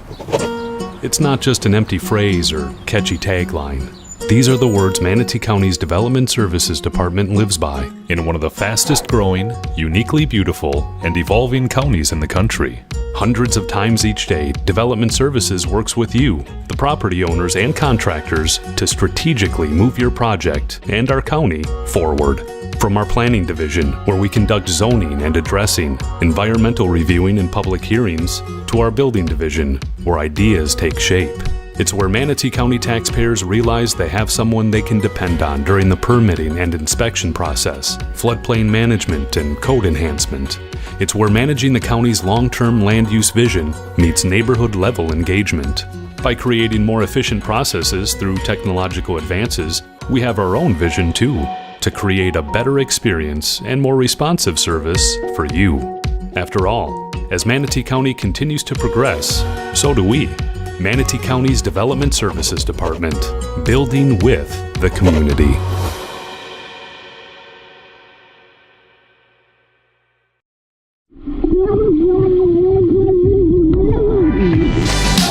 Come be a lifeguard for Manatee County at GT Bay, Lincoln Park, John Marble, Coach Clemens. Here's how you do it.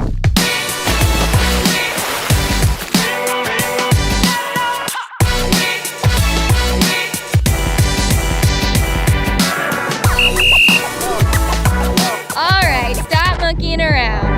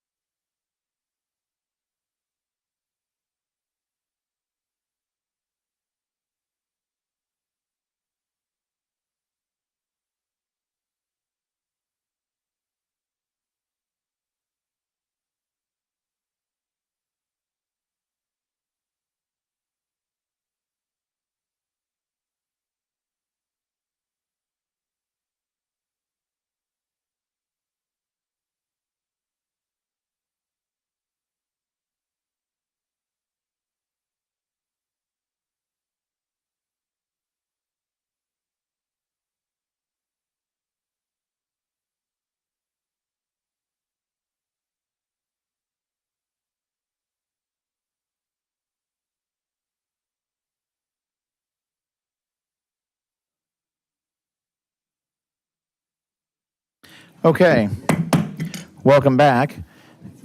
And we are here still going over our very first budget workshop, and we are ready for the afternoon session. I will turn things over to our CFO. Thank you, Chairman. This afternoon, I want to start initially to what I ended up when the gavel was, pushed in and make my comment. I just wanted to point out on the website the link to where all these budget materials are. So in your screen, you will see as the mymanatee.org website, there is a direct link that says FY23 recommended budget presentations. You click in there, it'll take you to where the documents are.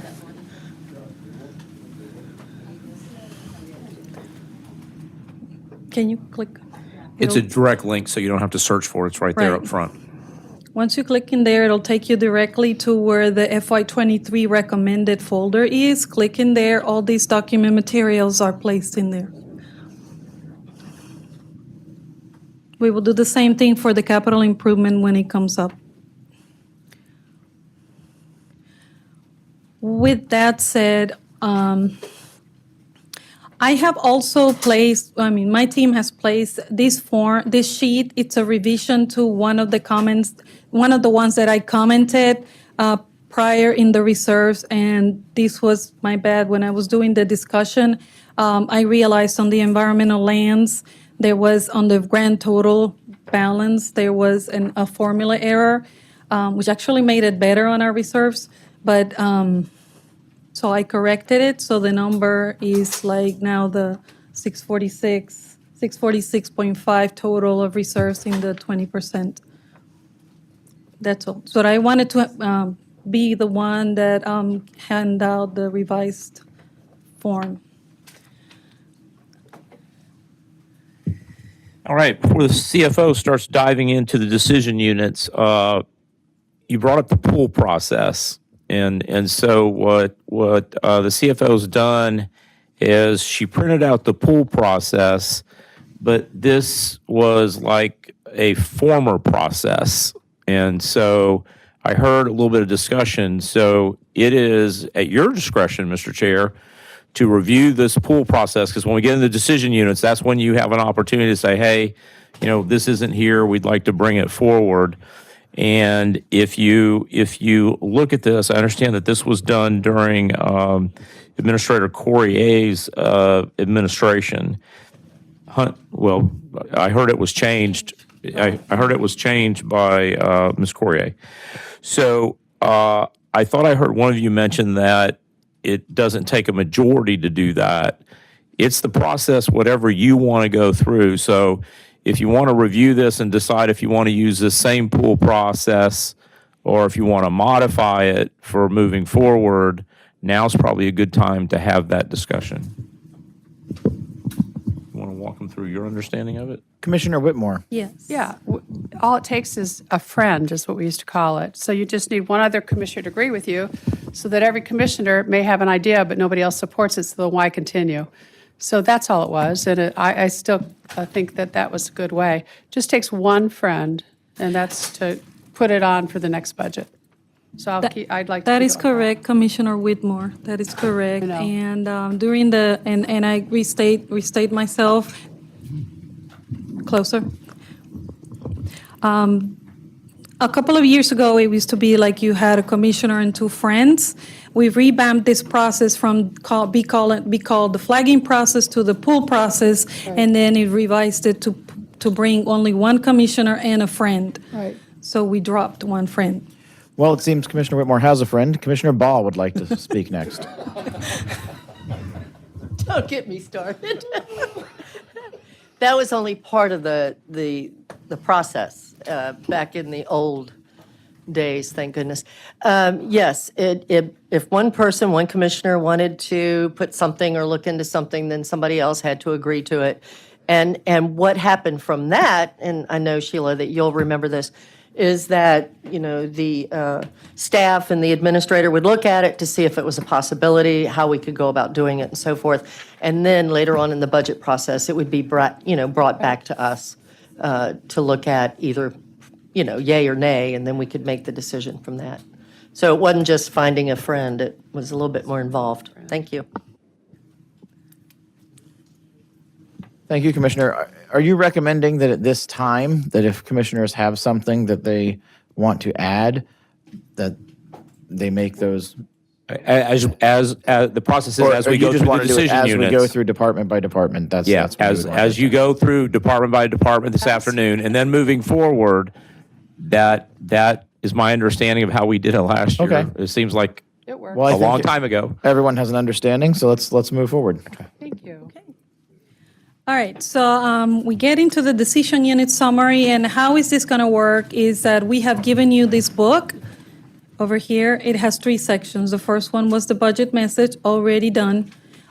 Second one is the decision unit summaries, where the departments will be coming to you and one by one and explain their budgets. We are now into the third and fourth process, where the pool process begins and the understanding of each department's budget moves forward. In understanding how vast the budget process is and how much is involved in the budgeting, we have 13 for 13 departments we budget for. Within, we have 70 programs that we have to identify budgets for. Right? And each one of those buckets breaks down even further into decision units. Decision units are defined between basic, continuation, and desired levels. So the ones that the departments will come in and they will discuss is all their 3 basic levels that they have. Desired units is anything that is an added-on level of service. So these are the ones that they will be explaining to you and making you understand what are their needs and wants, and you say yea or nay.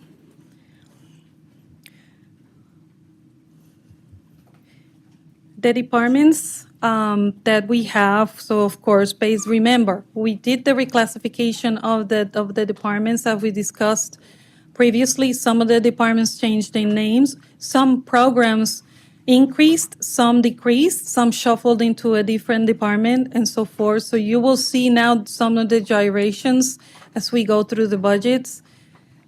And then the director will explain accordingly what has changed. And also, we do budgeting for the other county programs. These are basic programs that the county has. They don't involve staffing. They just involve services that we have, like our healthcare, like our economic development area, and so forth. All of our nonprofit agencies for the adults and children.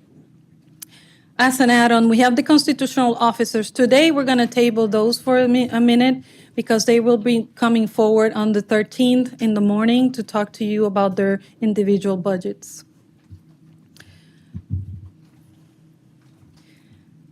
I wanted to give you a little bit of a sample of how the decision unit summary works. You will see each one of the levels of service in order of importance from the base all the way rising to desired.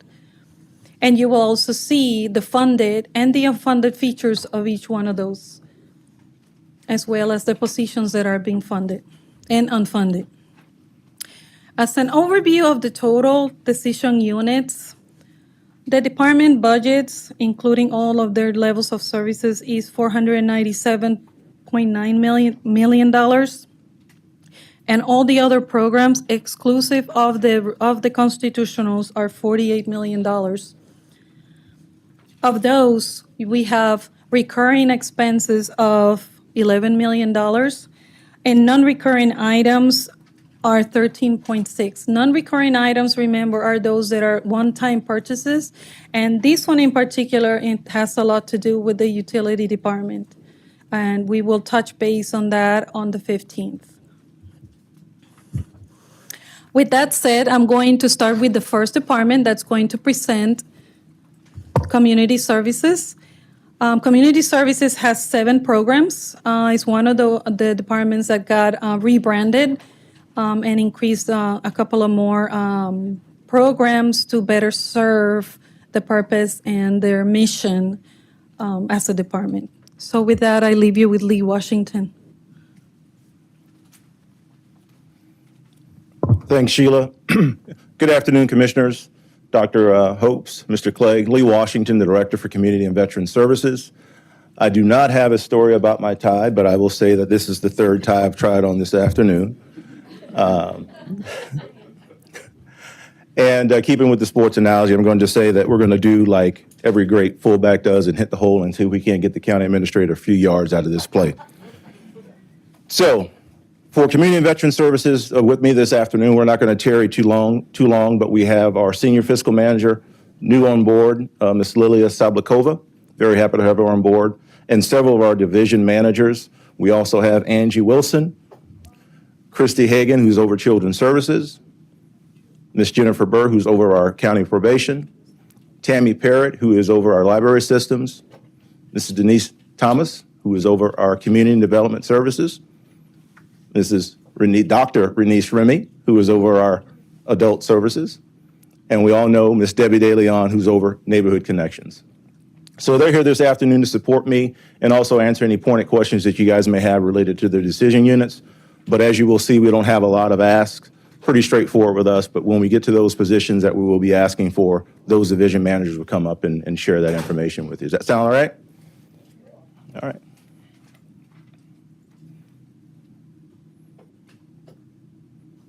Okay, so our first division, Neighborhood Connections, which is Ms. Debbie DeLeon. There are no service requests being requested at this time, but there was a question this morning as far as staffing. I believe it was Commissioner Whitmore. That was the division that has 2 personnel currently with 3 vacancies. But as we brought to you in May, those are intentional moves, and 2 of those positions are being advertised as we speak, and we're reclassifying and redoing the job description on the other vacancy. Okay? All right. Next slide. Second up, we have probation, and Ms. Jennifer Burr is here to speak to those 2 decision units. If I can have you come up, Jennifer, and talk to those. Just speak about the ones that I'm asking? Okay. So when COVID hit, we had a lot of work to do in the probation division. The electronic monitor cases soared, and I mean soared. We averaged, before COVID, we averaged 15 to 20 cases forever and ever. And we now average 70 cases, which means 24/7 monitoring of those cases, and that means call-outs around the clock. So that's the standby call-out probation officer fee. And with those call-outs and with that work and all of the crime that is unfortunately come with this is additional caseloads and additional work for Manatee County. And so that is the additional probation officer position so that we can make sure we maintain the safety in Manatee County. Commissioner Whitmore. According to your list here, that's one that's not funded, correct?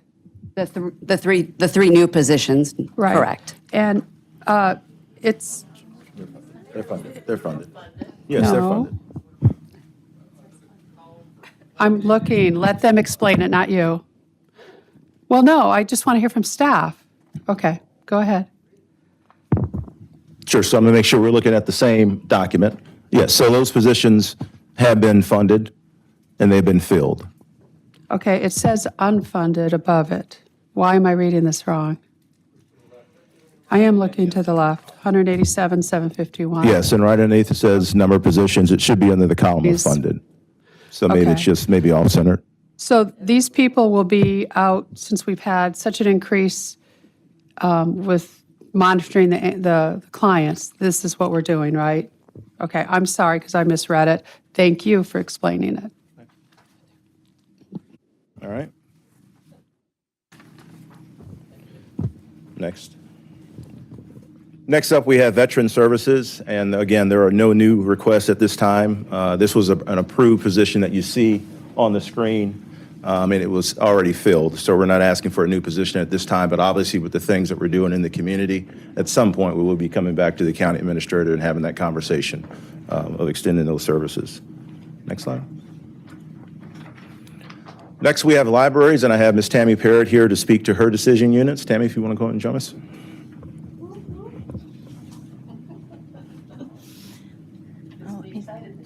Yes, and two of these decision units are about that library. So the top two decision units you see, I'm going to have to look behind me. No, you're fine here. Oh, got it, thank you. Desired Decision Unit 26, East County Library Staffing. So that has been approved but not implemented yet. We have not started hiring yet. No sense spending money on people for a library that's not there yet. And the next decision unit is for what we call an ODC, an opening day collection for our new location. So that is $400,000 for a collection of approximately about 25 to 28,000 items for the location.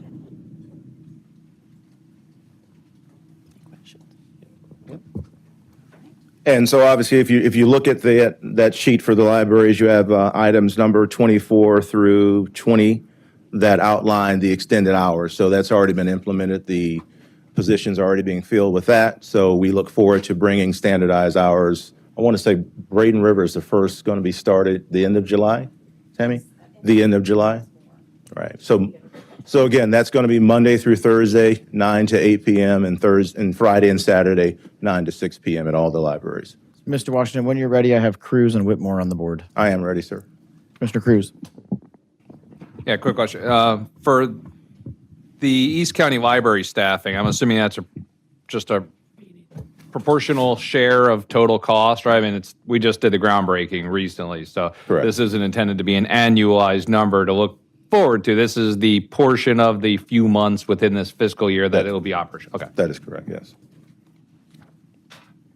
Commissioner Whitmore? Just real quick, what I think I'm noticing on here is the departments, and you've been involved with it, have always written what they requested, and it was what's funded and what's not approved. I don't see anything that they're requesting, anything that's besides what's approved. So the directors aren't putting what they required. It didn't get on here, even though maybe it got denied. No. That's what I'm not seeing. Not for us. We haven't requested Not for anything. you. Not for Well, I us. looked at We a haven't couple other requested departments, anything. and everybody, it's all blank. Okay. I'm not sure. I can't So in speak other to words, that. if a department wanted extra, it's not on here. It's only what you guys approved.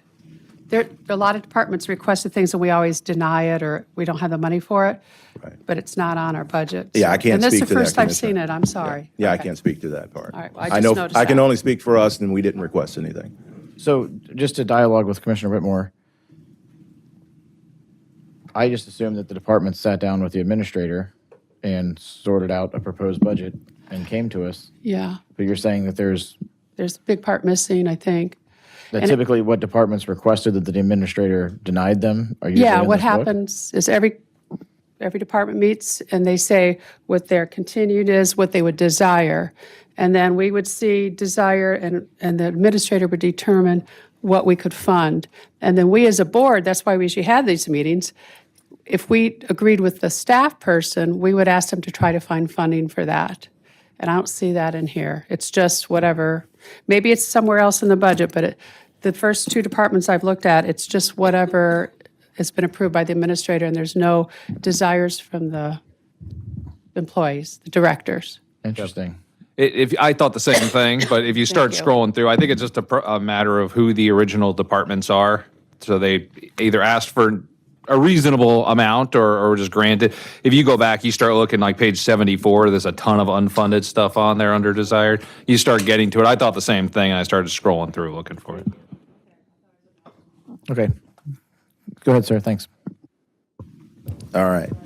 So our next slide is Human Services. Again, in Human Services, there are no service requests at this time. We're going to hold what we have and just reassess as we go forward. As I brought to you in May, we will be realigning the actual divisions of adult, aging, and children's all under Human Services, but that's something internally that we don't need to have to bring on additional staff for to do that. Next slide. And our last division is Community Development, which I introduced Ms. Denise Thomas on that before. Again, no service requests at this time. Any of the adjustments that you see are due to the reorganization of Community and Veteran Services, which brought on the Community Development Team, and that is Denise's team of 9 to include herself, along with a Fiscal Services Manager, and we have only 1 vacancy in that division, which we're looking for good talent for that. And as it relates to our grants, those are going to be appropriated and received and obviously approved by the board. So that's all we have. Any questions for me and the team? Commissioner Satcher. Thank you, Mr. Chair. So is this a spot in the budget where we would be going over the adult services grants and then the children's services grants? No, sir. That's going to come to you at a different meeting as a presentation. I'm looking forward to that. Anyone else? Okay, thank you, Lee. Thank you.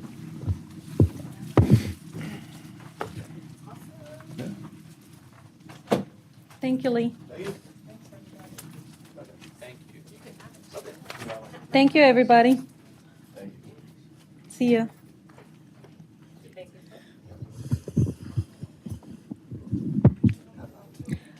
I want to make a point of note on the comment that Commissioner Whitmore made on funded and unfunded items.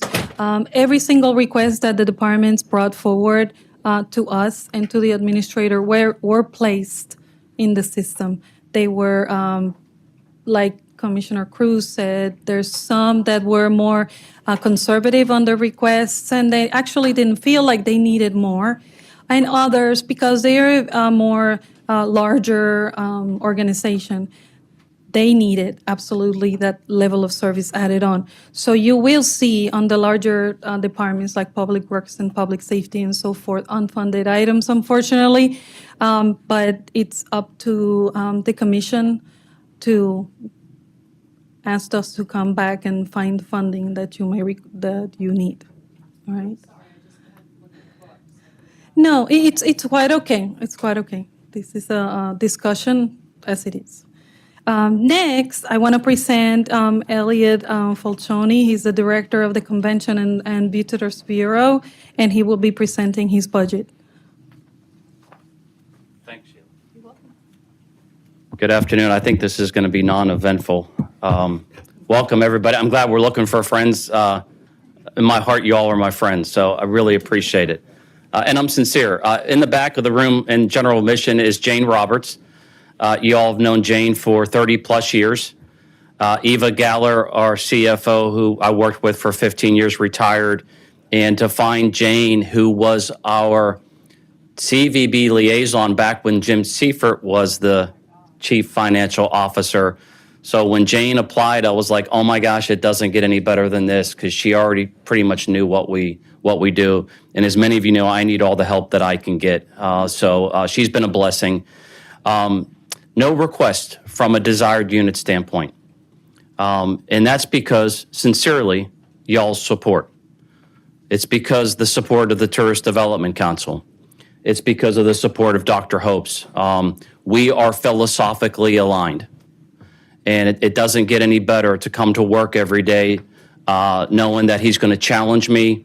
He understands enough about tourism to be dangerous, and that's what I need to be successful. We're successful because of that diverse brand that's in the marketplace. It's penetrated really, really well. Now, we can stand here and say we're breaking tourism records. Sheila said 40%. I'll be a little more conservative and say 39 and change percent. But coastal Florida is breaking records, okay? But where we stand apart is the diversity that you all have supported. Strong sports segment. God bless you all for buying Premier Sports Campus when you bought it. That's 16% of our visitation that comes in, okay? The international market with all this success is just trickling in because of the policies with the federal government. If you're British or German or any part of Europe, you have to be COVID tested before you get on that plane. Imagine booking your trip and you don't pass the test. There goes your holiday. So what we're looking at, the forecast is, y'all, is we may see the market soften a little bit as early as this summer because of inflation. We're resilient because of who we target. The household income is going to weather that a little bit. The Brits and the Germans will weather that more. So what we may see is a softer fall, but unless the COVID cases continue to stay at where they're at or uptick, we hope that that federal policy dissolves, and then we're going to see a very high pent-up demand in UK and Central Europe business that could offset the softer domestic business. Of course, the icing on the cake from a full diversification of product standpoint will be the convention center Marriott hotel package that we will be bringing to you very soon. You're going to see an agreement come from purchasing for construction design of the convention center very, very soon, really important. And then running concurrently, Charlie and his team are working on a scope for contract management at risk as well to kind of catch up with the Marriott Hotel. If you drove by right now, the columns are coming out of the ground. And I know Tony DeRusso, who you've all met, is going to be inviting each commissioner one-on-one to go into the construction trailer. It's pretty cool seeing what's going on over there. So the time has finally come. After a long time, some of y'all have lived there in 1985. I could show you a publication of the Civic Center on the cusp of getting a hotel in January of 1985. Water taxi, y'all are passionate about it. It's made me passionate. Dr. Hopes is on me and Chad Butzo to keep this ball rolling. I could stand here now and say we're having dialogue with 3 water taxi operators. They're all interested. It's going to come together. The one challenge that we're going to have is when they buy or manufacture the water vessels, there's some lead time there based on supplies and demand, but we are on the pedal to bring you a public-private partnership soon. We want to get it right the first time. But the great news is we feel good about the dialogue we've had that is going to move forward. That's pretty much all I have. We're fiscally conservative. We're not going to ask for more marketing dollars when we don't need to, but we are looking at the inflation to see if we might be losing some buying power at some point when that extreme domestic pent-up demand tails off a little bit. But I stand here saying that thank you for your support, and we're going to keep hacking away at it. I'm open for questions, Mr. Chair. Mr. Cruz, Commissioner Cruz, is the only one on the board. Yeah, just to make sure I'm looking at this right. So this first page is predominantly the tourist development tax, right? Is that where or are these coming from general funds? Yeah, I'm funded 100% tourism taxes and revenues. Okay, that was yes, sir. My follow-up question to it, because that's why it's great seeing all these requests from an expense standpoint, but some of the departments like yourself are revenue-generating departments, and it's nice to be able to say, here's the revenue being brought in versus expenses being requested, because then you can really see the ROI. There's more flexibility in saying, take what you want. If you're showing me you're making $1.50 for every dollar we spend, then it's a little more flexible. So, okay, that was my question. You answered both of them. So, and relative to bleacher seating, things like that, is that for the convention center or is that something? Yes, so sir. Are we still actively, I know there's things we just need to fix because it's there, but I mean, we are intending to do a pretty massive redo. So we're being cognizant of not replacing things we're going to throw in a dump like 12 months later. Absolutely. Okay. There's certain things that we didn't want to wait for the full renovation to serve our customers. The telescopic seating was one of them. So we're phasing those in. We may finish it off with some of the renovation monies from a capital improvement standpoint. Sewage line repair. There's certain things that we want to get rolling on now, coming right behind that with the capital improvement project. Okay, perfect. Thank you, sir. Commissioner Baugh. Yes. Hi, Elliot. Hello, Commissioner. I love the way you've done your budget this year. I did have a question on Premier, though, and in looking at what you've supplied, I mean, it's maybe you can get with me later. I'd really be interested in knowing how we're doing on the bottom line with Premier. Yes, sir. It's always yes, ma'am. nice to get an update from you every year on that. Yeah, and it's co-managed by property management and ourselves. So we're scrutinizing that operation. You are. Absolutely. So it's an important model. The great news, it's in a normal year, it's bringing in about $50 million to the local economy with our out-of-town sports business. And the greater news is about 60% of the athletes that utilize that are locals. Locals being Manatee, Sarasota. Mm-hmm. But yes, I'd be happy to talk to you about it. It's a big operation. And then with the development of the additional park north of Premier, we're going to look to integrate and utilize those assets to try to bring in some out-of-town business when seen fit as well. Yeah, it would be great if we could figure out a solution to the water situation going on there.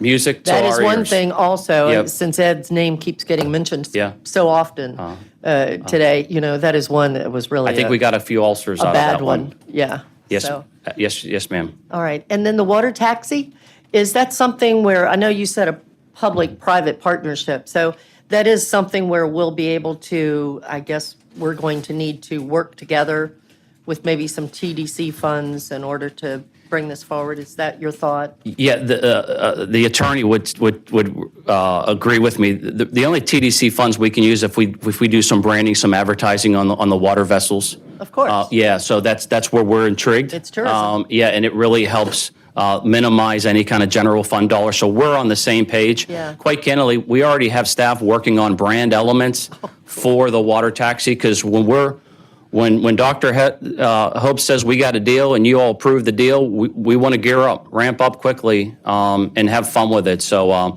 but the great news is there is high interest with 3 operators, and it's just finding the best fit, and we're working on that weekly. Okay. And we're coordinating it. We're coordinating it with the transit department, so it will be part of the transit system to be able to get them to the water taxi, and then when they get to the beach, to get them in the other areas of the beach using transit. So it's a model that seems to be very attractive to those operators that are looking at it with us. Okay, thanks. Thank you, Elliot. Thank you, Commissioner Baugh. The county attorney would like to weigh in.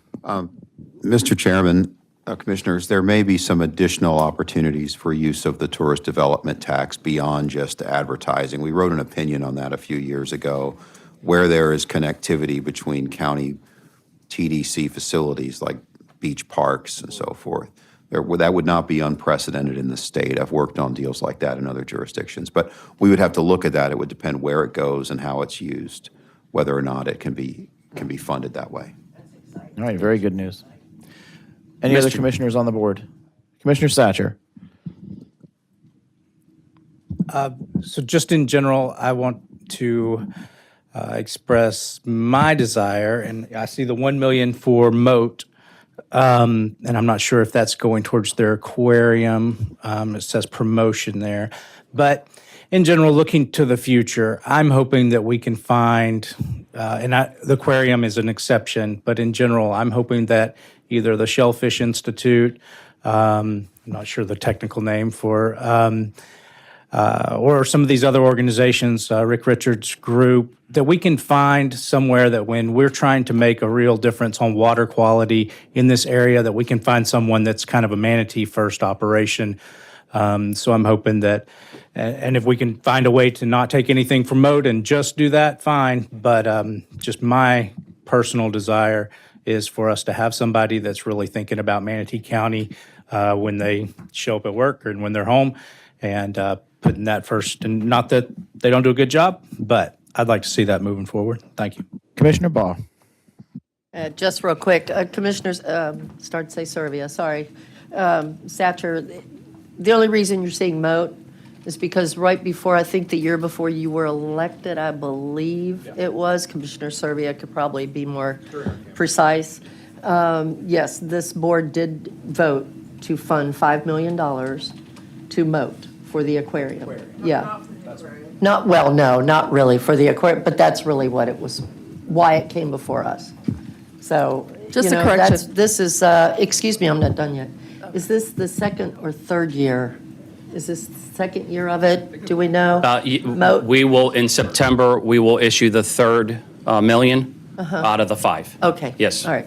I didn't know if you knew that or not, so that's why I thought I'd share. Commissioner Servia. Thank you. And just a little more clarification for you. So it's not for the aquarium.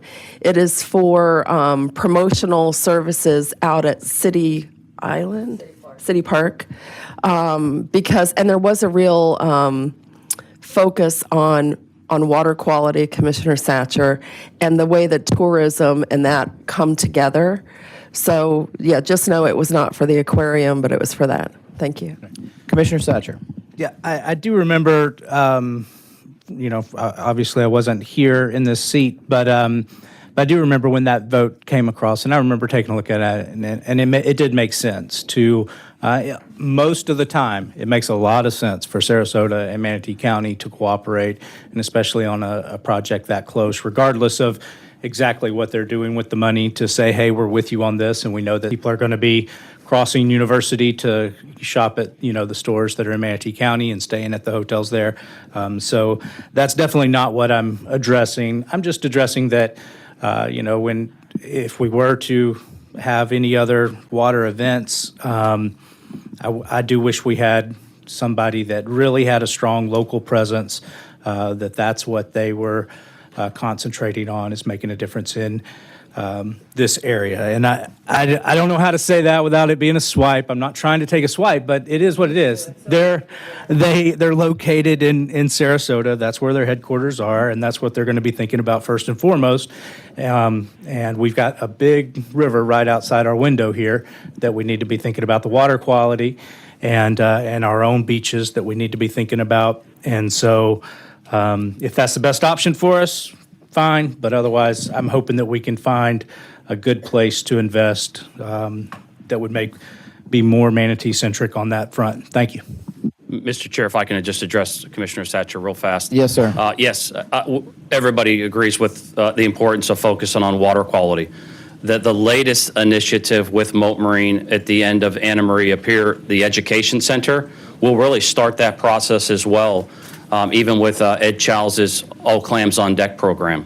So there's some wheels turning a little bit. Does it need to be a high priority? Oh, absolutely. What keeps us up at night is when red tide starts kind of lingering out there, because you don't know when it's coming and you don't know when it's leaving. And there's nothing worse from a PR nightmare on that. So there is a focus. I think what Dr. Hopes and I do is we lay out all the partnerships that you've all approved and partnerships that may be out there lingering, so then we can kind of prioritize and make sure that you all have the opportunity to prioritize how to use the tourism tax dollars.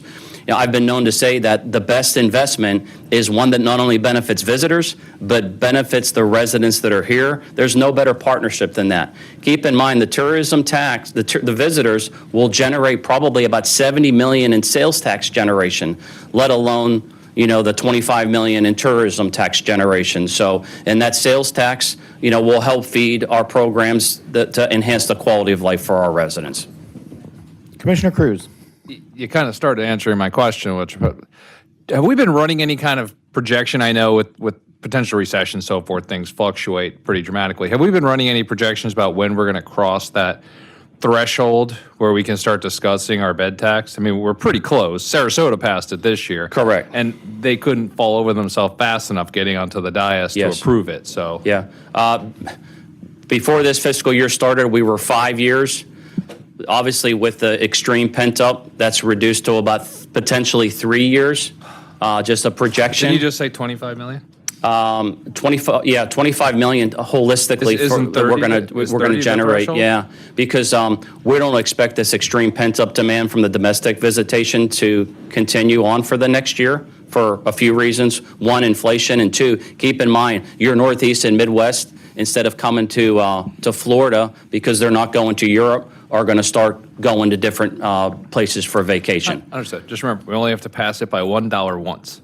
I understand. Trust me. Once we cross that threshold one time, we can drop back down. Correct. Get that certification, and then we're good. 100%. So, but we're monitoring it. Sheila and her team do a great job with the projections. We're leaning on the state, but it did accelerate where the light could be about 3 years. Maybe I'm wrong, and it's sooner than that.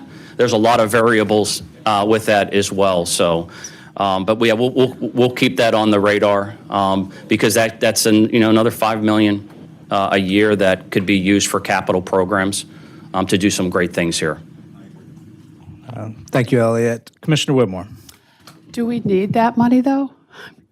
It seems like we're doing pretty darn good. We went up 50%. I mean, we need the money. I mean, if we need it, that's fine, but And I mean, you're right, you can always lower it, but I've never. Yeah, all I'll say is, the good news, it's, the projections was just, you're curious. It's a discussion for another day is what I would tell you as your tourism director. But I can tell you this, I was here when the county levied the fourth penny Yeah, and I the was fifth too. penny. And the hospitality industry pushed back each time because they felt like it would compromise their average daily rates. And I can show you case study that has gone up every time the county has enhanced the tax. So it's, we can give you all the third-party research and how it could be spent and the ROI with that, but we're a few years off before we get to that discussion. I just remember Donna Hayes was on the board then, and there was a big thing fighting all that, but we passed it anyway. So, but yeah, I mean, some places where I am right now are going 40,000 a week, and they're dumps. Final thoughts from Commissioner Cruz? Yeah, I was just to follow. I think now after Sarasota more than ever is when we need to make sure we try to get it, because I mean they're looking at building a massive sports facility effectively to compete against Premier right at Benderson, and they're using that extra penny. I mean that's their plan. When I talked to one of the commissioners down there, they were jumping to get that extra penny to start competing directly with us on things that are bringing in our tourism dollars. Now that Pinellas, Hillsborough, and Sarasota, completely surrounding us, are collecting that and using it to market against us, now we really need to push to start getting that because we're just going to get left behind. Commissioner Bellamy. Yeah, and I just want to piggyback on that because some of those commissioners from Sarasota reached out to me and talked to me about that. And where we are with Premier right now, we're just basically utilizing outdoor facilities. In their plan, they're going to do outdoor and indoor, right? And when it's time to compete for tourists and bring athletic events there, and they spoke to me about anywhere from 4 to 6 full-length basketball courts. And I say, hey, make sure you try to harden them also for evacuation perspective and everything like that. They jump right on board with that. So I think the competition at Premier is going to be more than what you all think if we don't get in front of it. Yeah, and as most of you know, we've had a partnership with Nathan Benderson Park. 2016, Commissioner Baugh, I think it was, gearing up to World Rowing Championship, and still today.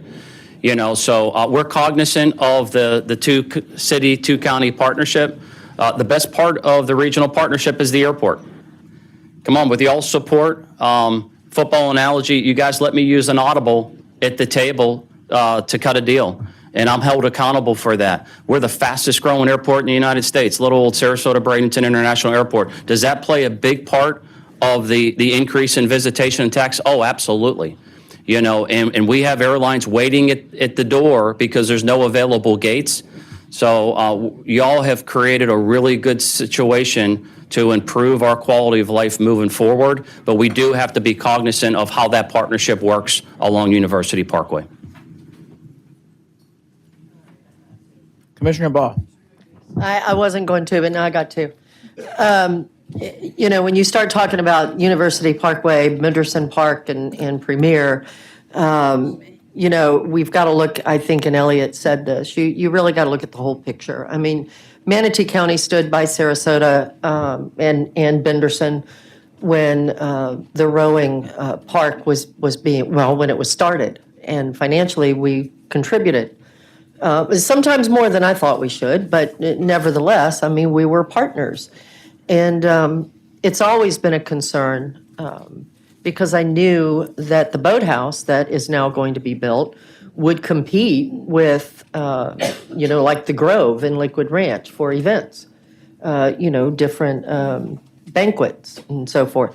So it is a situation where there is going to be competition. And I think that some of you, Commissioner Servia, and I know Commissioner Whitmore, and I'm not sure Commissioner Bellamy, I don't know for sure. But, in speaking with Benderson, you're both running for reelection. You both have the support of Benderson, and that's something that, you might want to take up with them and say, hey, we need to be partners here and not compete. But the problem is that, Sarasota County has its own way of looking at things, and you can't blame them for that. So it's all the more important, I think, that Manatee County, that we look at it from the standpoint of Premier, but then we also have IMG, and then the beaches. I mean, we're going to have to work on what we have and make it the best that it can be, because it is going to compete somewhat. You're absolutely right, Commissioner Bellamy. Thanks for mentioning that. We are going to compete with Sarasota in some ways, and I don't think there's any way to get around that. So, but we have a lot to offer. All right. We just have to be smart and do it. Thank you, Commissioner. Madam Chair, I can Elliott, stand here anything all else? day and talk. I love this dialogue, but I'll close at this, unless another commissioner has a question. Dr. Hopes and I are on the cusp of getting a GPS software that's used by many CVBs and airports around the country. You're going to track For the example, tourists? if there's a rowing tournament at Nathan Benderson Park, I'll be able to know exactly how many people came into Manatee County from that tournament. Its Big Brother is out there. So, so we'll really be able to kind of double check the Ear tags at the airport. reports. Thank you for visiting Manatee County. And we're going to be able to use it for economic development. When 7-Eleven's looking for a certain street corner and they have certain parameters, we'll be able to use that software to tell them, how many people are going by at the demographic. It's unbelievable stuff. We should have that in a few months. The airport's already using it. So we're really going to be able to dig in and tell you whether we have good balanced partnerships or lack thereof. Okay, well, Commissioners Cruz and Baugh are on the board. Commissioner Cruz. It's kind of going one step removed, but I enjoy the conversation. I disagree that we're competing with Benderson at any point. I know we're going off a tangent on budget, but I mean, this is an interesting conversation, more so than some others. You don't make any money renting the facility. That's pennies on the dollar. When we talk about economic impact of Premier, the economic impact isn't renting a soccer field. It's all the people who eat and sleep and stay around it. We're not competing with Benderson. We should encourage them to build as much as humanly possible, and then encourage people to build hotels and restaurants on the Manatee County side. That's the real economic generator.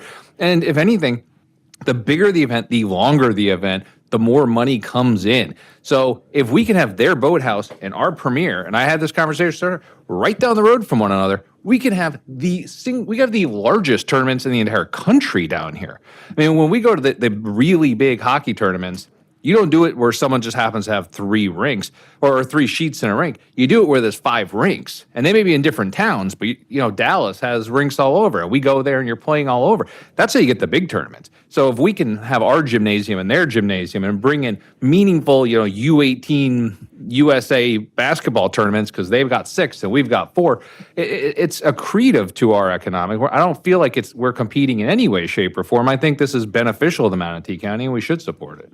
Yeah, and I look at it as, you're right. Actually, if we don't get direct impact, we get compression. But I think it's the focus was the investment that Sarasota may want from Manatee County and what makes sense and what might not make sense to build those assets. And of course, we're limited on how we can spend that money in a different county anyway. Okay, thank you. Commissioner Baugh. Yeah, and Commissioner Cruz, I totally support what you just said. You are totally right, but that wasn't the point that I was trying to make. My point was, you've got businesses in Manatee County on our side that, depending on what the services are that Benderson has, it can be competition for private business, and that's really what I was referring to.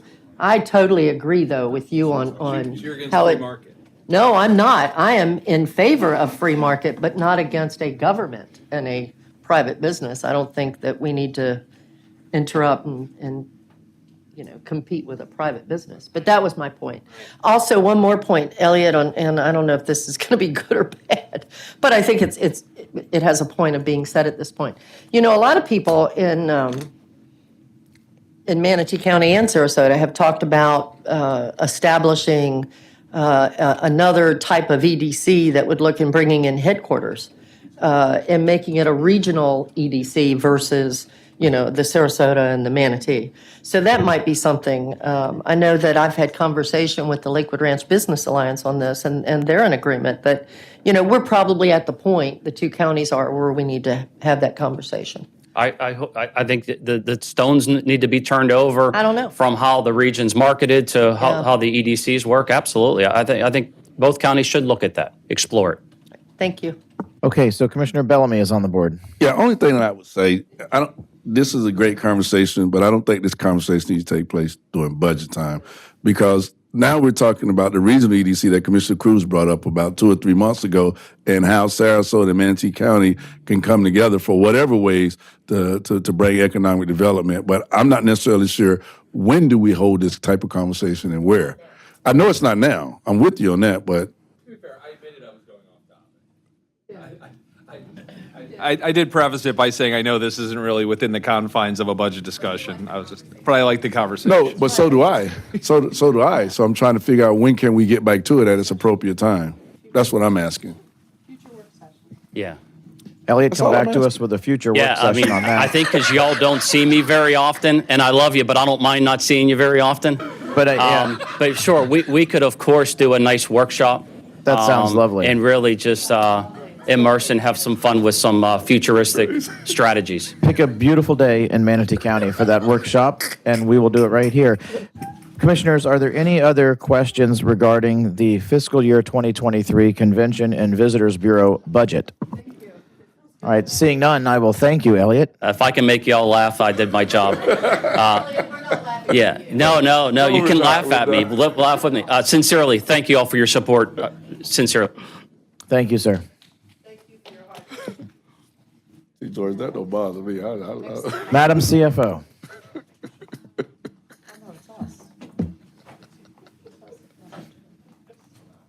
Okay, I'm back to green. Okay, one point of comment is that you are seeing right now all the departments' requests and so forth, but after the requests comes the explanation on how are we going to fund this. We have one whole work session this uniquely for that. So we will be, like you were asking about, how are we, using the dollars and so forth. When we bring you, we'll come on the work session on the 13th in the afternoon. We will be explaining all of this and how does that work. The funding summary is also in that handout that we gave you, and also in the memory stick that we gave you this morning. To move forward with the next department, we have county administration, and I can help on this one. County administration has 4 different departments. They don't have any new requests as they're trying to be conservative.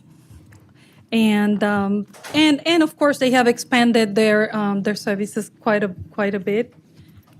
Since the moving, and this is one of those that actually acquired the Economic Development Division. They have restructured the records management. So, with that said, we first have the County Administration Board of County Commissioners program. Again, they still keeping the levels of services at the same level. They have added some personnel and staffing this year, and they have made some shuffles to add additional commissioner aides and so forth to that.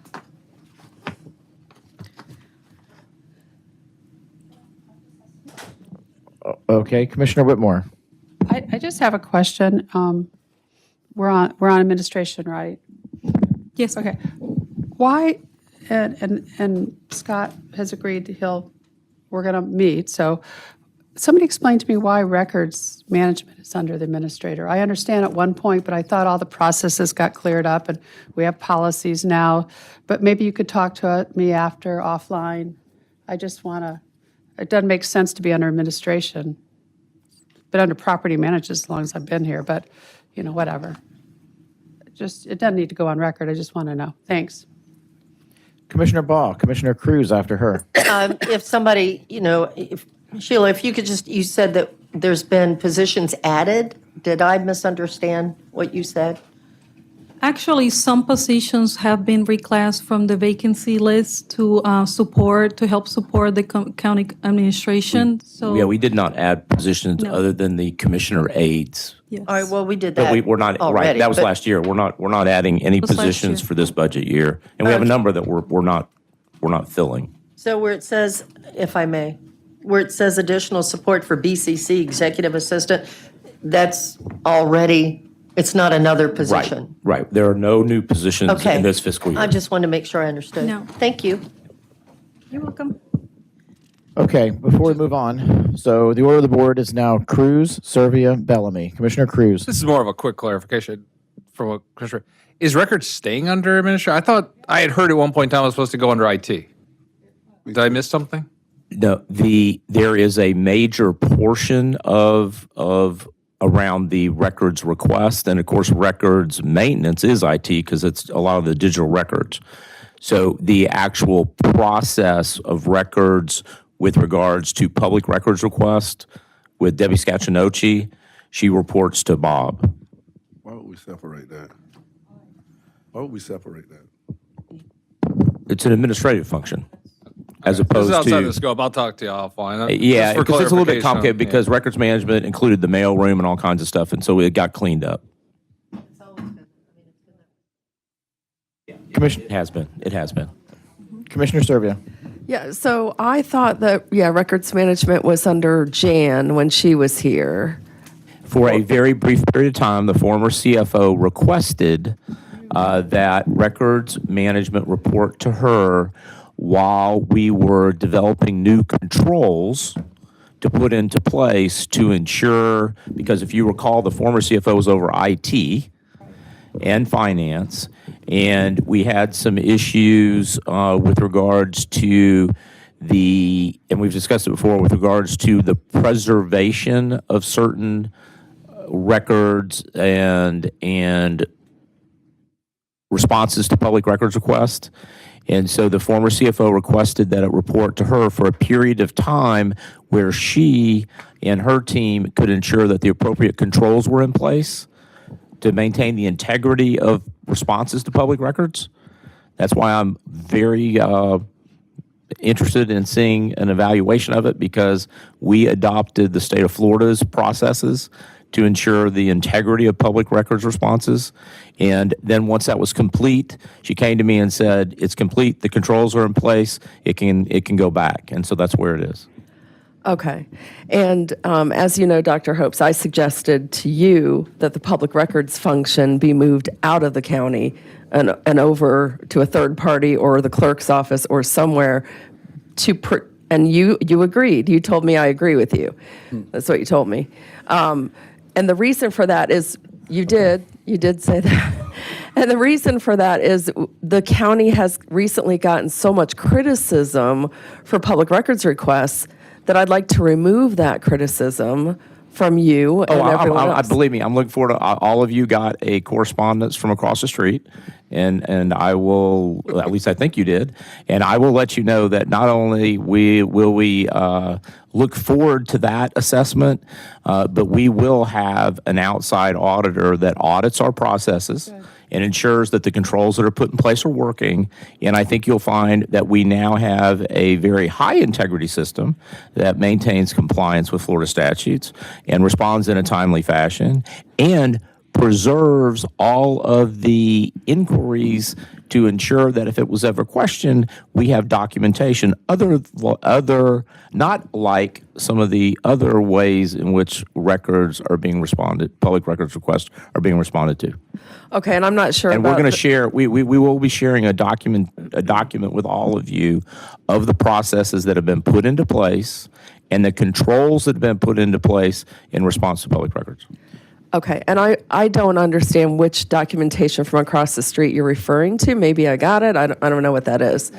Got it. Yeah. Yesterday? The clerk let us know that they're getting ready to look at the stuff via public records. Okay, all right. Well, I have been a little behind in emails, I'll tell you that, so maybe I missed that. Okay, I have a question, please, about the decision units. So where it says additional support for administration and additional support for BCC, do we have to label it that way? Can't we, now that we have the aides, can't we just call it out as commissioner aides? It's very confusing to me. We have an executive assistant, and then we have additional support for executive assistant. So I guess that means that's Lauren, probably. Can't we just add those two figures together and call it executive assistant? Is that what it is? That's a good point, because we didn't add things this year, so. Okay. So that's what that is. And so then additional support for BCC is? Last fiscal year. Okay. Yeah, I don't know where Good the point. aides are on this list, but if we could just add it together so it's clear. Good point. Okay. Commissioner, if I may add to that comment, these subscriptions, because this is the second year of our biennial cycle, all the descriptions, we try for consistency purposes to keep it from one year to another. And if you look, whatever was a desired became a continuation. That's how but we try to keep it consistent because it's transparency. On the first year of the biennial year, then we go back to zero base. Everything gets wiped out. We refresh all the descriptions. So next year, we will come back to you and we'll reassign all of those with new names and the way they're supposed to be called now. That makes total sense. I understand that, wanting to keep it the same so that it makes sense when you look back over the 2-year budget. Maybe just a suggestion would be, we could add a parentheses, what it really means today, and then clarify that at the beginning of the book, that's what we did. Again, just for transparency, like you said, to understand what it is. Thanks. It's a good Will point. do. Good point. Thank you. Commissioner Bellamy, you're next on the board, and you always seem to come up when I have to remind everyone to please stay on the subject of, and I'm sure you were going to stay on the subject of the budget, but if you could please stay on the subject Yours was on the of the. You're going on some tangent about outsourcing our public records, which isn't even really legal. We're the custodian of those records. You have no idea what you're talking about. Mr. Chairman, we have to be the custodian of the records and deliver the records.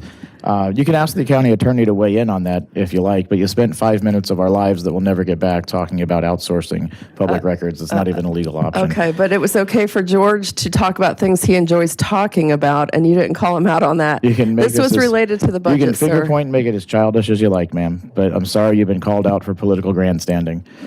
Commissioner Bellamy, if you could do your best to keep us on topic, which I'm sure you were intending to do anyway. Thank you, sir. I'm about to step outside with you. But anyway. That's that Manatee High. Manatee High. You got your way over here. Reggie. All right, so You can't run very far I did have today. a question, budget related, where it says it's not funded here as far as ADA compliant. So compliance. I looked over where the HR is, and I want to understand that area, and it's on page 26 on our budget, where we're talking about the county administrator, and it's continuation on number 5 where it says ADA compliance, and there's zero amount funded there. So I'm asking, is that something that's going to HR, or where are we with that? ADA compliance, and I'm sure I'll get corrected if I'm wrong, is with property management because it relates to the physical structures, and that is with Mr. Bishop, and he and I talk about ADA compliance regularly. And it's an umbrella, right? And I understand that, but even that, based on the construction and the things that's taking place, we need to make sure that we are compliant. And if we do not, and maybe I'm wrong from looking at this, but there's no funding here, is it going to go into Charlie's area, or is it?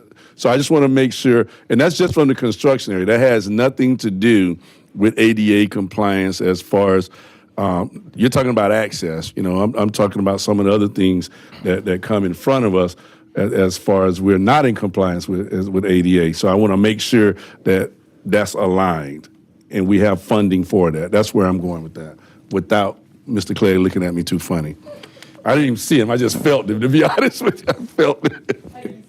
Mr. Bishop, you want a brief explanation? Yes, sir. Commissioner Bellamy, Carmine D'Amelio is your ADA compliance officer. He's fully trained and certified, and we've hired an outside consultant. Was Tyndall Oliver. They have a new name now. The Board of County Commission typically gives us about $200,000 a year, and we've been doing assessments to include the last one, the Florida Youth Ranch. And we're catching up in our compliance. We work closely with Transit, Public Works, and we are bringing all of our facilities up to code per the federal guidelines. So that's more in the facilities area. I'm also talking about in the personnel area as well, to assure that that's not overlooked. Because we do have some individuals that are handicapped or disabled, and we want to make sure that we are compliant with them as well. And that's what I'm referring to. I'm talking about the entire umbrella. Yeah, and that's a function in human resources. and that was my point, because I looked in HR and I didn't see it. So I'm asking, is it going to eventually, that's my base question, is it going to eventually slide over there? That is an integral part of human resources. It's not a separate budget item. That's something that they have to comply with federal guidelines. When you're hiring, yeah. Yeah, it's deeper than that. Thank you. I'm done. Thank you, sir. Commissioner Whitmore. Just real quick, ADA, they've remodeled the ninth floor pretty heavily, and I can barely open the doors, let alone an ADA person. So Charlie, you may want to have Carmine look like buttons to push so they can get in. I mean, it's impossible. Yes, So, And we do have individuals that can physically open the doors for the individuals, but you'll notice that certain restrooms do have the the automatic door openers. Right. Okay. And also, I'm just going to bring up, again, about the records thing related to budget. I don't think it needs to be where it is now, and I'm going to confirm publicly with the administrator. Him and I have been targeted in investigations going on, and I have not heard, I think it died, the investigation, so I just want to make sure the administrator follows up on it. That's all. Okay, commissioners, any other additional questions regarding the administrator's budget for 2023? Okay, Madam CFO, you can move us on, please. All right. Thank you, Chairman. The next department in line is County Attorney. Sheila, if you want to walk them through it the way you did, Scott, that's fine, but I do have some remarks I want to make once you're done. I'll be glad to. Okay, thank you very Mr. much. Attorney. The County Attorney has two programs. One is the legal representation and one is the risk management division. Let me go back. My book. The legal representation, of course, it has to do with all their attorneys and paralegals that they have at this moment. They have a total of 20 positions. No new requests at this point for a $3.1 million budget. For the risk management, and we all know that this relates to all the insurance that the county owns, and all the in both other liability, workman's compensation, and general liability. This fund continues to be very healthy, as you can see, with a budget of $13.4 million. No new requests or no additions to it. That is for the actual balance of the risk management fund, right, Sheila? That's the $13 million. Yes. Yeah, that's not the office operating costs. Yes. So, and the 5 of our 20 positions, and we're soon to be 21, because last budget cycle, the board funded an additional attorney, which is about to be filled after the July 4th break. But 5 of our positions are exclusively for running the risk management program, and the remaining are for the legal side of the office. So I just want to make sure the board understands that. We are not asking for new positions or new funding, and we're the only office in the county that's directly connected to financial management, so we can't get very far away from one another. And we do work very closely with each other to operate within our means, and we operate like any good law office, so we bill our time, our lawyer and paralegal time, and those hourly entries get handed off to FMD at the end of every month, and that is used to determine the funding of the office by the departments that initiate and require those legal services. Not every county attorney's office does that. Probably most of them don't. I haven't surveyed it, but I did not see that much in other offices when I worked around the state. I am the 4th county attorney to stick to that system. I believe it goes all the way back to Chip Rice. I do believe in it very strongly because it allows us to keep track of where the costs are generated. I will be upfront with you all. Legal costs, just like a lot of costs, have exploded in the last year or two. I mean, if you look at what's going on in the private sector, the attorney's fees claims that we see every time we litigate, it's a whole nother world now from where we were 4 or 5 years ago. So it is a challenge to cover all of the legal services of the county and do the best we can to keep the cost as flat as possible. I'd love to be able to say we're going to be able to do that forever.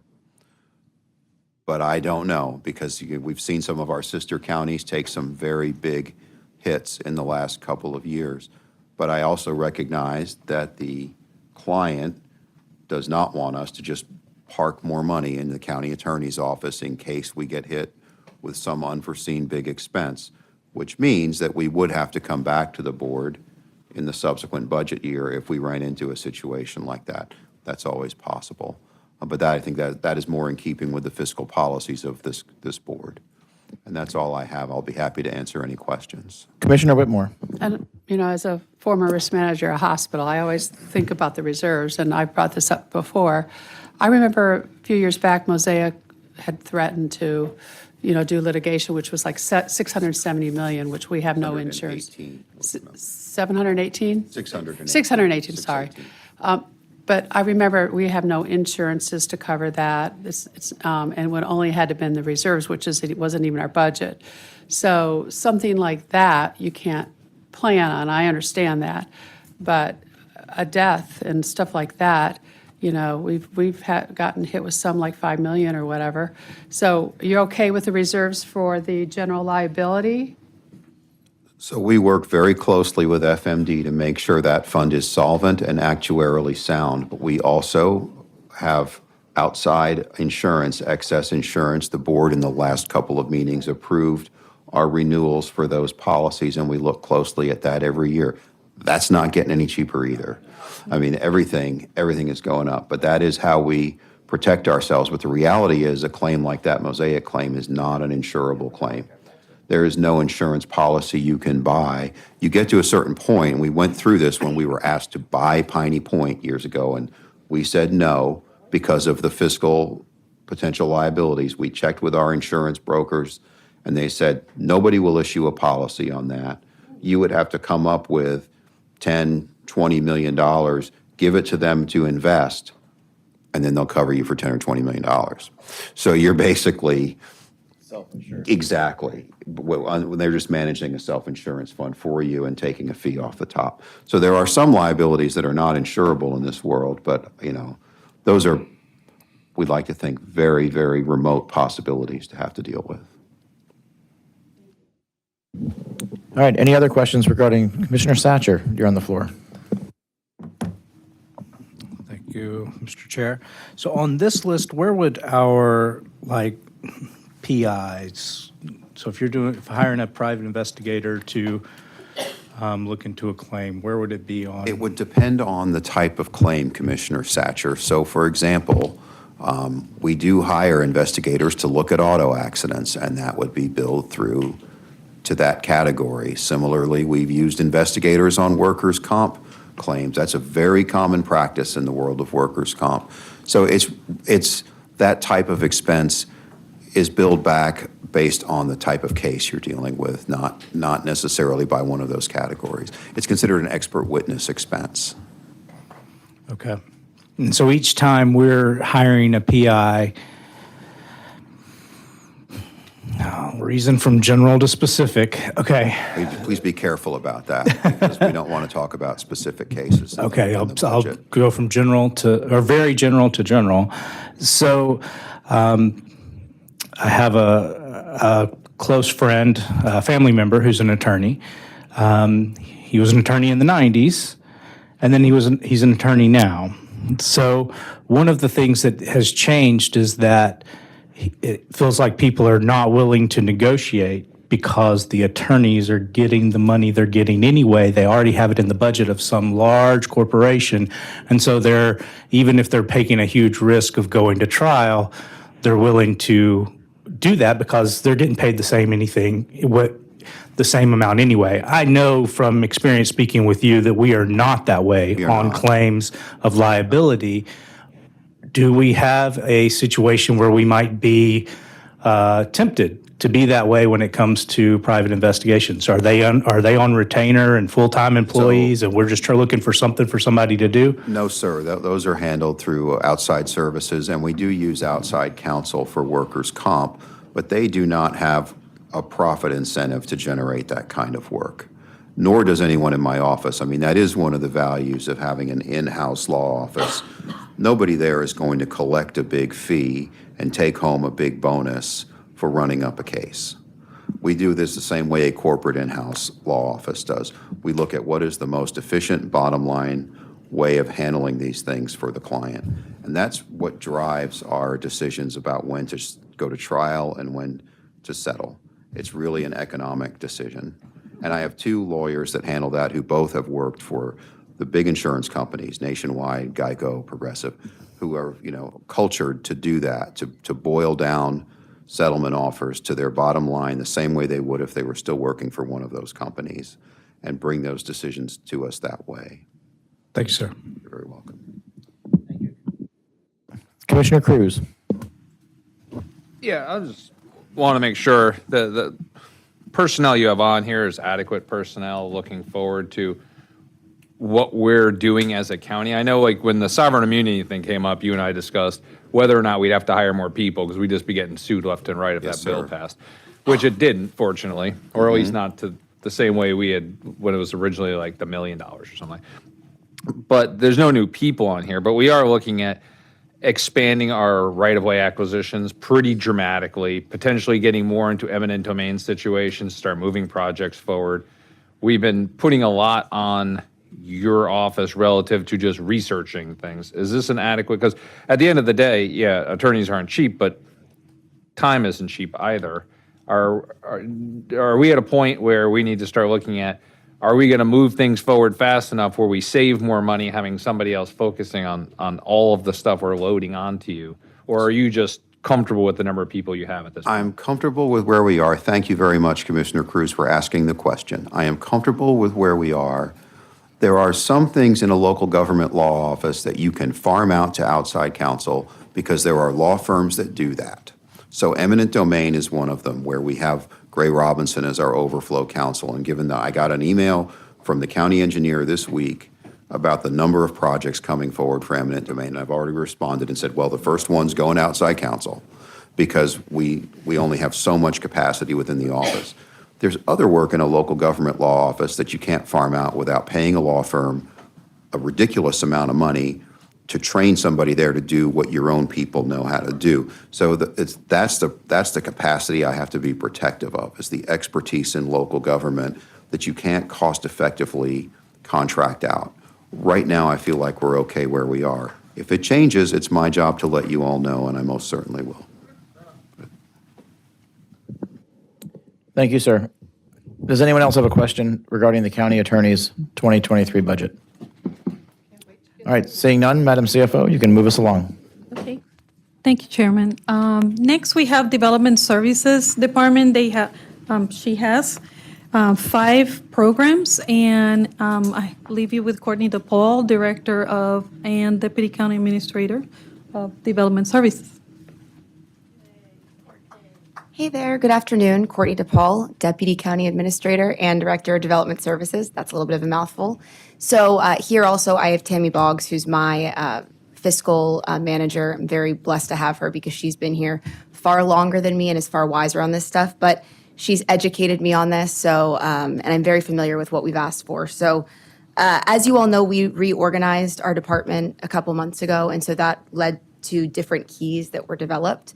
But I thought these were really important separations. So you'll see that all of the changes that we made, again, were to increase effectiveness, create efficiencies, and really the purpose was to maintain consistency in the decisions that we make. And so you'll see on this that really this was all in alignment with maintaining consistency throughout our department. So I think I have control, right?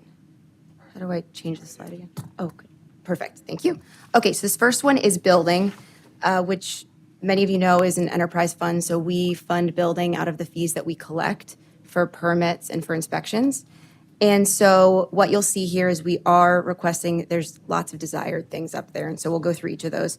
The main thing I wanted to start with was I wanted to add 2 plans examiners and inspectors. And plans examiners and inspectors, it's one job title. So we actually use them interchangeably. So if we lose an electrical inspector in the field, for example, we have a plans examiner that also has an electrical license, and they would go out in the field and fill that void for us. And so we do that, and that was a very good decision that my predecessor had made, and does help us when we have vacancies. So when I talk about those are interchangeable, and that's why you have both names. But we added 2 of those, and that was to increase our level of service from the past. This was because, as you all saw, I think Dr. Hopes has showed the metrics quite a bit. We've almost doubled our number of inspections and the number of plans that come through our office over the past 2 years, which is very significant. And so this is going to help meet that level of demand, coupled with, as we spoke earlier when I did my presentation a couple months ago, coupled with our good relationship with private providers, because it's really important that we leverage that relationship. So I don't need to add a ton of staff in the event that there's another, the housing market decreases a little bit. So, and I don't want to say, maybe cools down a little bit. So that was 2 positions that I've requested.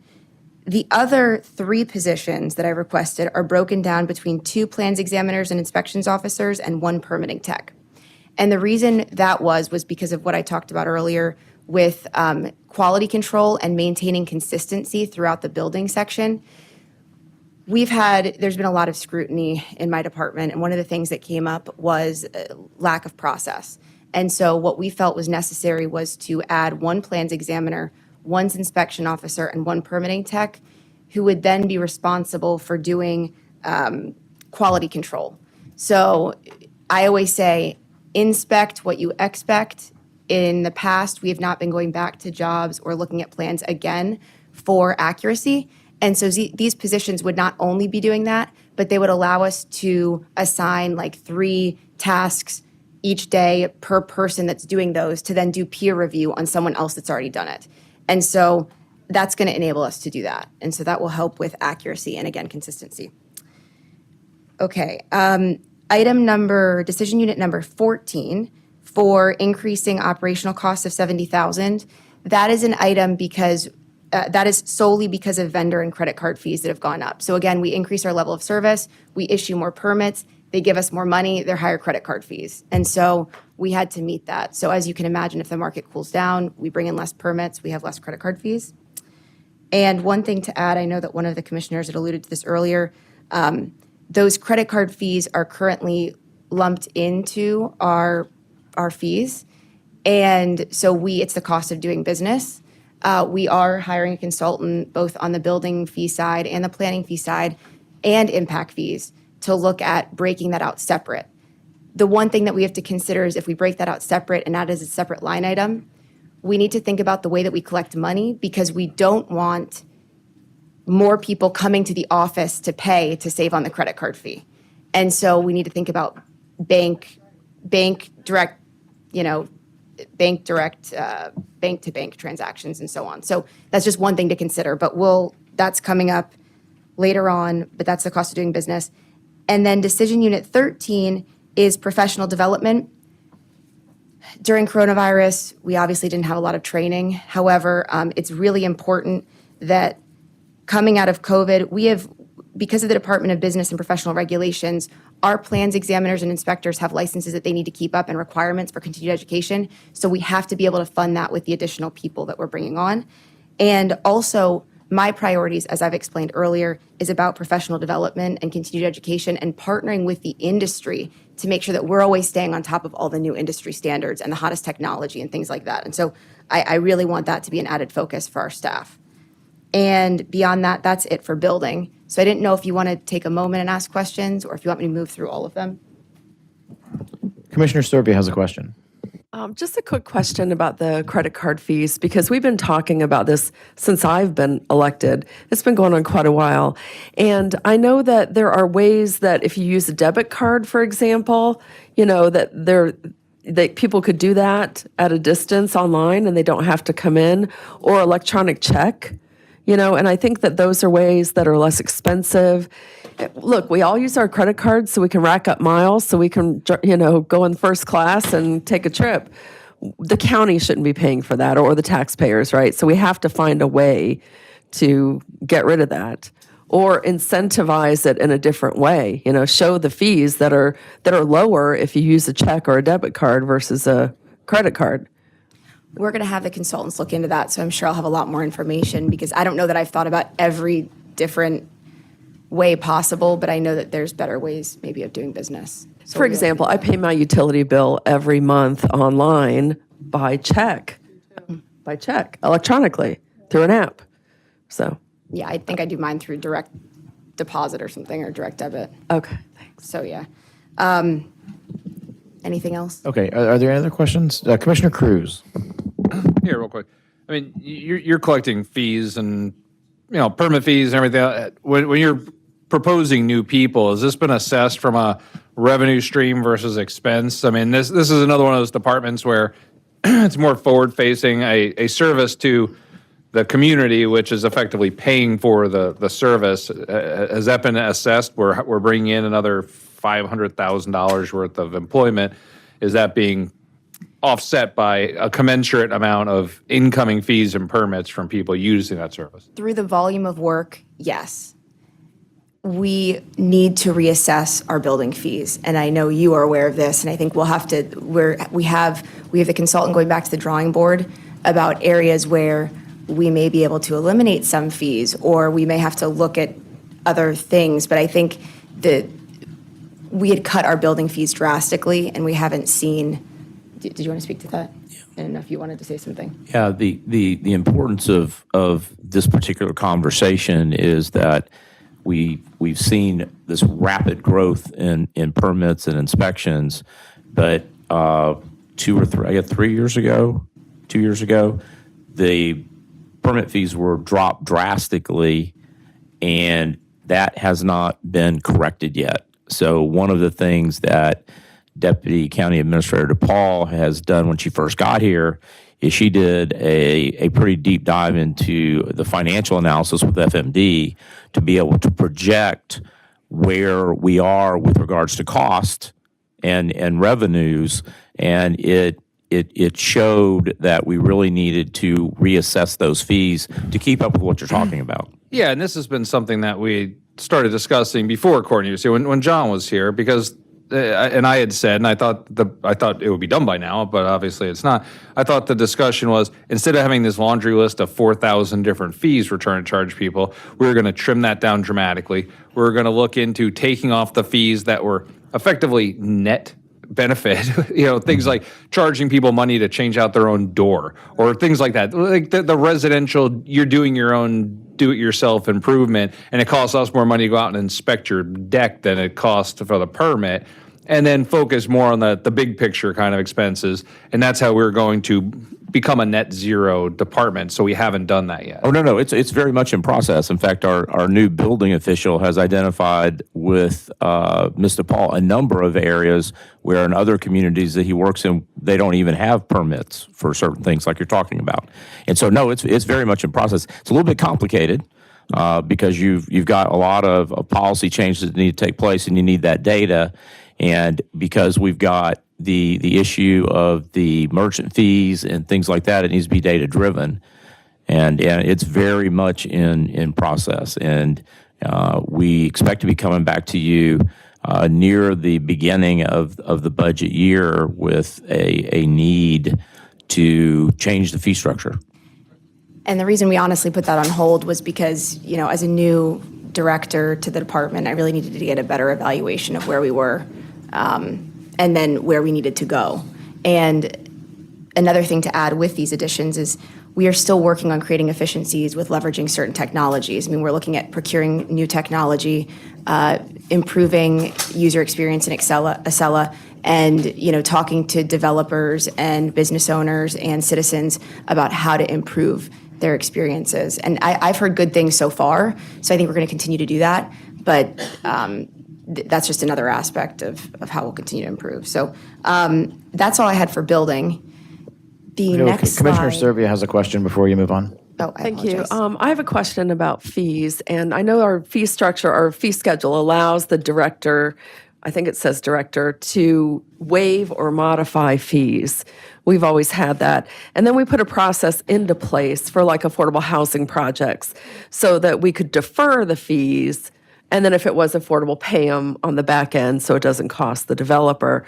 But I think of projects like Prodigal Daughters, which we just found a way for them to accommodate more homeless people that need places to go. But the fees for rezoning are exorbitant. So rather than just waiving the fees as you're entitled to do, I always would like to see like a fund put into place, a bucket of money that in these instances, if you follow these procedures and meet these guidelines, we can waive or modify the fees and then take the money from that bucket to pay those fees so it can be accounted for. We do have that. There's a section under, I know with the planning fees there is, that says for unique projects or projects like maybe Prodigal Daughters that requires a limited review, we can charge a reduced fee. And usually we base that on our employee's hourly rate. So if it's a limited review, I would just charge what the employee was going to spend the time on. So if someone's not spending $7,000 on something that employee staff time was only $2,500. So we do estimates like that, and we can charge that, and that's under my purview. We are looking at actually firming up that language a little bit to maybe not give the director discretion to do that, but go through the county administrator.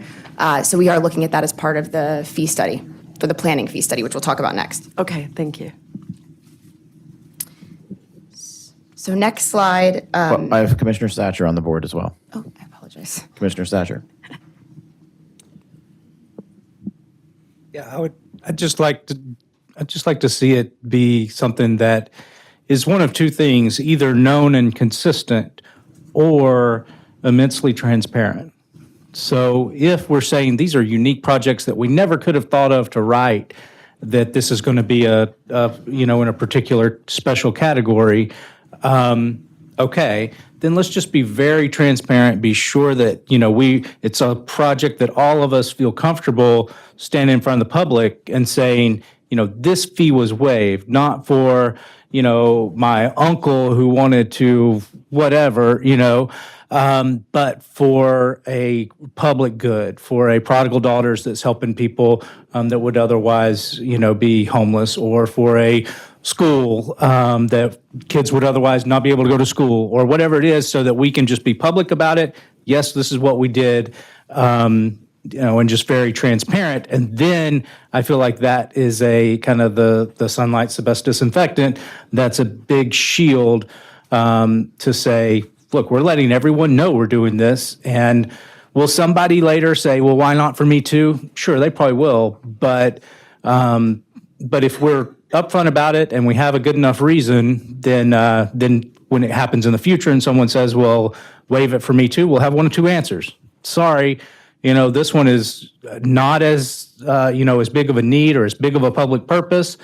Or we'll say, you know what, the truth is you do fit in that same category, and let them go through the same process. So I'd like to see that. Thank you. Absolutely. And I will tell you that my guidance to my staff is what we do for one, we do for all. And the other guidance is that we use the systems that are available to us. Many of our decisions are documented, all of our decisions are documented in Acela. And so that is one of my biggest priorities when I got here was transparency. And I think my staff would agree with that. And so thank you for your comments. I do appreciate that. Okay. You want to continue, or are you? Absolutely. Okay, So thank you. The next one is planning. So our planning and zoning section, we are not requesting any new positions. And that is because, again, there's going to be efficiencies. And I've actually, since we've filled several of our vacancies, we're already seeing a higher level of service that we're able to provide to the citizens. That was the biggest thing, was just hiring people and making sure that we're doing predictive hiring to get people in. But a couple things. So one is $20,000 that was added for record services. And I wanted to speak to this also. And so we've gotten great support from the public records section. And I don't want to speak to where it is, but records touches a lot of us in all different departments. And so what we've done recently is we streamlined the communication from records through my business services folks, so that it is a third party. In my mind, my business services folk don't have a stake in the game. They're the ones that do the investigative research to get the answers. And if they can't find something, then they reach out to the applicable staff within development. But that has helped not only with our response time, but also with the consistency. So Lacey and her group are doing a phenomenal job. And I just got a call actually today from someone who told me that they did a public records request and they got the response within 1 day and they were amazed. And so rarely do we get to hear the good. We usually hear the bad, but I did get a call on the good today. So that was really exciting. I figured I may as well give a little plug there. But so 20,000, it's the cost of doing business. Maybe it's just the time or the environment, but we're getting a lot more public records requests than we've gotten in the past. And maybe it's just a season of change, but we have to budget for it for next year. And just an interesting thing, FY22, quarter one alone, we records billed 585 hours looking for development services documents, a total of almost $30,000. So that was 1 quarter alone. So you can see the expense is pretty high for those. Yep. So the second one is the fee study by professional services. We use some of the costs of the fee studies from other departments. And so that's how we came up with $75,000, which is what one of the other departments, what it had cost. And that's to do our planning fee study. And obviously, as you know, we funded the building fee study last year. But this next year, you'll see the planning fee study as well. So both will be coming around at the same time. But it's important that we look at those fees as well. Again, for opportunities and affordable housing, there's all kinds of stuff that we're going to be looking at there. That is it for planning and zoning. Are there any questions or should I move on? Okay. Next one, this is easy. So the last one is, where is it now? I've lost it. Okay. The last one is just comp planning. And so there, all we did was we requested an additional planning and zoning tech. That is in Nicole Knapp's group. And that was to do research and help with ensuring that we are doing comp plan and LDC text amendments timely. And again, it goes into consistency.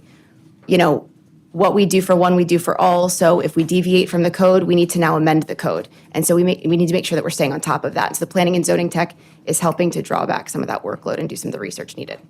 That's it.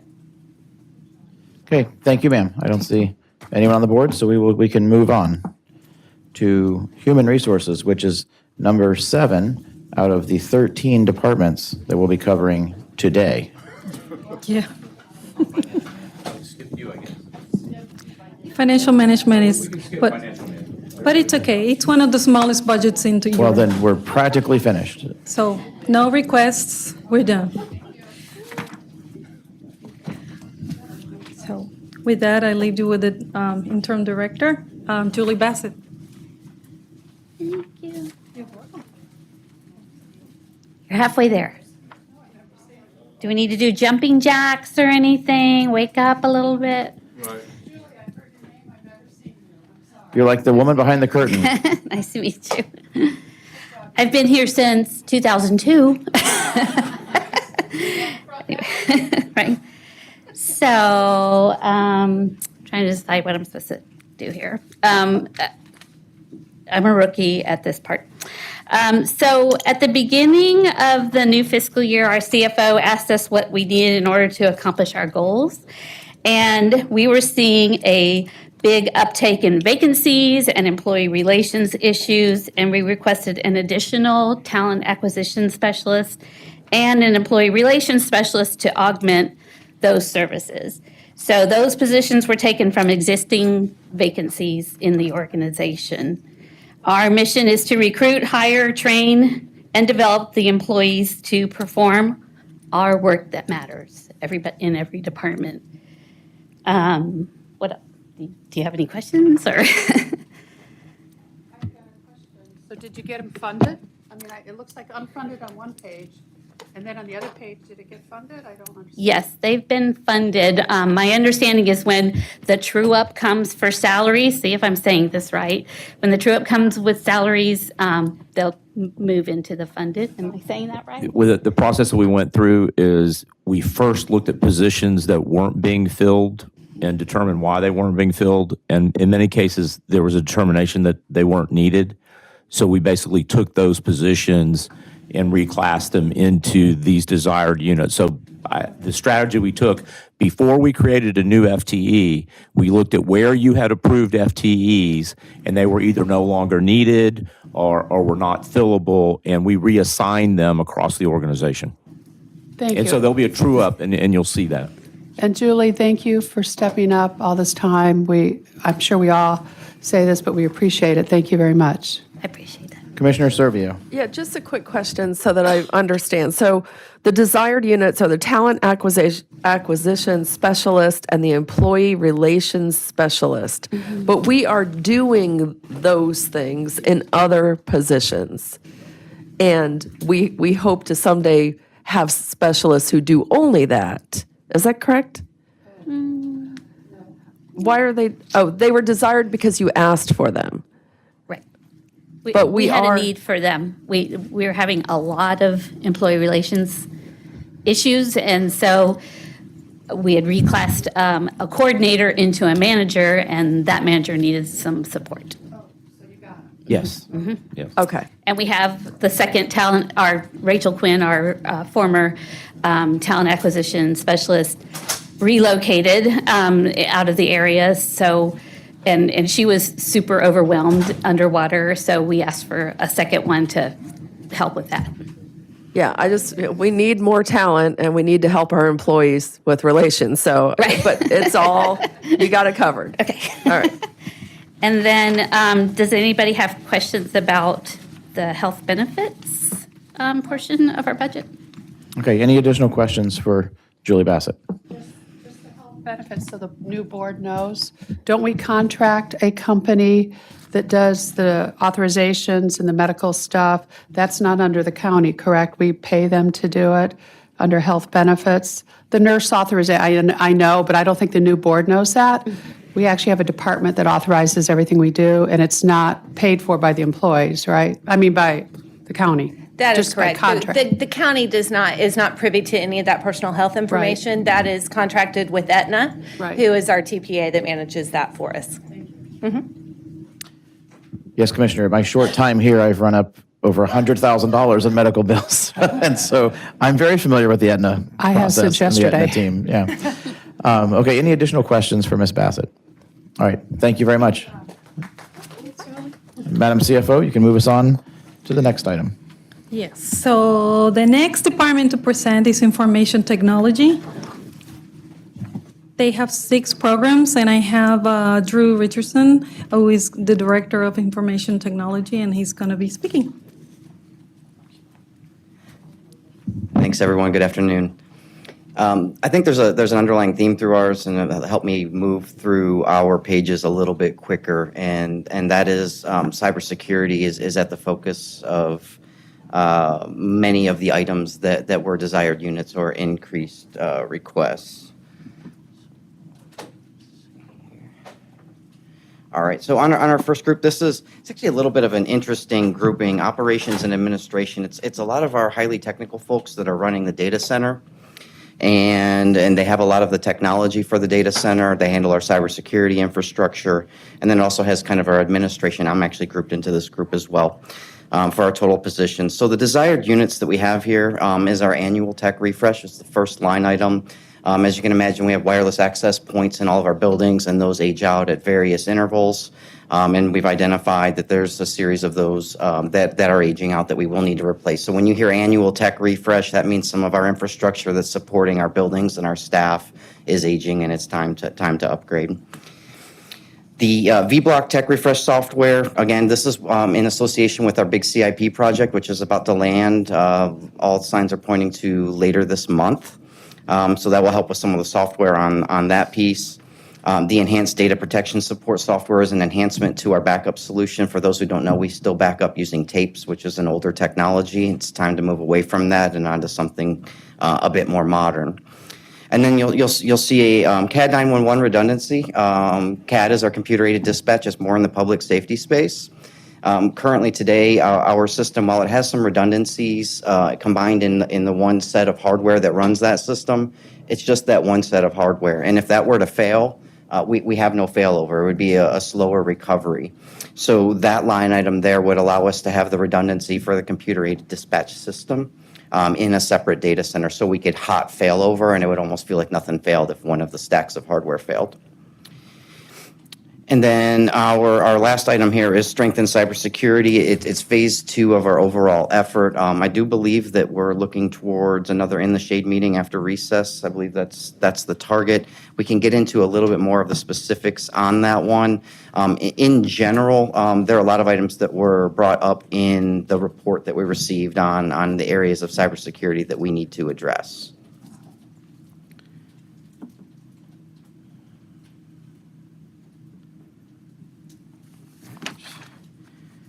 All right, this next group here is our client services and ASM. They handle most of our client devices, right? Your phones, your mobile, your tablets, your PCs, your laptops, the replacement of that hardware and things of that nature. We are moving to a 25% replacement model, which is about industry standard. Most places look at 4 or 5 years on how frequently we should replace our hardware.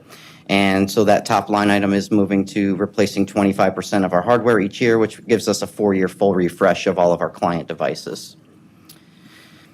And then this last piece here is we've employed through when COVID hit DocuSign mightily throughout the county. Some of our departments use it more than others. So a portion of that 318 is the DocuSign, which folks continue to use.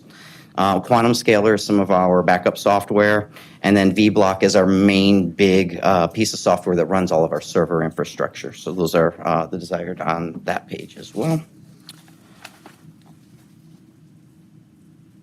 Next group here is our applications development, and they're lumped together with our project management team as well. Oftentimes applications are projects, right, to replace them. So I think that's just an age-old marrying of those two groups. They actually operate a little bit separately. But we do have some of our software is increasing, just a small $20,000 annual software renewal. Web EOC contractual services is another increase. And then Microsoft Power Initiative is it's a low-code software platform that we have been leveraging. Some software has been built there's a product called Wave for old REO, now Community and Veteran Services, that was built on that platform. And it's a very low-cost, low technical debt ability for us to build software very quickly and cheaply to solve business needs that maybe aren't out in the marketplace. Maybe we have a niche or other solution we're trying to address that's just not out in the marketplace. That would allow us to address those situations.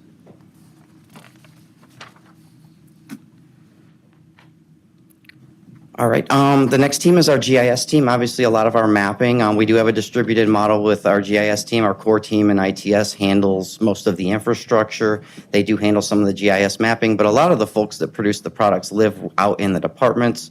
We offer the infrastructure for those groups to be able to do their jobs and produce the beautiful products that they produce for their various departments. One of the items was a hub premium increase that we were able to identify the funding in the middle of the year, so that one's why that one's listed as unfunded. We actually don't need to fund it. It's been funded. And then the other one was some additional GIS training for our team so that they're learning the new technologies. There's a lot going on in the drone space and things of that nature.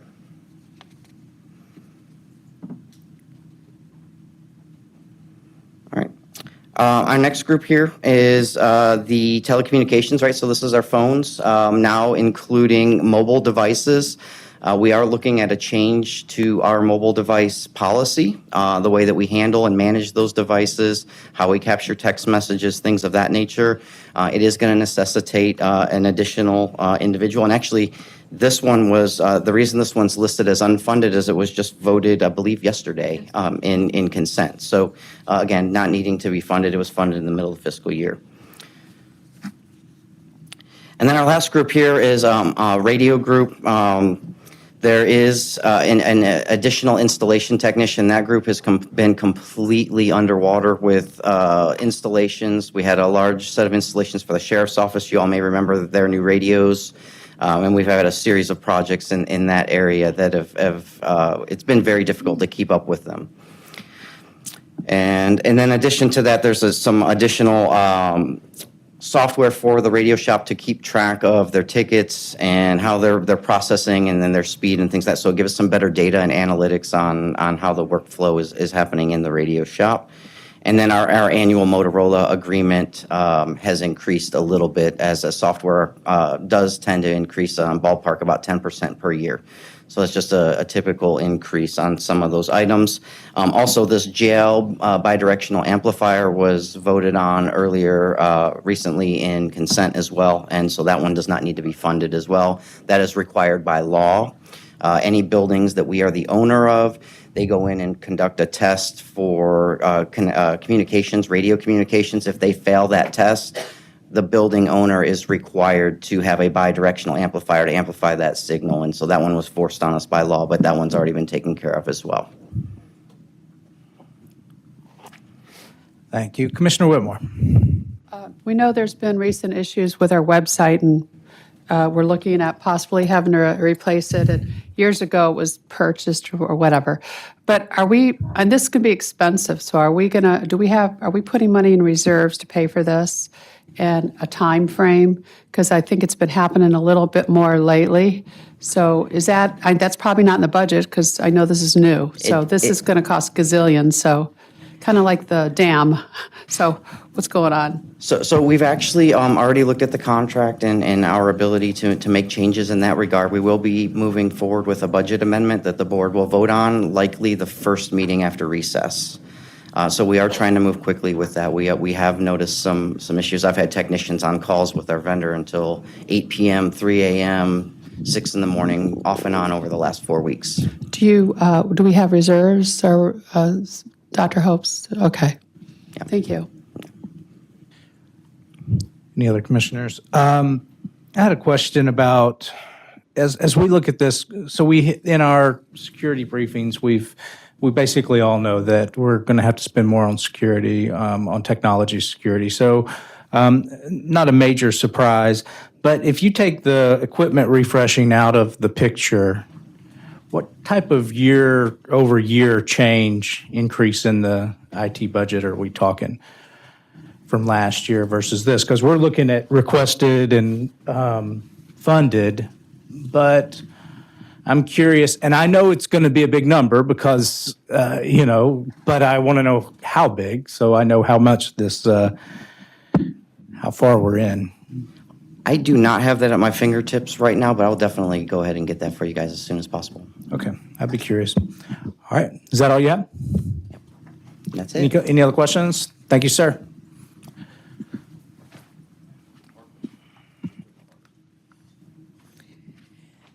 So the next department is Parks and Natural Resources. Unfortunately, our director, Charlie Hunsaker, couldn't be here with us today, so you got me. And then Daniel Geyer is on honeymoon. Oh, she's on her honeymoon. Yes. So Parks and Natural Resources has 7 programs.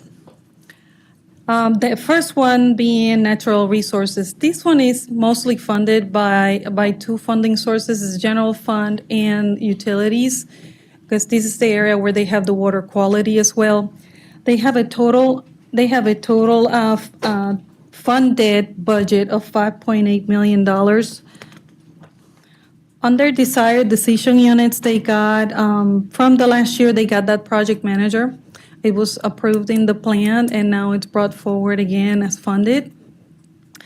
This one is meant to be the liaison with property management to help into the vast projects that they have in the capital improvement plan. I can only speak to the other ones. They were fully funded. They're just part of moving forward the programs. Some of them which have revenues attached to them, like it would be that Tortoise program for $65,200 has a revenue attached to it. I believe it's like $6,000 per tortoise that gets allocated into the preserve. The second program is 3202. That's the environmental protection and mining regulation. Those 2 were not funded, as it was not considered as being feasible. Program 3203, which is the recreations program, this one is the largest of its programs, which includes all the pools and all the parks with a total budget of $4.4 million. And he only had four desired decision units. The expansion of the G.T. Bray Center equipment, the affiliated league matching grant for park improvements, and then the camp bus replacement.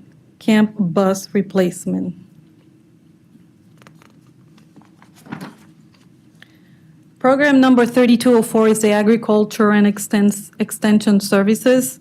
That one has no new requests. And the 3205 is the program education and volunteer. It only had a additional desired for a funding of $8,100 for special events for the Fit Fest, and that one got funded. And moving forward, we have the Ecological and Marine Resources Division. That one had 5 desired decision units, of which only one was approved for $150,000.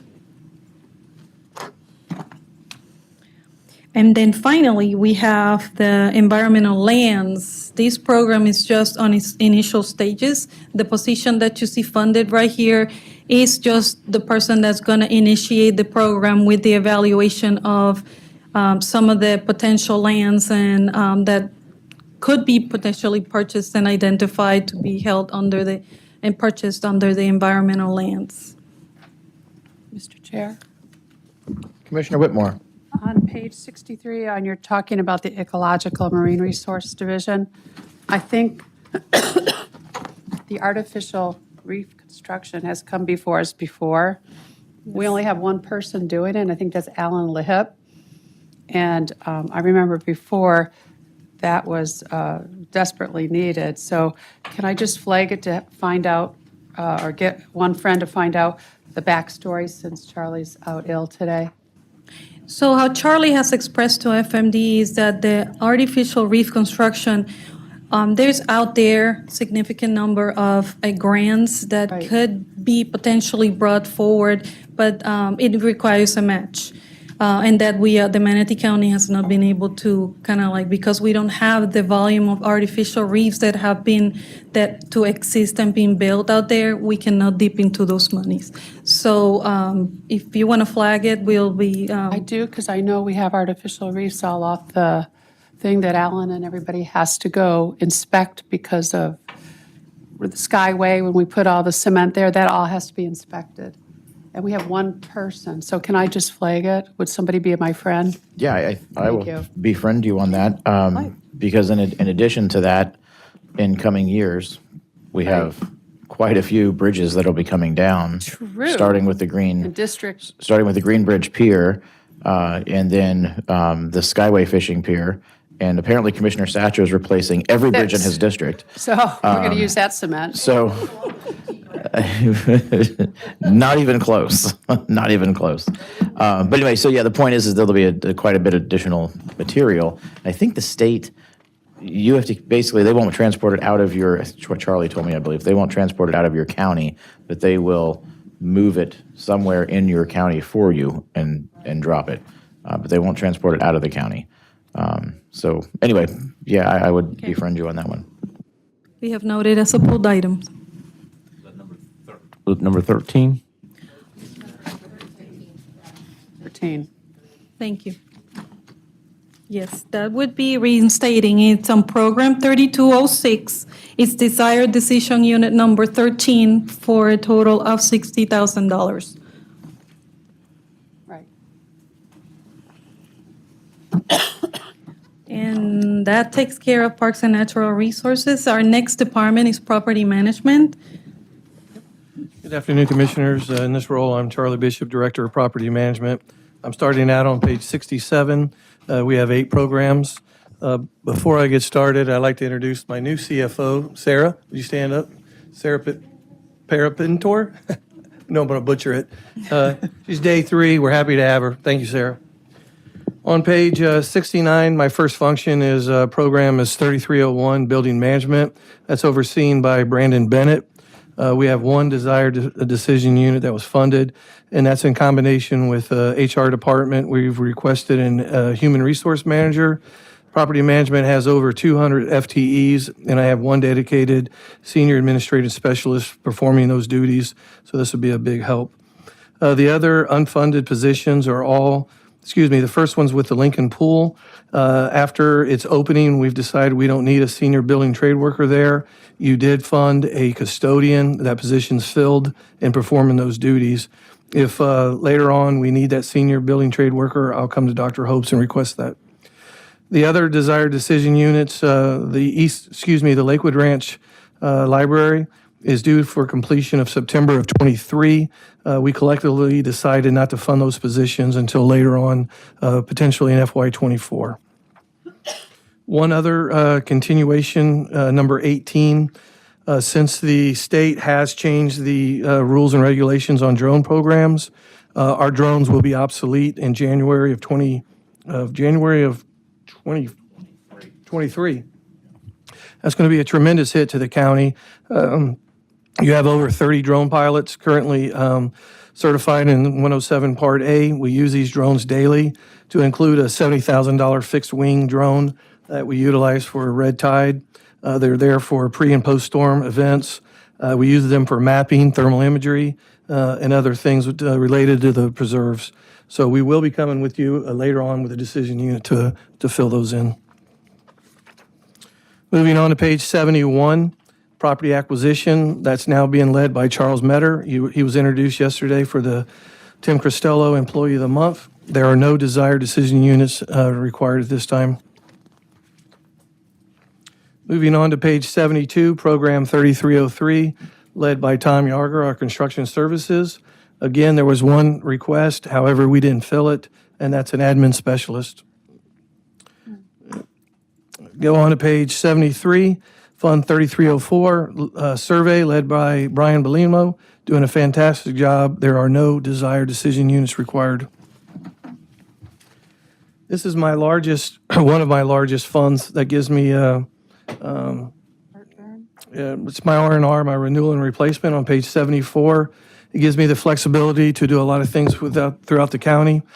It's fund number 3305. There's a lot of items there that weren't funded, but rest assured, Dr. Hopes and myself, along with Sheila, we're working on other funding mechanisms to fund these much-needed R&R requests. We are asking for $200,000 additional dollars to help to continue to keep our ball fields, our athletic fields in pristine conditions. And this is throughout the county, not just one specific park. We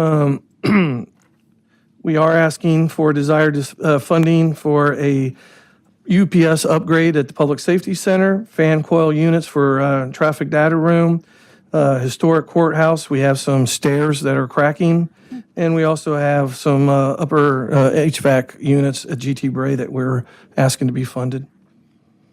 Any questions with my R&R, renewal and replacement? I have a question. Commissioner Whitmore. I know your facility, so I think I'm in the right department. On 69, you had mentioned animal services somewhere, but is there money in your budget here for the renovations? It wasn't like $2 million or something for that second building? Yes, ma'am, that's a CIP project, and we'll get to that, I believe. That'll be on the next day? Okay. Yes.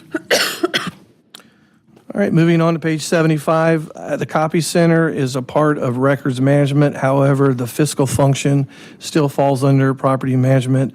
There's one desired decision unit, and that's for just new equipment at a price of $67,000. I now move on to page 76, program number 3309, led by Carmen D'Amelio, our grounds maintenance division manager. There is a desired decision unit for 2 Toro Sampros. Those allow us to beautify and keep our ball fields enhanced. Moving on to Premier Sports Campus, led by David Schumer. Again, as Elliot mentioned early on in his presentation, this is a combination between CVB and property management being ran. There are no desired decision units at this time. That concludes property management. Thank you, sir. Commissioner Servia. Great job. And such a big department with so many different desired units. I just want to ask the question, so are you comfortable with the desired units that were not funded currently? Or you're still able to manage, and you're confident you don't need them at this time? Yes, ma'am, we're very confident. Yep. All our positions, I believe, are filled, and you did thankfully help me a lot last year with median personnel, custodian personnel, and when a new facility comes online, the business case has those required requests in them, and so when that new facility comes online, I get my personnel that way. And if I may add, Commissioner Servia, for property management, Dr. Hoves has identified in the general fund a special reserves for set aside. There's a list of repairs that absolutely need to be done, but we broke it down throughout the year so that they can happen. Not all of them are going to happen at the same time. That's why we didn't fund them, as you saw them unfunded. But they are reserved on the special set aside in the general fund. Okay, thank you. Any additional questions for property management? Okay, ma'am, you can move us along. Okay, so the next department would be Public Works, and for that, we have, Public safety. oh, I have the wrong list, okay.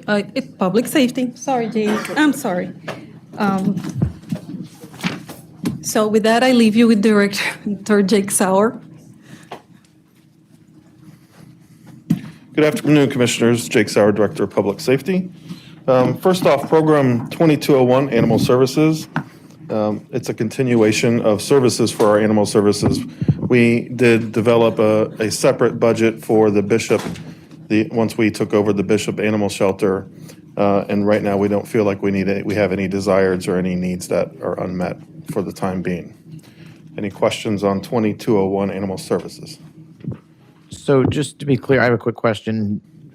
The 1.6 for Bishop, is that for rehab of the, of the older building, the brick building? Yep. I'm getting, one head is nodding and one head is shaking. That's the staffing. The 1.6 is staffing. That's just all operations. Yeah, Okay. when we go over the CIP budget, that's when the funds for the number 2 building. So in the end, Bishop had no impact on our staffing level, We correct? did increase our staffing at Bishop. I'm sorry, it did? Yes. Okay. By how many? Yes, will be the question. I see 9 written down here at 1.6. It's 9. It's 9. So by adding Bishop, we increased our staffing level by 1.6 million. Correct. Yes, sir. Okay. If you require, Commissioners, we were required to take over the operations of Bishop as well as the facility. Correct. What is the timeline for closing Palmetto and moving us into Bishop? You'll find my recommendation in the CIP is to go ahead and rehab that number 2 building and repurpose Palmetto in this fiscal year, And this coming fiscal year. And repurpose Palmetto. Yes. So then Animal Services will be at Bishop. Correct. Okay. Thank you, sir. Commissioner Bellamy. Yeah, just can you define repurpose Palmetto a little bit? Well, there had been a discussion about possibly making a seabird sanctuary for the pelicans that are injured at the Skyway and things like that. So we're going from dogs to birds. Well, whatever the board chooses, that was just one idea for repurposing it. Okay. That another organization would operate it. I'm sure my mom would love that. Would that be part of the CIP discussion? Or just a later discussion? At such time we were able to move everything out of Palmetto, sure. Then you would have a choice of surplusing that building or demoing it and building something else. Okay. And that's why I want to ask, because I want to be very clear. Do you all plan on selling that property or selling that building? I just need a yes or no. It doesn't matter to me. I just need a yes or no. Because I've heard that you all are going to sell. I can't sell anything. Only your board, you and your colleagues can sell it. I'm not going to tell you my internal response on that right now. Let me rephrase this. Yeah. My recommendation is to build out the second building at Bishop and vacate the facility in Palmetto. Okay, is that facility in your vision, you anticipate it coming down? Because it's very old. It's older than I am. I'm just curious. I I drive by it. I'll have to take a look at it as we get closer to the point of vacating it. But property management will take care of looking at the best use of that property and make a recommendation. Thank you, sir. Commissioner Cruz.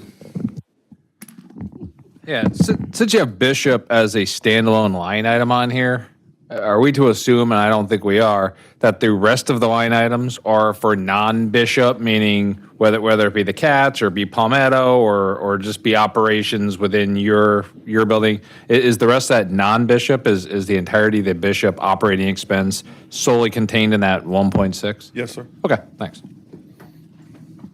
Okay, thank Commissioner Whitmore. Sorry, I'm just got to say it, once that the Bishop, once it's all moved to Bishop, so we'll be kind of in the same situation we've been, which is fine.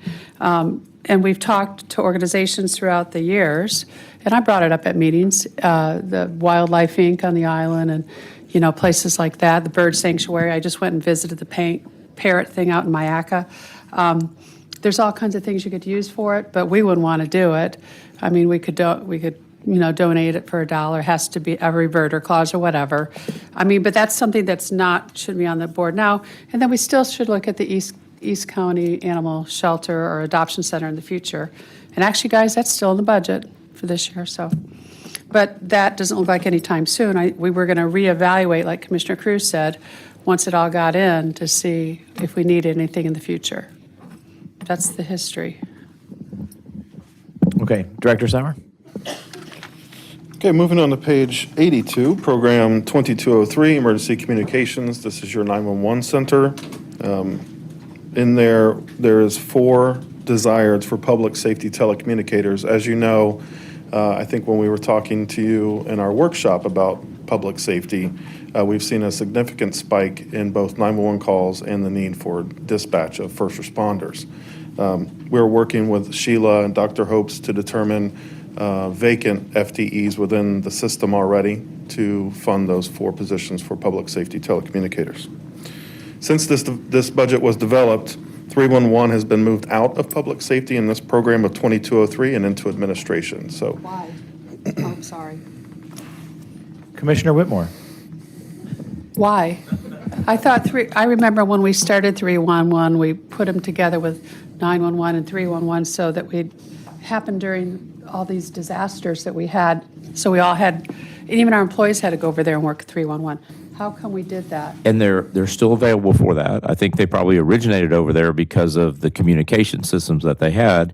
As you'll notice, the 311 operators are staffing the downstairs lobby to help people that come. No, there are 2. Oh. There are only a total of 4? How many 311 operators? 7.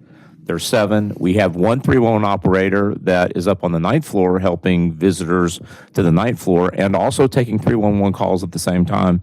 And I will tell you the 311 operators are very happy to be here. If you recall, the 311 operators are the ones that direct people throughout Manatee County government when they call in. That's a different function from your emergency services. Oh, no, And I so 100% agree. But why, who do they report to? You? they report to Bob. Mr. 311. Ryan Shuttle. Okay. Director Sauer. Okay, moving on. If there's no further questions on 2203, 911 center emergency communications. Are you going to clean up the budget for the next time you see us? Because that needs to be changed then, right? Base 911 and 3, or is that still going to be under Yes, that? ma'am. Okay. There is a delay in the clerk across the street changing all the account keys and everything, so. Director Sauer. Moving on, page 83, program 2204, emergency medical services. Decision unit 17 has been forward funded. That is Sonia. That is the case manager that works in community paramedicine.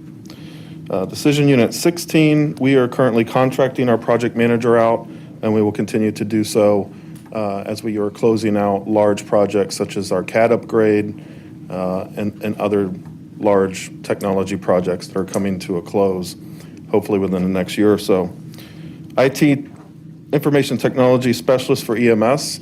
We're working with Drew and IT department to determine best fit for that position and where we can fund that position. As you know, with the influx of technology, all of our ambulances, fire trucks, and the 9 fire districts within the county all have gateways laptops and both mobile data terminals, as well as all of our cardiac monitors that interface with IT and use technology to pass data back and forth. And that takes a lot of upkeep and maintenance as far as certificates and the VPN tunnel within the county. So it sounds like a fairly specialized IT, item, right? So what are we doing now to support your IT? We have a outsourced employee Third in that party. position. Okay. So all, I wasn't necessarily flagging. I was just curious as to what we're doing now, and is it not working? well, most IT is specialized. So as was the case with HR and fiscal services, there was a decentralization. And so now that we have a very capable and competent CIO, we're looking at integrating all of the diversity of our IT systems under the CIO. Then the obvious next question is, will this be a net cost savings to us? We expect so. Okay. All right. Commissioner Serbia. Yes, I have a question about the new homeless positions. Where do we find those in this That's budget? in 6,600, and that is the Healthcare Services Fund that I'll get to. Oh, okay, thank you. Okay. Thank you. Director, Commissioner Whitmore. Specialist, because that's CAD, that's your ambulances 911, that's HIPAA, personal information protection stuff. I know this is all, and we're government, and IT is everything's public record. So are we comfortable with blending the two? I'm just curious. As you know, Scott. more Understand than anybody. IT is also the sheriff's radios, the sheriff's communication Yeah, but that's pieces that are public record. secured. No, that's not public This records. is medical, where it's That protected. position should be owned by Drew in the IT department because it's 99% work of IT. It is a full-time position in public safety. We have a lot of employees, especially in financial management, that are housed in public safety, and they intimately know the budget, or in this case, intimately know IT, and further intimate knowledge in public safety-centric stuff. But they report up to IT because that's Yeah, the they'll be bulk of housed their- there. They'll be specialists, but they report up to the CIO. Okay, thank you. I did have one more question, please, and that's about our caseworker, Sonia. So the reason that her position is unfunded is because she's a grant It's funded? forward funded. The grant did end and it was forward funded, so it is funded beginning the next budget season. or Okay. Budget cycle. So how do we know it's forward funded? It says FF and then FY '22, so that's when it was forward funded. Okay. So when '23 kicks in, it'll be funded through Okay, thank you. this program. Thank you. Okay, thank you. Director Sauer. Oh, excuse me. Commissioner Thatcher. Thank you, Chair. So I recall within about maybe 2 months max, about 2 months, we voted on, we were adding buildings at, I believe it was at GT Bray, that was going to house additional ambulances, and then, and obviously the paramedics and things that go with it. Is that in this budget, and if so, where? Or is it just included in when I see 17, it's 2 of those? Or? It's in the CIP, CIP. which It's we'll in be the taking up CIP. another day. Okay, so it's not already in your budget or in this budget? It has been approved in the CIP, but it's not in this budget. Okay, thank you. Director Sauer. Okay. The last two, 14 and 13 desired positions, fiscal specialists through administration, working with Lee and his department, moving over healthcare services. He has 2 fiscal positions that will be moving over to public safety to fill those positions. No other questions? Moving on to Program 2205, Emergency Management, page 84. This program has no desired units and continues to operate as normal. There is some discussion with Southern Manatee Fire Rescue and their hazmat response and them bringing back a contract, but we have not gotten to that yet. Any questions on that program? Page 85, Program 2206, Beach Patrol. As Dr. Hopes mentioned, he graciously assisted us with our lifeguards and our recruitment with their payment and management and recruitment and retention of employees, and that has helped us greatly. They have no desired units for 2023. Page 86, Program 2207, Code Enforcement, Public Safety. Last year, you've seen a increase in employees in that division, and there's no desires for 2023. Page 87, 9522 Grants Public Safety Emergency Management Coordinator. That actually, which one is that? That's through. Those are the grants for the emergency management Yes. system. They are funded by grants. And that concludes public safety. All right, any additional questions for Jake Sauer? Okay, thank you, sir. Madam Public CFO, Works. you can move us on to the next department. Yeah, y'all want to take a recess? Yeah, we'll do 10 minutes. We will return at 4 o'clock, 11 minutes. We're in recess. Perfect timing, Chad. Because that's part of the other health county programs. Because we're running out of time, I'm going to bring these ones on the 13th before we start in the afternoon, the session for the fund summaries. Utilities.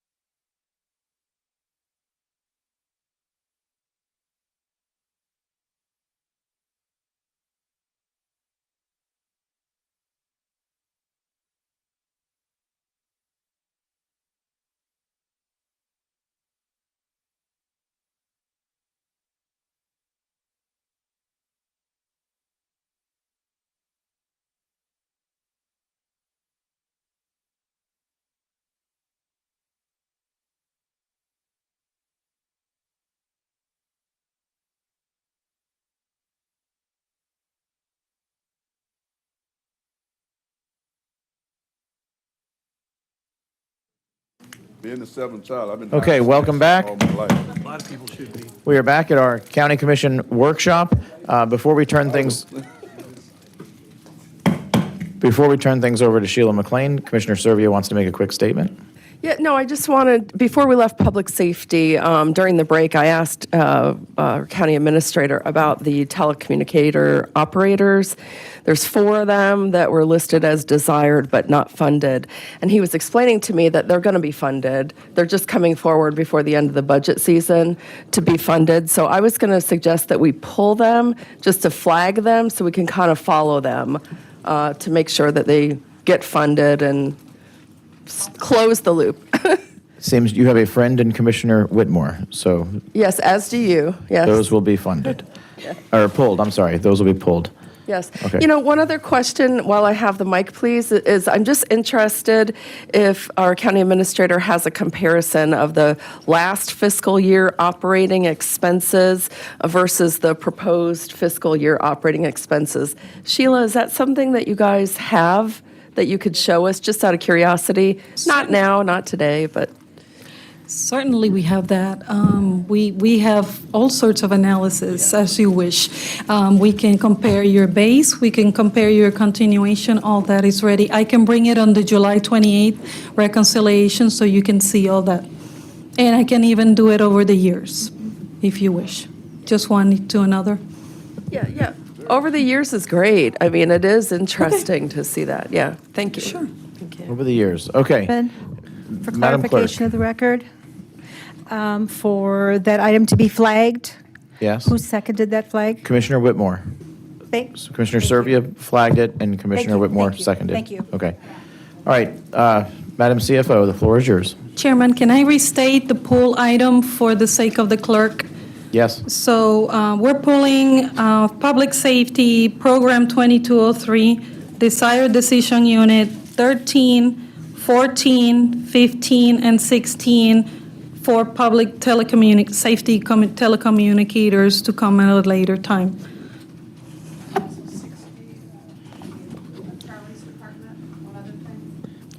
Yes, that's in Parks and Natural Resources, yes. Okay, thank you, ma'am. You're welcome. So now I leave you with Chad Butso, Director of Public Works. Good afternoon, last and certainly not least, and I think everybody is ready You're to. not last. We Last for today, I think. We have utilities. last The for big boy today. is after you. Yes.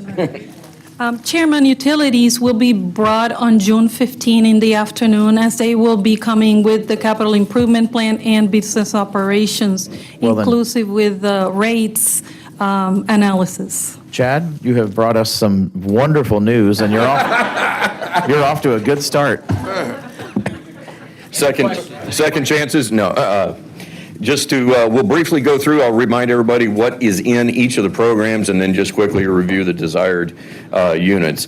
The base program in Public Works Field Operations, it's kind of a little bit of my catch-all, but funding-wise, it is the idea of everything that is focused around roads. It's the maintenance of the roads, the rights of ways, and so it's predominantly a good half of the maintenance division that takes care of pothole patching, brush clearing, and all the administrative functions that are not specific to one of the other tasks, like a transit or a stormwater function. It all sits in there. So we had an addition of, it's an interesting title, Road Edging Rapid Response Additional Contract Services. Where we have we appreciate the extra contractual services. It allows us to do the one-offs without pulling away from core mission. And the focus of this team is going to be, we do mow our right-of-ways and do a good job keeping control of it, but with keeping the grass from intruding on either paved shoulders or specifically bike lanes on uncurbed roads. This is where we think it's something, we dabbled small, wanted to understand what we have and what it takes to make a real program to keep those uncurbed bike lanes under control. 2502, project management. So it sounds like all CIP, which it virtually is, except for a little bit of cross-pollination on the inspections. I have a single inspections division. It takes care of anything that's new construction, whether it's the county CIP or also with new development. So all the project engineers and project managers, they're dealing with CIP stuff. Inspections does with both. We're inspecting things that development is bringing in that the county's going to own in perpetuity going forward. Additionally, within that, as can be seen in desired unit number 18, a right-of-way supervisor, and 19 right-of-way inspection officers.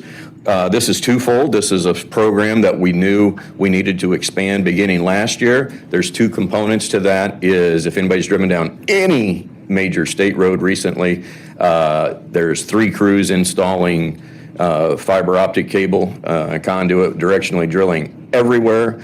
We need a team to better control our right-of-ways and hopefully either prevent damage or at least catch the people that do cause damage to our infrastructure along the way. And that was the point of expanding that team that's also in this section. I would take an opportunity quickly just to put the plug in here. Public Works in the previous year and thus far this year has been allowed to grow staff on the project engineers, on the inspectors, especially last year. It's helped dramatically and helped with the ability to keep a foot right squarely in the back of all the designers and other consultants that we have working on our CIP these days. But as far as we can't do it without the other help on project delivery, we get a lot of environmental support from some section. It's either in Charlie or Charlie's group. I can never totally remember. The environmental folks give us a lot of advice and tell us to push back on permits when we're dealing with permitting. Purchasing has a lot more work coming their way, and they got to get out on the street. Charlie's land acquisition team has to be there, and Mr. Clegg's legal team is definitely having to step up to the plate, but it all works together in serving the priorities of the board. Traffic management, overall group, the big focus, I call it, is on maintenance, pavement markings, signs, traffic signals, streetlights, but it also includes the engineering, the ATMS, and the maintenance of the fiber and the high-tech equipment that keeps our traffic signals coordinated. A lot of what we do staff-wise, we do bring in revenue from FDOT. We maintain their traffic signals for them, but they pay us to do it. We maintain an awful lot of streetlights for them, but they pay us to do it because we want it maintained at our low level of service. We had staffing added last year, and we're bringing it in alignment with appropriate equipment. I would have to admit it's probably my mistake. We didn't have the equipment when we added the bodies, but the reach of a bucket truck to be able to get to the traffic signals, and even on our thoroughfares, the 40-foot high, really tall poles for lighting is very needed, and it allows us to work in pairs and stay out of traffic a lot better. That was program 2503. Infrastructure engineering. Before we get too much further down the rabbit hole, I have Servia and Bellamy on the board. Thank you. I just have a quick question about traffic calming device installation support at $100,000 funded. I believe it feels like we're seeing more requests for traffic calming than ever before. I don't see that slowing down. So how does this number relate to past years, and what do you see for the future? Because is this going to be enough money? It was intended when we put it in because it was previously a desired unit and turned into a continuation for this year. It was for that very purpose, so we could track it. So how much, what is the demand? 2 weeks ago, I promised myself I'd walk in here and tell you how much of that money I've spent this year, and I don't think I did. And I owe you an email to tell you how far into this year I am. I 100% agree with where the costs of asphalt are going and or the contracted labor. This will not be enough at the current pace that we're seeing our requests. I absolutely foresee that. So is it appropriate to flag it and make it a real number that is sustainable for the year? Based on, I'd coordinate with my administrator with where I'm at thus far this year and the number of requests that we've seen thus far, we could propose a recommended budget. Sometimes when we're growing quickly like this, this program is a big budget, so sometimes it's easier to absorb 1 year of the real cost before I say I need absolutely this much, so I only ask for what I need rather than over ask. Okay, well, I mean, I will defer to you guys on the best way to do it, but what I don't want is to get into a position where we need neighborhood support and we don't have money to do it. It would be a board decision to tell me to stop doing it. We would bring it forward with a budget amendment saying I need more money to keep going with the request that I have. Okay, that might be the I smartest wouldn't way just to tell do the it. community, I'm out of money, I can't do it. Okay, thank you. Commissioner Bellamy. Yeah, I have two things on that. One, about the traffic calming. How much do you think one traffic calming study costs? And I'm just curious because I know I have about 5 or 6 in my district alone that I'm about to ask for.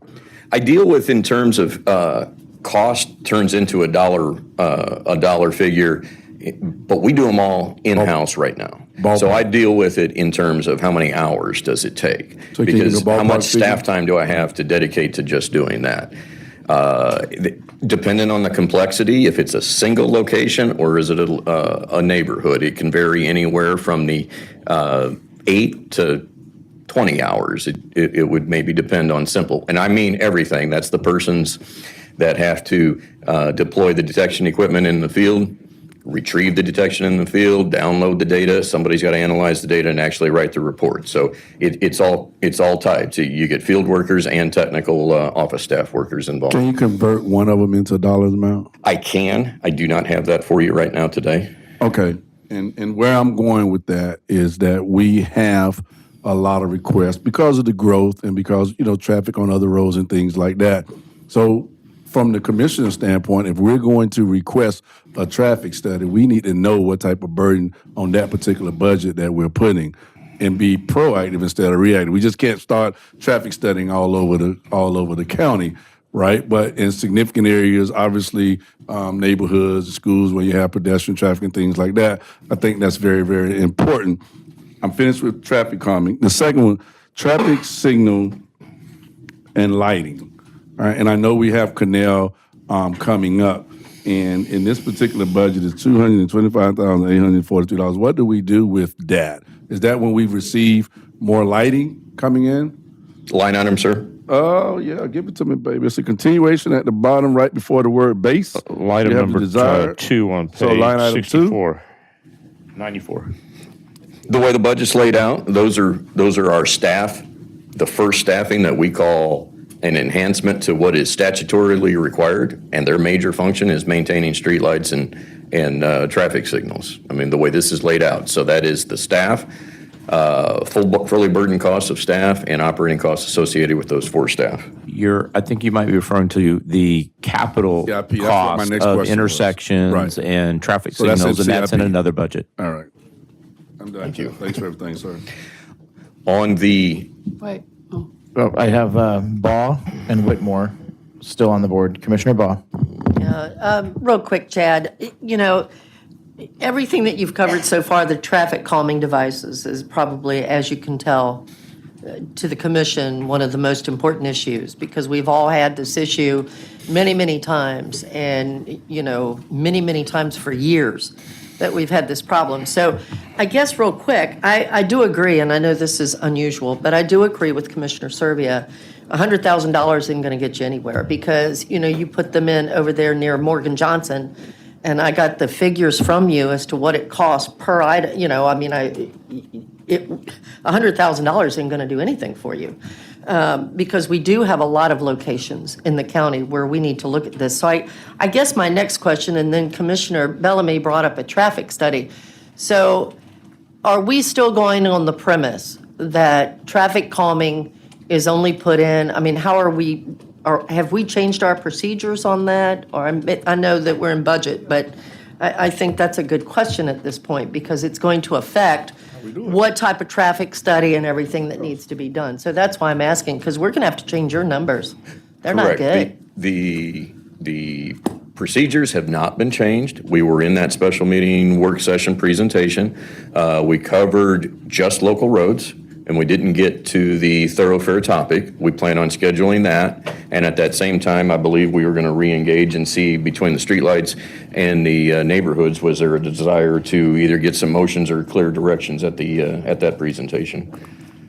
Right. I would suggest that food for thought, that perhaps y'all look at this item and expedite the procedures and come up with a plan, because we need to start this like yesterday, this traffic calming. I mean, it's all over thoroughfares and everywhere else. I mean, I had a conference call just yesterday or day before with Charlie Bishop and you know, and it was on, one of the things that we talked about were roundabouts or traffic calming, you know, what can we do to slow traffic down? So just trying to help you there, because I know 100,000, you are way behind what you're going to need. Right. We're anticipating an acceleration of board approved traffic calming installations.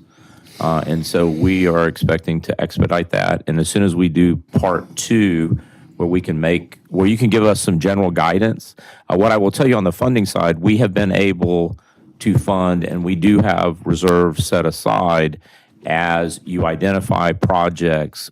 To date, we've been able to fund them. I think we'll be able in the future, but we are hopeful to get a projection of what it's going to look like this year, so we can ensure that Chad has the resources both for the capital, because especially as you get into roundabouts, those are a little bit more expensive than speed tables. And I'm really, right now, I should just be talking speed tables, sorry, but Yeah.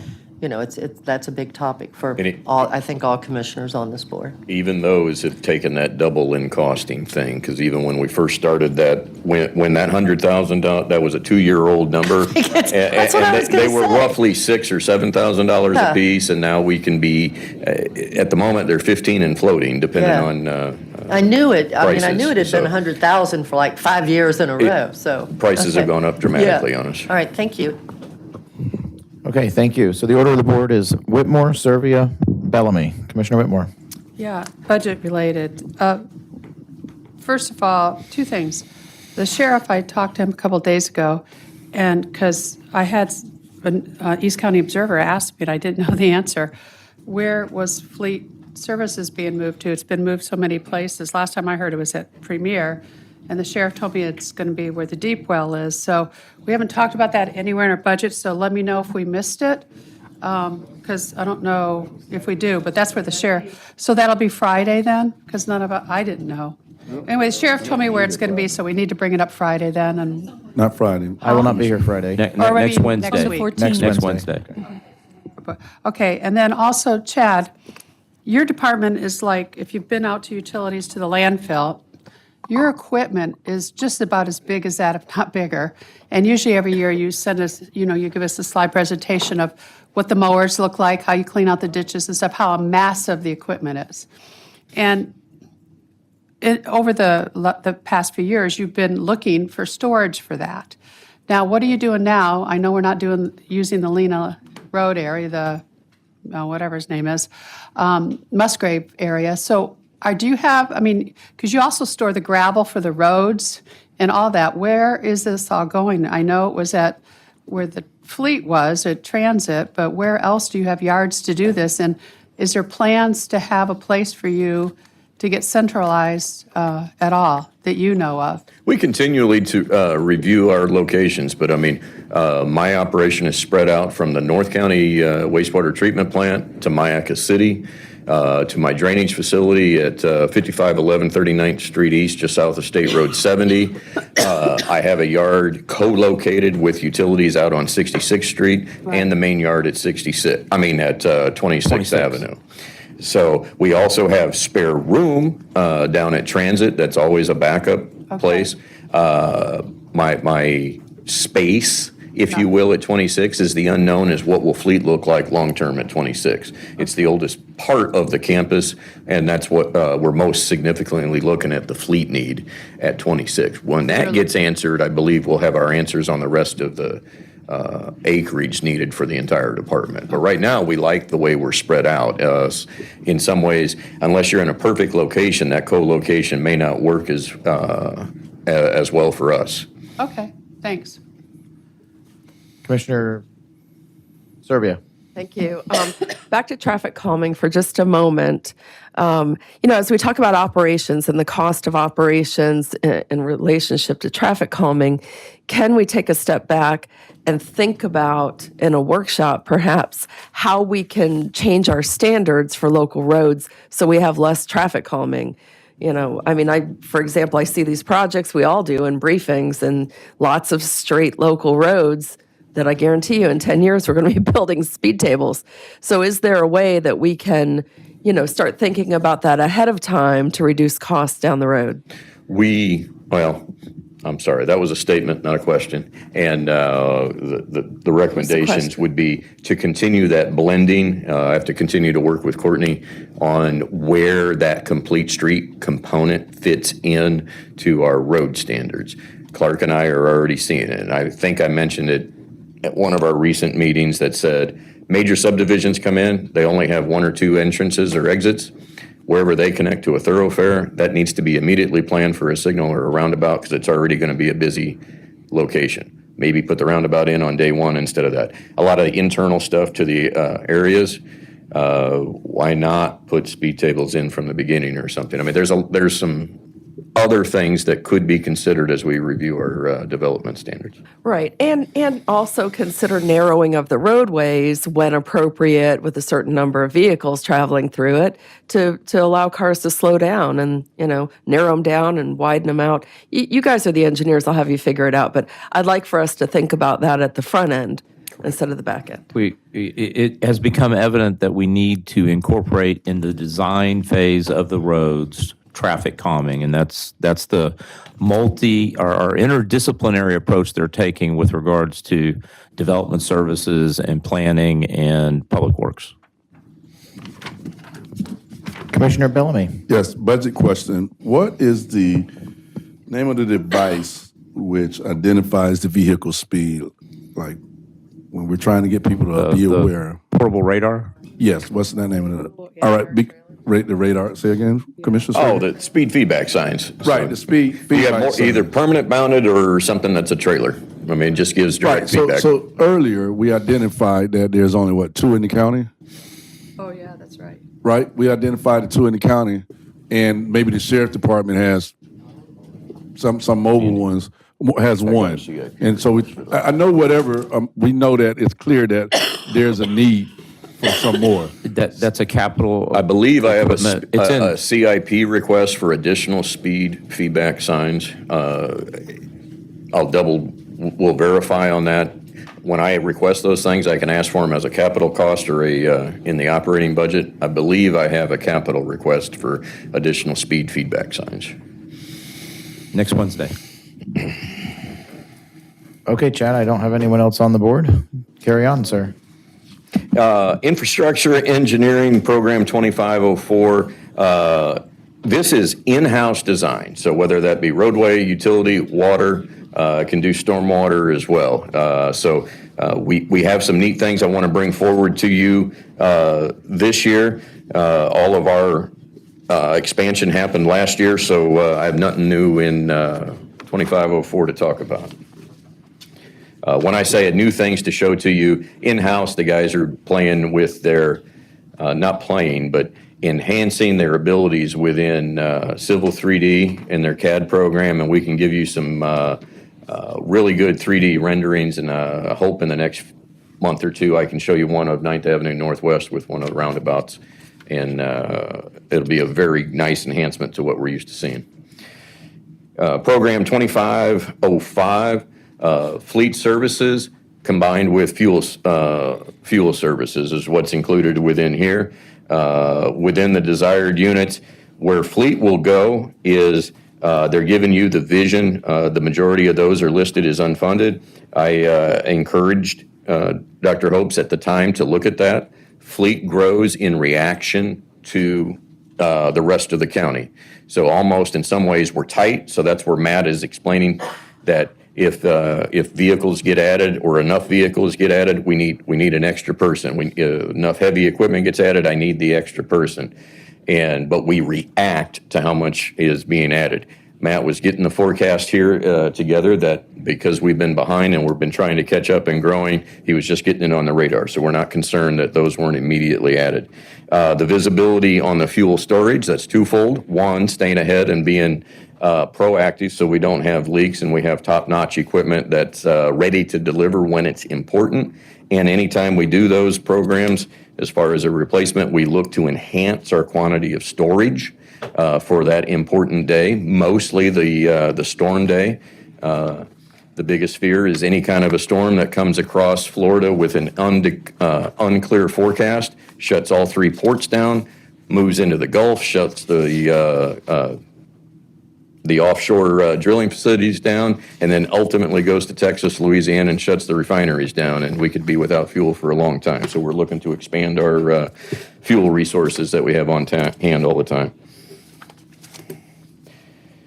Program 2507, may get a couple of comments. Stormwater operations and stormwater engineering, both in there.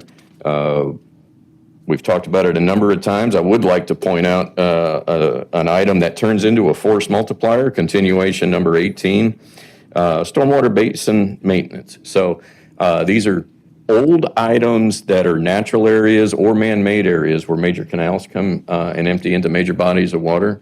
We clean those sumps out in prevention of it getting into the canal and going downstream for a prevention of dredging. But it is a very time-consuming, and it's always underwater, and it's a horribly soupy mess when we do it mechanically. But being able to have the contractual funds, this is able to be done with a hydraulic dredging, and it frees up my staff's time, and you don't have dump trucks on the road hauling soup, which occasionally will spill. Before we move on from the soup, Commissioner Cruz has a question.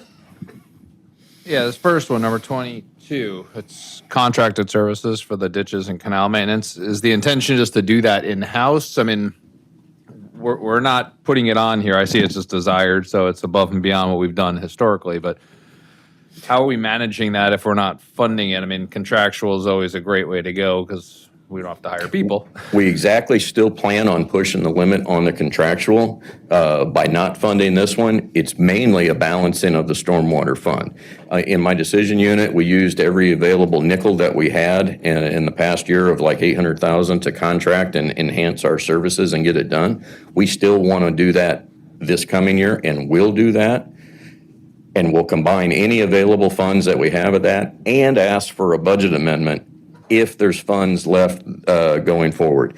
At the tail end of this year, I believe we were coordinating the balancing of the stormwater CIP, and we're a little concerned about how just the cash flow worked. And so instead of programming it in the balanced budget, we just showed it as unfunded. But if I have access to the money we get to that year on the stormwater side, we plan on using it. All right, you're not concerned that this is going to cause serious problems? This is an enhancement to what we routinely do. What we've been able to do with the additional use of the contractual money, we've reduced wait times to what people's requests are. Instead of it being 6 months till I can get something, it might be a couple months, is what the contractual help has helped us dramatically with, is our service request delay. So doing less faster? Is that where you're going with that? I'm trying to figure out, these ditches, and as a perfect example, PAL had issues with their ditches last year. Sarah reached out and said their football fields are getting flooded, their weight room got flooded, they lost all their equipment. We went and cleared out their ditches, and they haven't flooded since. I mean, it was a low-cost, high-benefit solution to a problem. I can only imagine that's fairly important. Well, we see flooding all over the place. So I wouldn't have called it a low cost, but yes, it was a very fast, quick way to compared to some of the other alternatives of building an entire stormwater ditch or Yes. raising things up, putting. I understand it's not cheap, but it's cheaper than losing the entire facility. We are I wouldn't call it that way. Charlie has got me using a contractor to supplement our services every chance we got. Commissioner Serbia. Yes, as we talk about stormwater, so are the maintenance programs flat then? Is that what I am to assume, that what we have been doing is what we're going to continue to do? I'm trying to understand, so there are some unfunded maintenance programs. The only thing unfunded is on the desired side. So that was Right. things that we had proposed to potentially enhance. So nothing is a cut, nothing is a reduction. If anything, with our aggressiveness of what we're doing, everything is about how to respond quicker and get more done.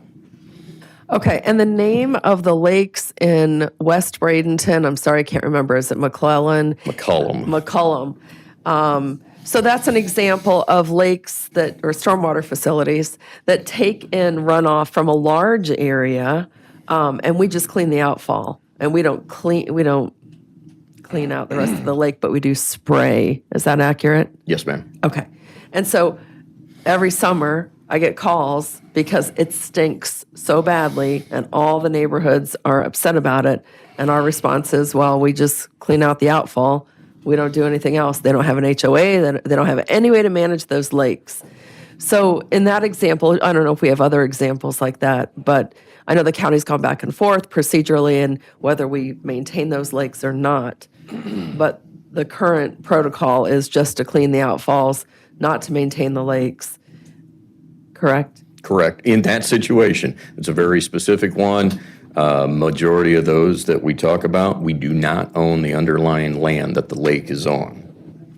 So, but we benefit from the stormwater function the lake serves, so we assure the inlet and outlet function from a public benefit. But the underlying land is part of private properties.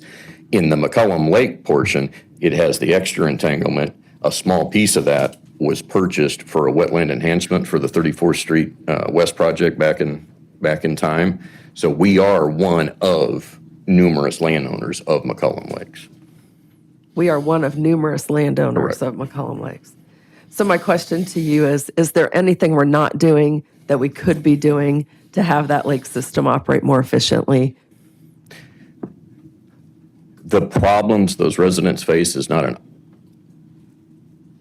operation of a stormwater function. Okay. It's an aesthetic thing there. I would like to approach you and have a discussion. I mean, in some ways, can we come up with a solution that enhances our abilities from a legality point of view, whether it be easements or them dedicating the portions of those? And indeed, according to the current stormwater standards, you wouldn't be allowed to have a private lot extend into a lake by our Right. platting procedures these days for this reason. So someone would be a responsible party.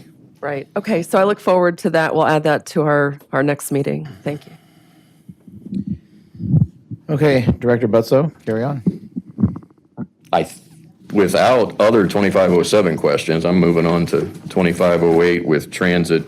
And I don't believe this year we had desired units. I wanted to, while I'm on transit, I wondered if anybody noticed our announcement yesterday. Our new transit manager is officially on the books, Jason Harris, formerly the transportation director of the Sarasota County School Board with Manatee School Board, and essentially kind of grew his career at SCAT. He did a couple of stints down there, one as an intern, went off to college, and also had a planning time at SCAT also. So he is anxious to get on the board. He's on our books. He had some previously scheduled things that he needed to do, but he'll be in the office, I believe, next Wednesday full-time and ready to hit the ground and hire out the rest of his staff that he needs down there. It's beginning sometime next week. He is working from home generally this week.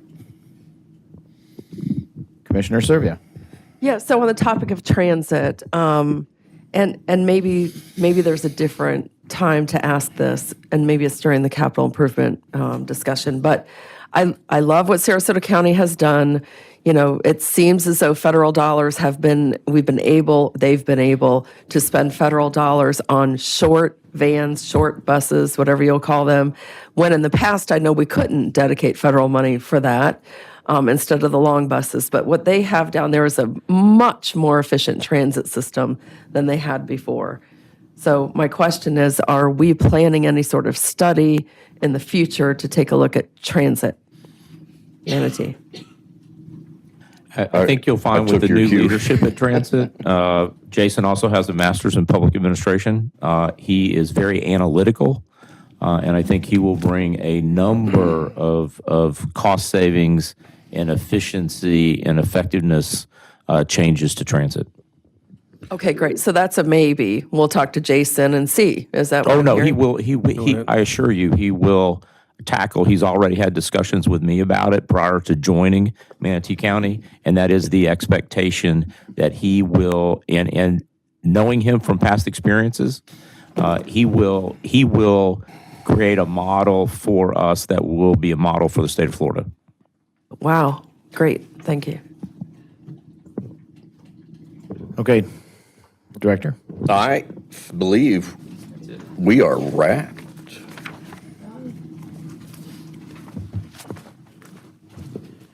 All right, Madam CFO or Dr. Hopes, would you like to wrap things up? There you go.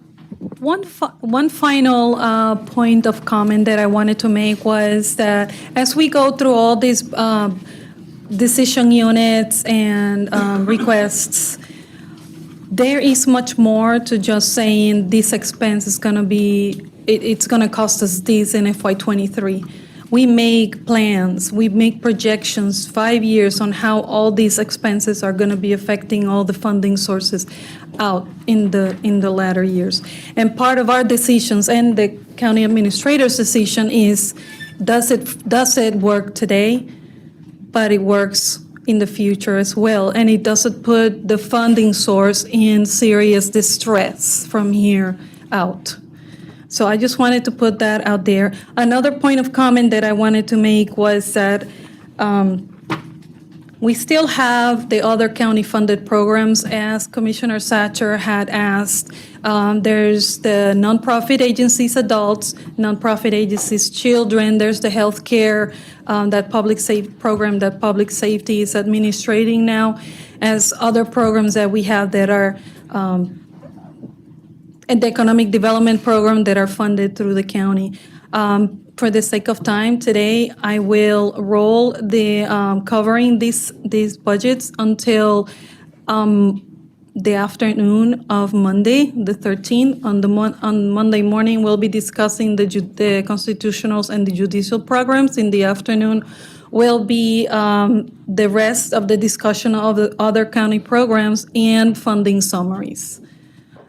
I appreciate all your attention. This is the end of my presentation. You Okay. have a great afternoon. Thank you very much, ma'am. We're going to open this up to public comment. Is there anyone from the public who would like to come forward to speak on any of today's budget items? Seeing none, we'll go to the phone. Has anyone called in and raised their hand for public comment on today's items? Yes, we have one caller. Caller ending in 178. Please press star 6 to unmute. Okay, caller ending in 178. As you press star 6 to unmute, I'll ask you to open with your first and last name and your county of residence, and then you'll have 3 minutes to speak on today's workshop.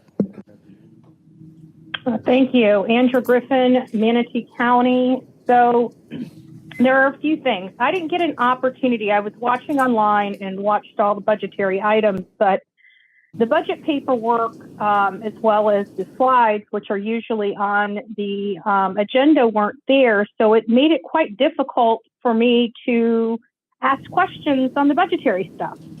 So I would like, hopefully, you guys can add that.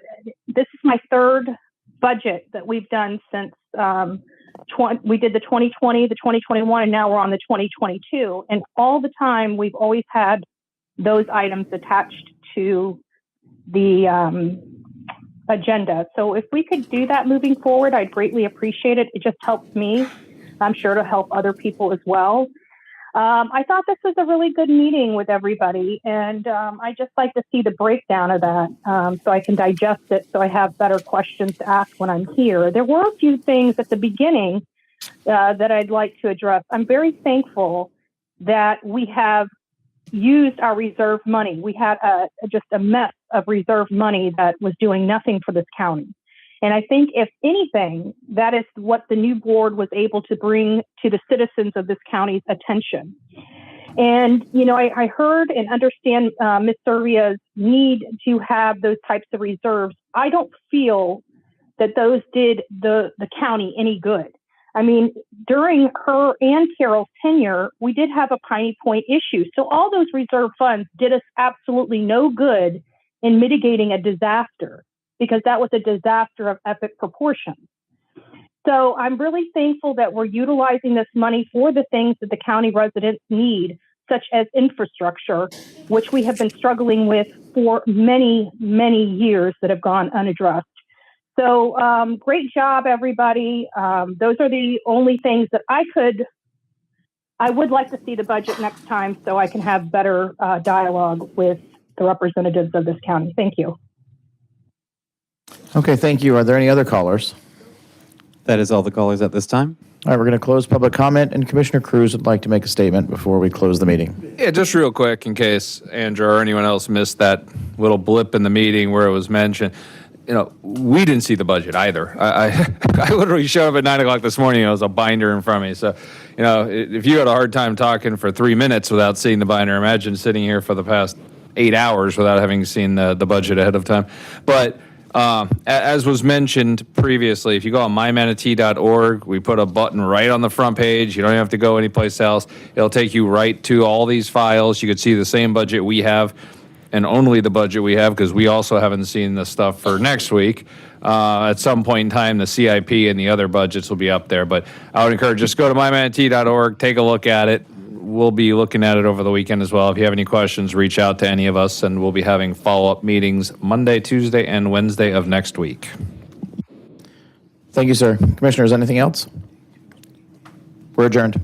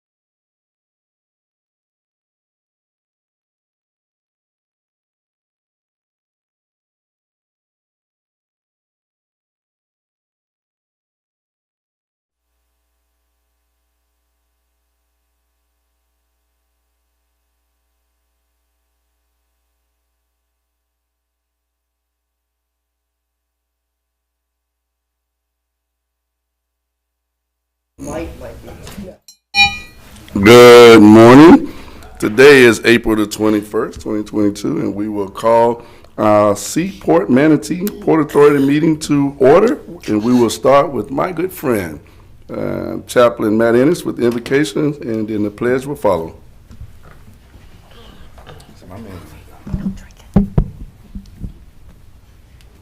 Good morning. Let's pray. Heavenly Father, thank you for trusting us as stewards of your creation. Be with these men and women as they do the business of the day and for the seaport. You've brought this diverse group of individuals together, each with specific talents, to serve the greater good. Provide them with clarity and unity as they consider the business of the seaport. We come to you for wisdom, guidance, and support on all which is considered in this meeting. May the well-being of the employees, tenants, customers, truck drivers, seafarers, and all who do business and engage with Seaport Manatee always be at the forefront of these meaningful discussions. May your righteousness transcend all things. In his name we pray. Amen. Amen. I pledge allegiance to the flag of the United States of America and to the republic for which it stands, one nation, under God, indivisible, with liberty and justice for all. And we will go into audience introductions. Okay. I guess, yeah, maybe Dave, yeah. Oh, Mike. Yeah, true. There you go. Dave Sanford, Port Staff. Jennifer Cowan, Port Council. Virginia Zimmerman, Port Staff. Jim Jones, Bradenton Herald. Mark Meyer, Regional Rail. Charles Tillotson, Port Staff. Malcolm Edwards, Port Staff. George Eiseminger, Port Staff. Abby Lindekamp, Port Staff. Dan Fitzpatrick, Port Staff. Teresa Darden, Port Staff. Brian Sutton, Logitech USA. Good morning, Anthony Bates, Logitech USA. Denise Tuck, Del Monte Fresh Produce. Max Stewart, Bradenton Area Economic Development Corporation. Susan Schroeder, Clerk Staff. Good morning again, Matt Ennis, Chaplain Acre House. Terry Fluke, Tampa Bay Pilots. Josh Hendry, Transmontane. Robert Blazer, World Direct Shipping. Daniel Blazer, World Direct Shipping.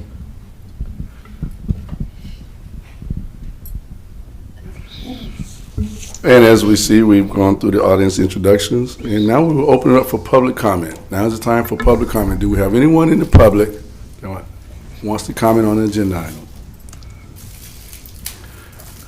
We have no one that wants to comment, so we will close public comment, and I will turn it over to Mr. Carlos. Thank you very much, Commissioners, Mr. Chairman. Just a brief housekeeping item. Items 3D and 3J need to be revised to include a test language, which I have already signed. Then the chair will sign that. We need to update you on the test language that wasn't included. It's right over here. After the chair signs it, the clerk will put it into the record. Today's meeting, we have two very, I think, outstanding speakers because they relate so closely to what the port is doing lately. And although, I think we're going to change the order. I don't know if Daniel Blazer want to go first, Daniel? Second? Okay, we can have you come second if you like. Okay, then come on up. Come on up. Come on up. Next time it's yes or no. Because yeah. Good morning. Good morning. Hey, what's going on, my man? Come on in. Okay. And I want to introduce Daniel as well as our next speaker. And so Daniel and Robert Blazer, in fact, the shy and retiring Daniel Blazer in the back, the founder of World Direct, along with Daniel and the founder of many other companies and organizations. But particularly to us, World Direct Shipping is an extremely, extremely valued and important customer because of the commitment they have made to Manatee, Seaport Manatee in general, and the region. He'll be able to tell you more about this. But it's really something very, very unique. The business they have started, and most of you have already heard about what they did. They took essentially, what is a totally different business, the produce business, the market business, the consumer business, and went into the shipping business, how to lose money quickly. In the shipping business, but they make, in the produce business. But they've met with tremendous success, tremendous. In my 30 plus years in the port industry, just in Florida alone, I don't think there's another company on record that not only has had this success, unprecedented, but also headquarters are in Palmetto. It's the only large container company, not only in the U.S., because they now think by now they're probably the 24th largest shipping line on imports. Mind you, it's mostly imports for now. On the 100 in the U.S. That's no small feat to go from 0 to the 25th largest in the U.S. on imports. So, without going any further or taking away any of the additional information that Daniel's going to give you, I want to introduce you to Daniel Blazer. Nice. Here you go. Do I have to use this? Yes. You're on TV. Okay. Is it on? I'm on TV? It's not on, I don't think, right? You will be. Yeah, We'll be so you would watching just you at night when we can't sleep. It's on our TV. Oh, that's horrible to tell them. I know. I doubt if I'll be doing that, Daniel. I said, I doubt if I'll be watching you at night when I can't sleep. So, We're bad today. I think I'm supposed to be just giving a State of the Union. That's kind of how it's going. State of the Union, yeah. So, I guess a little history. We just, like you said, produce business is the heart of our business. That's why we started the shipping business. We started with a chartered vessel that was leaving from a small area. Told you I didn't want to use it. How about now? Oh, yeah. So we started with a ship that was leaving from a small port that had no equipment at all near our Mango packing house. And so we started with that with a chartered ship, and little by little we decided to buy a ship, and then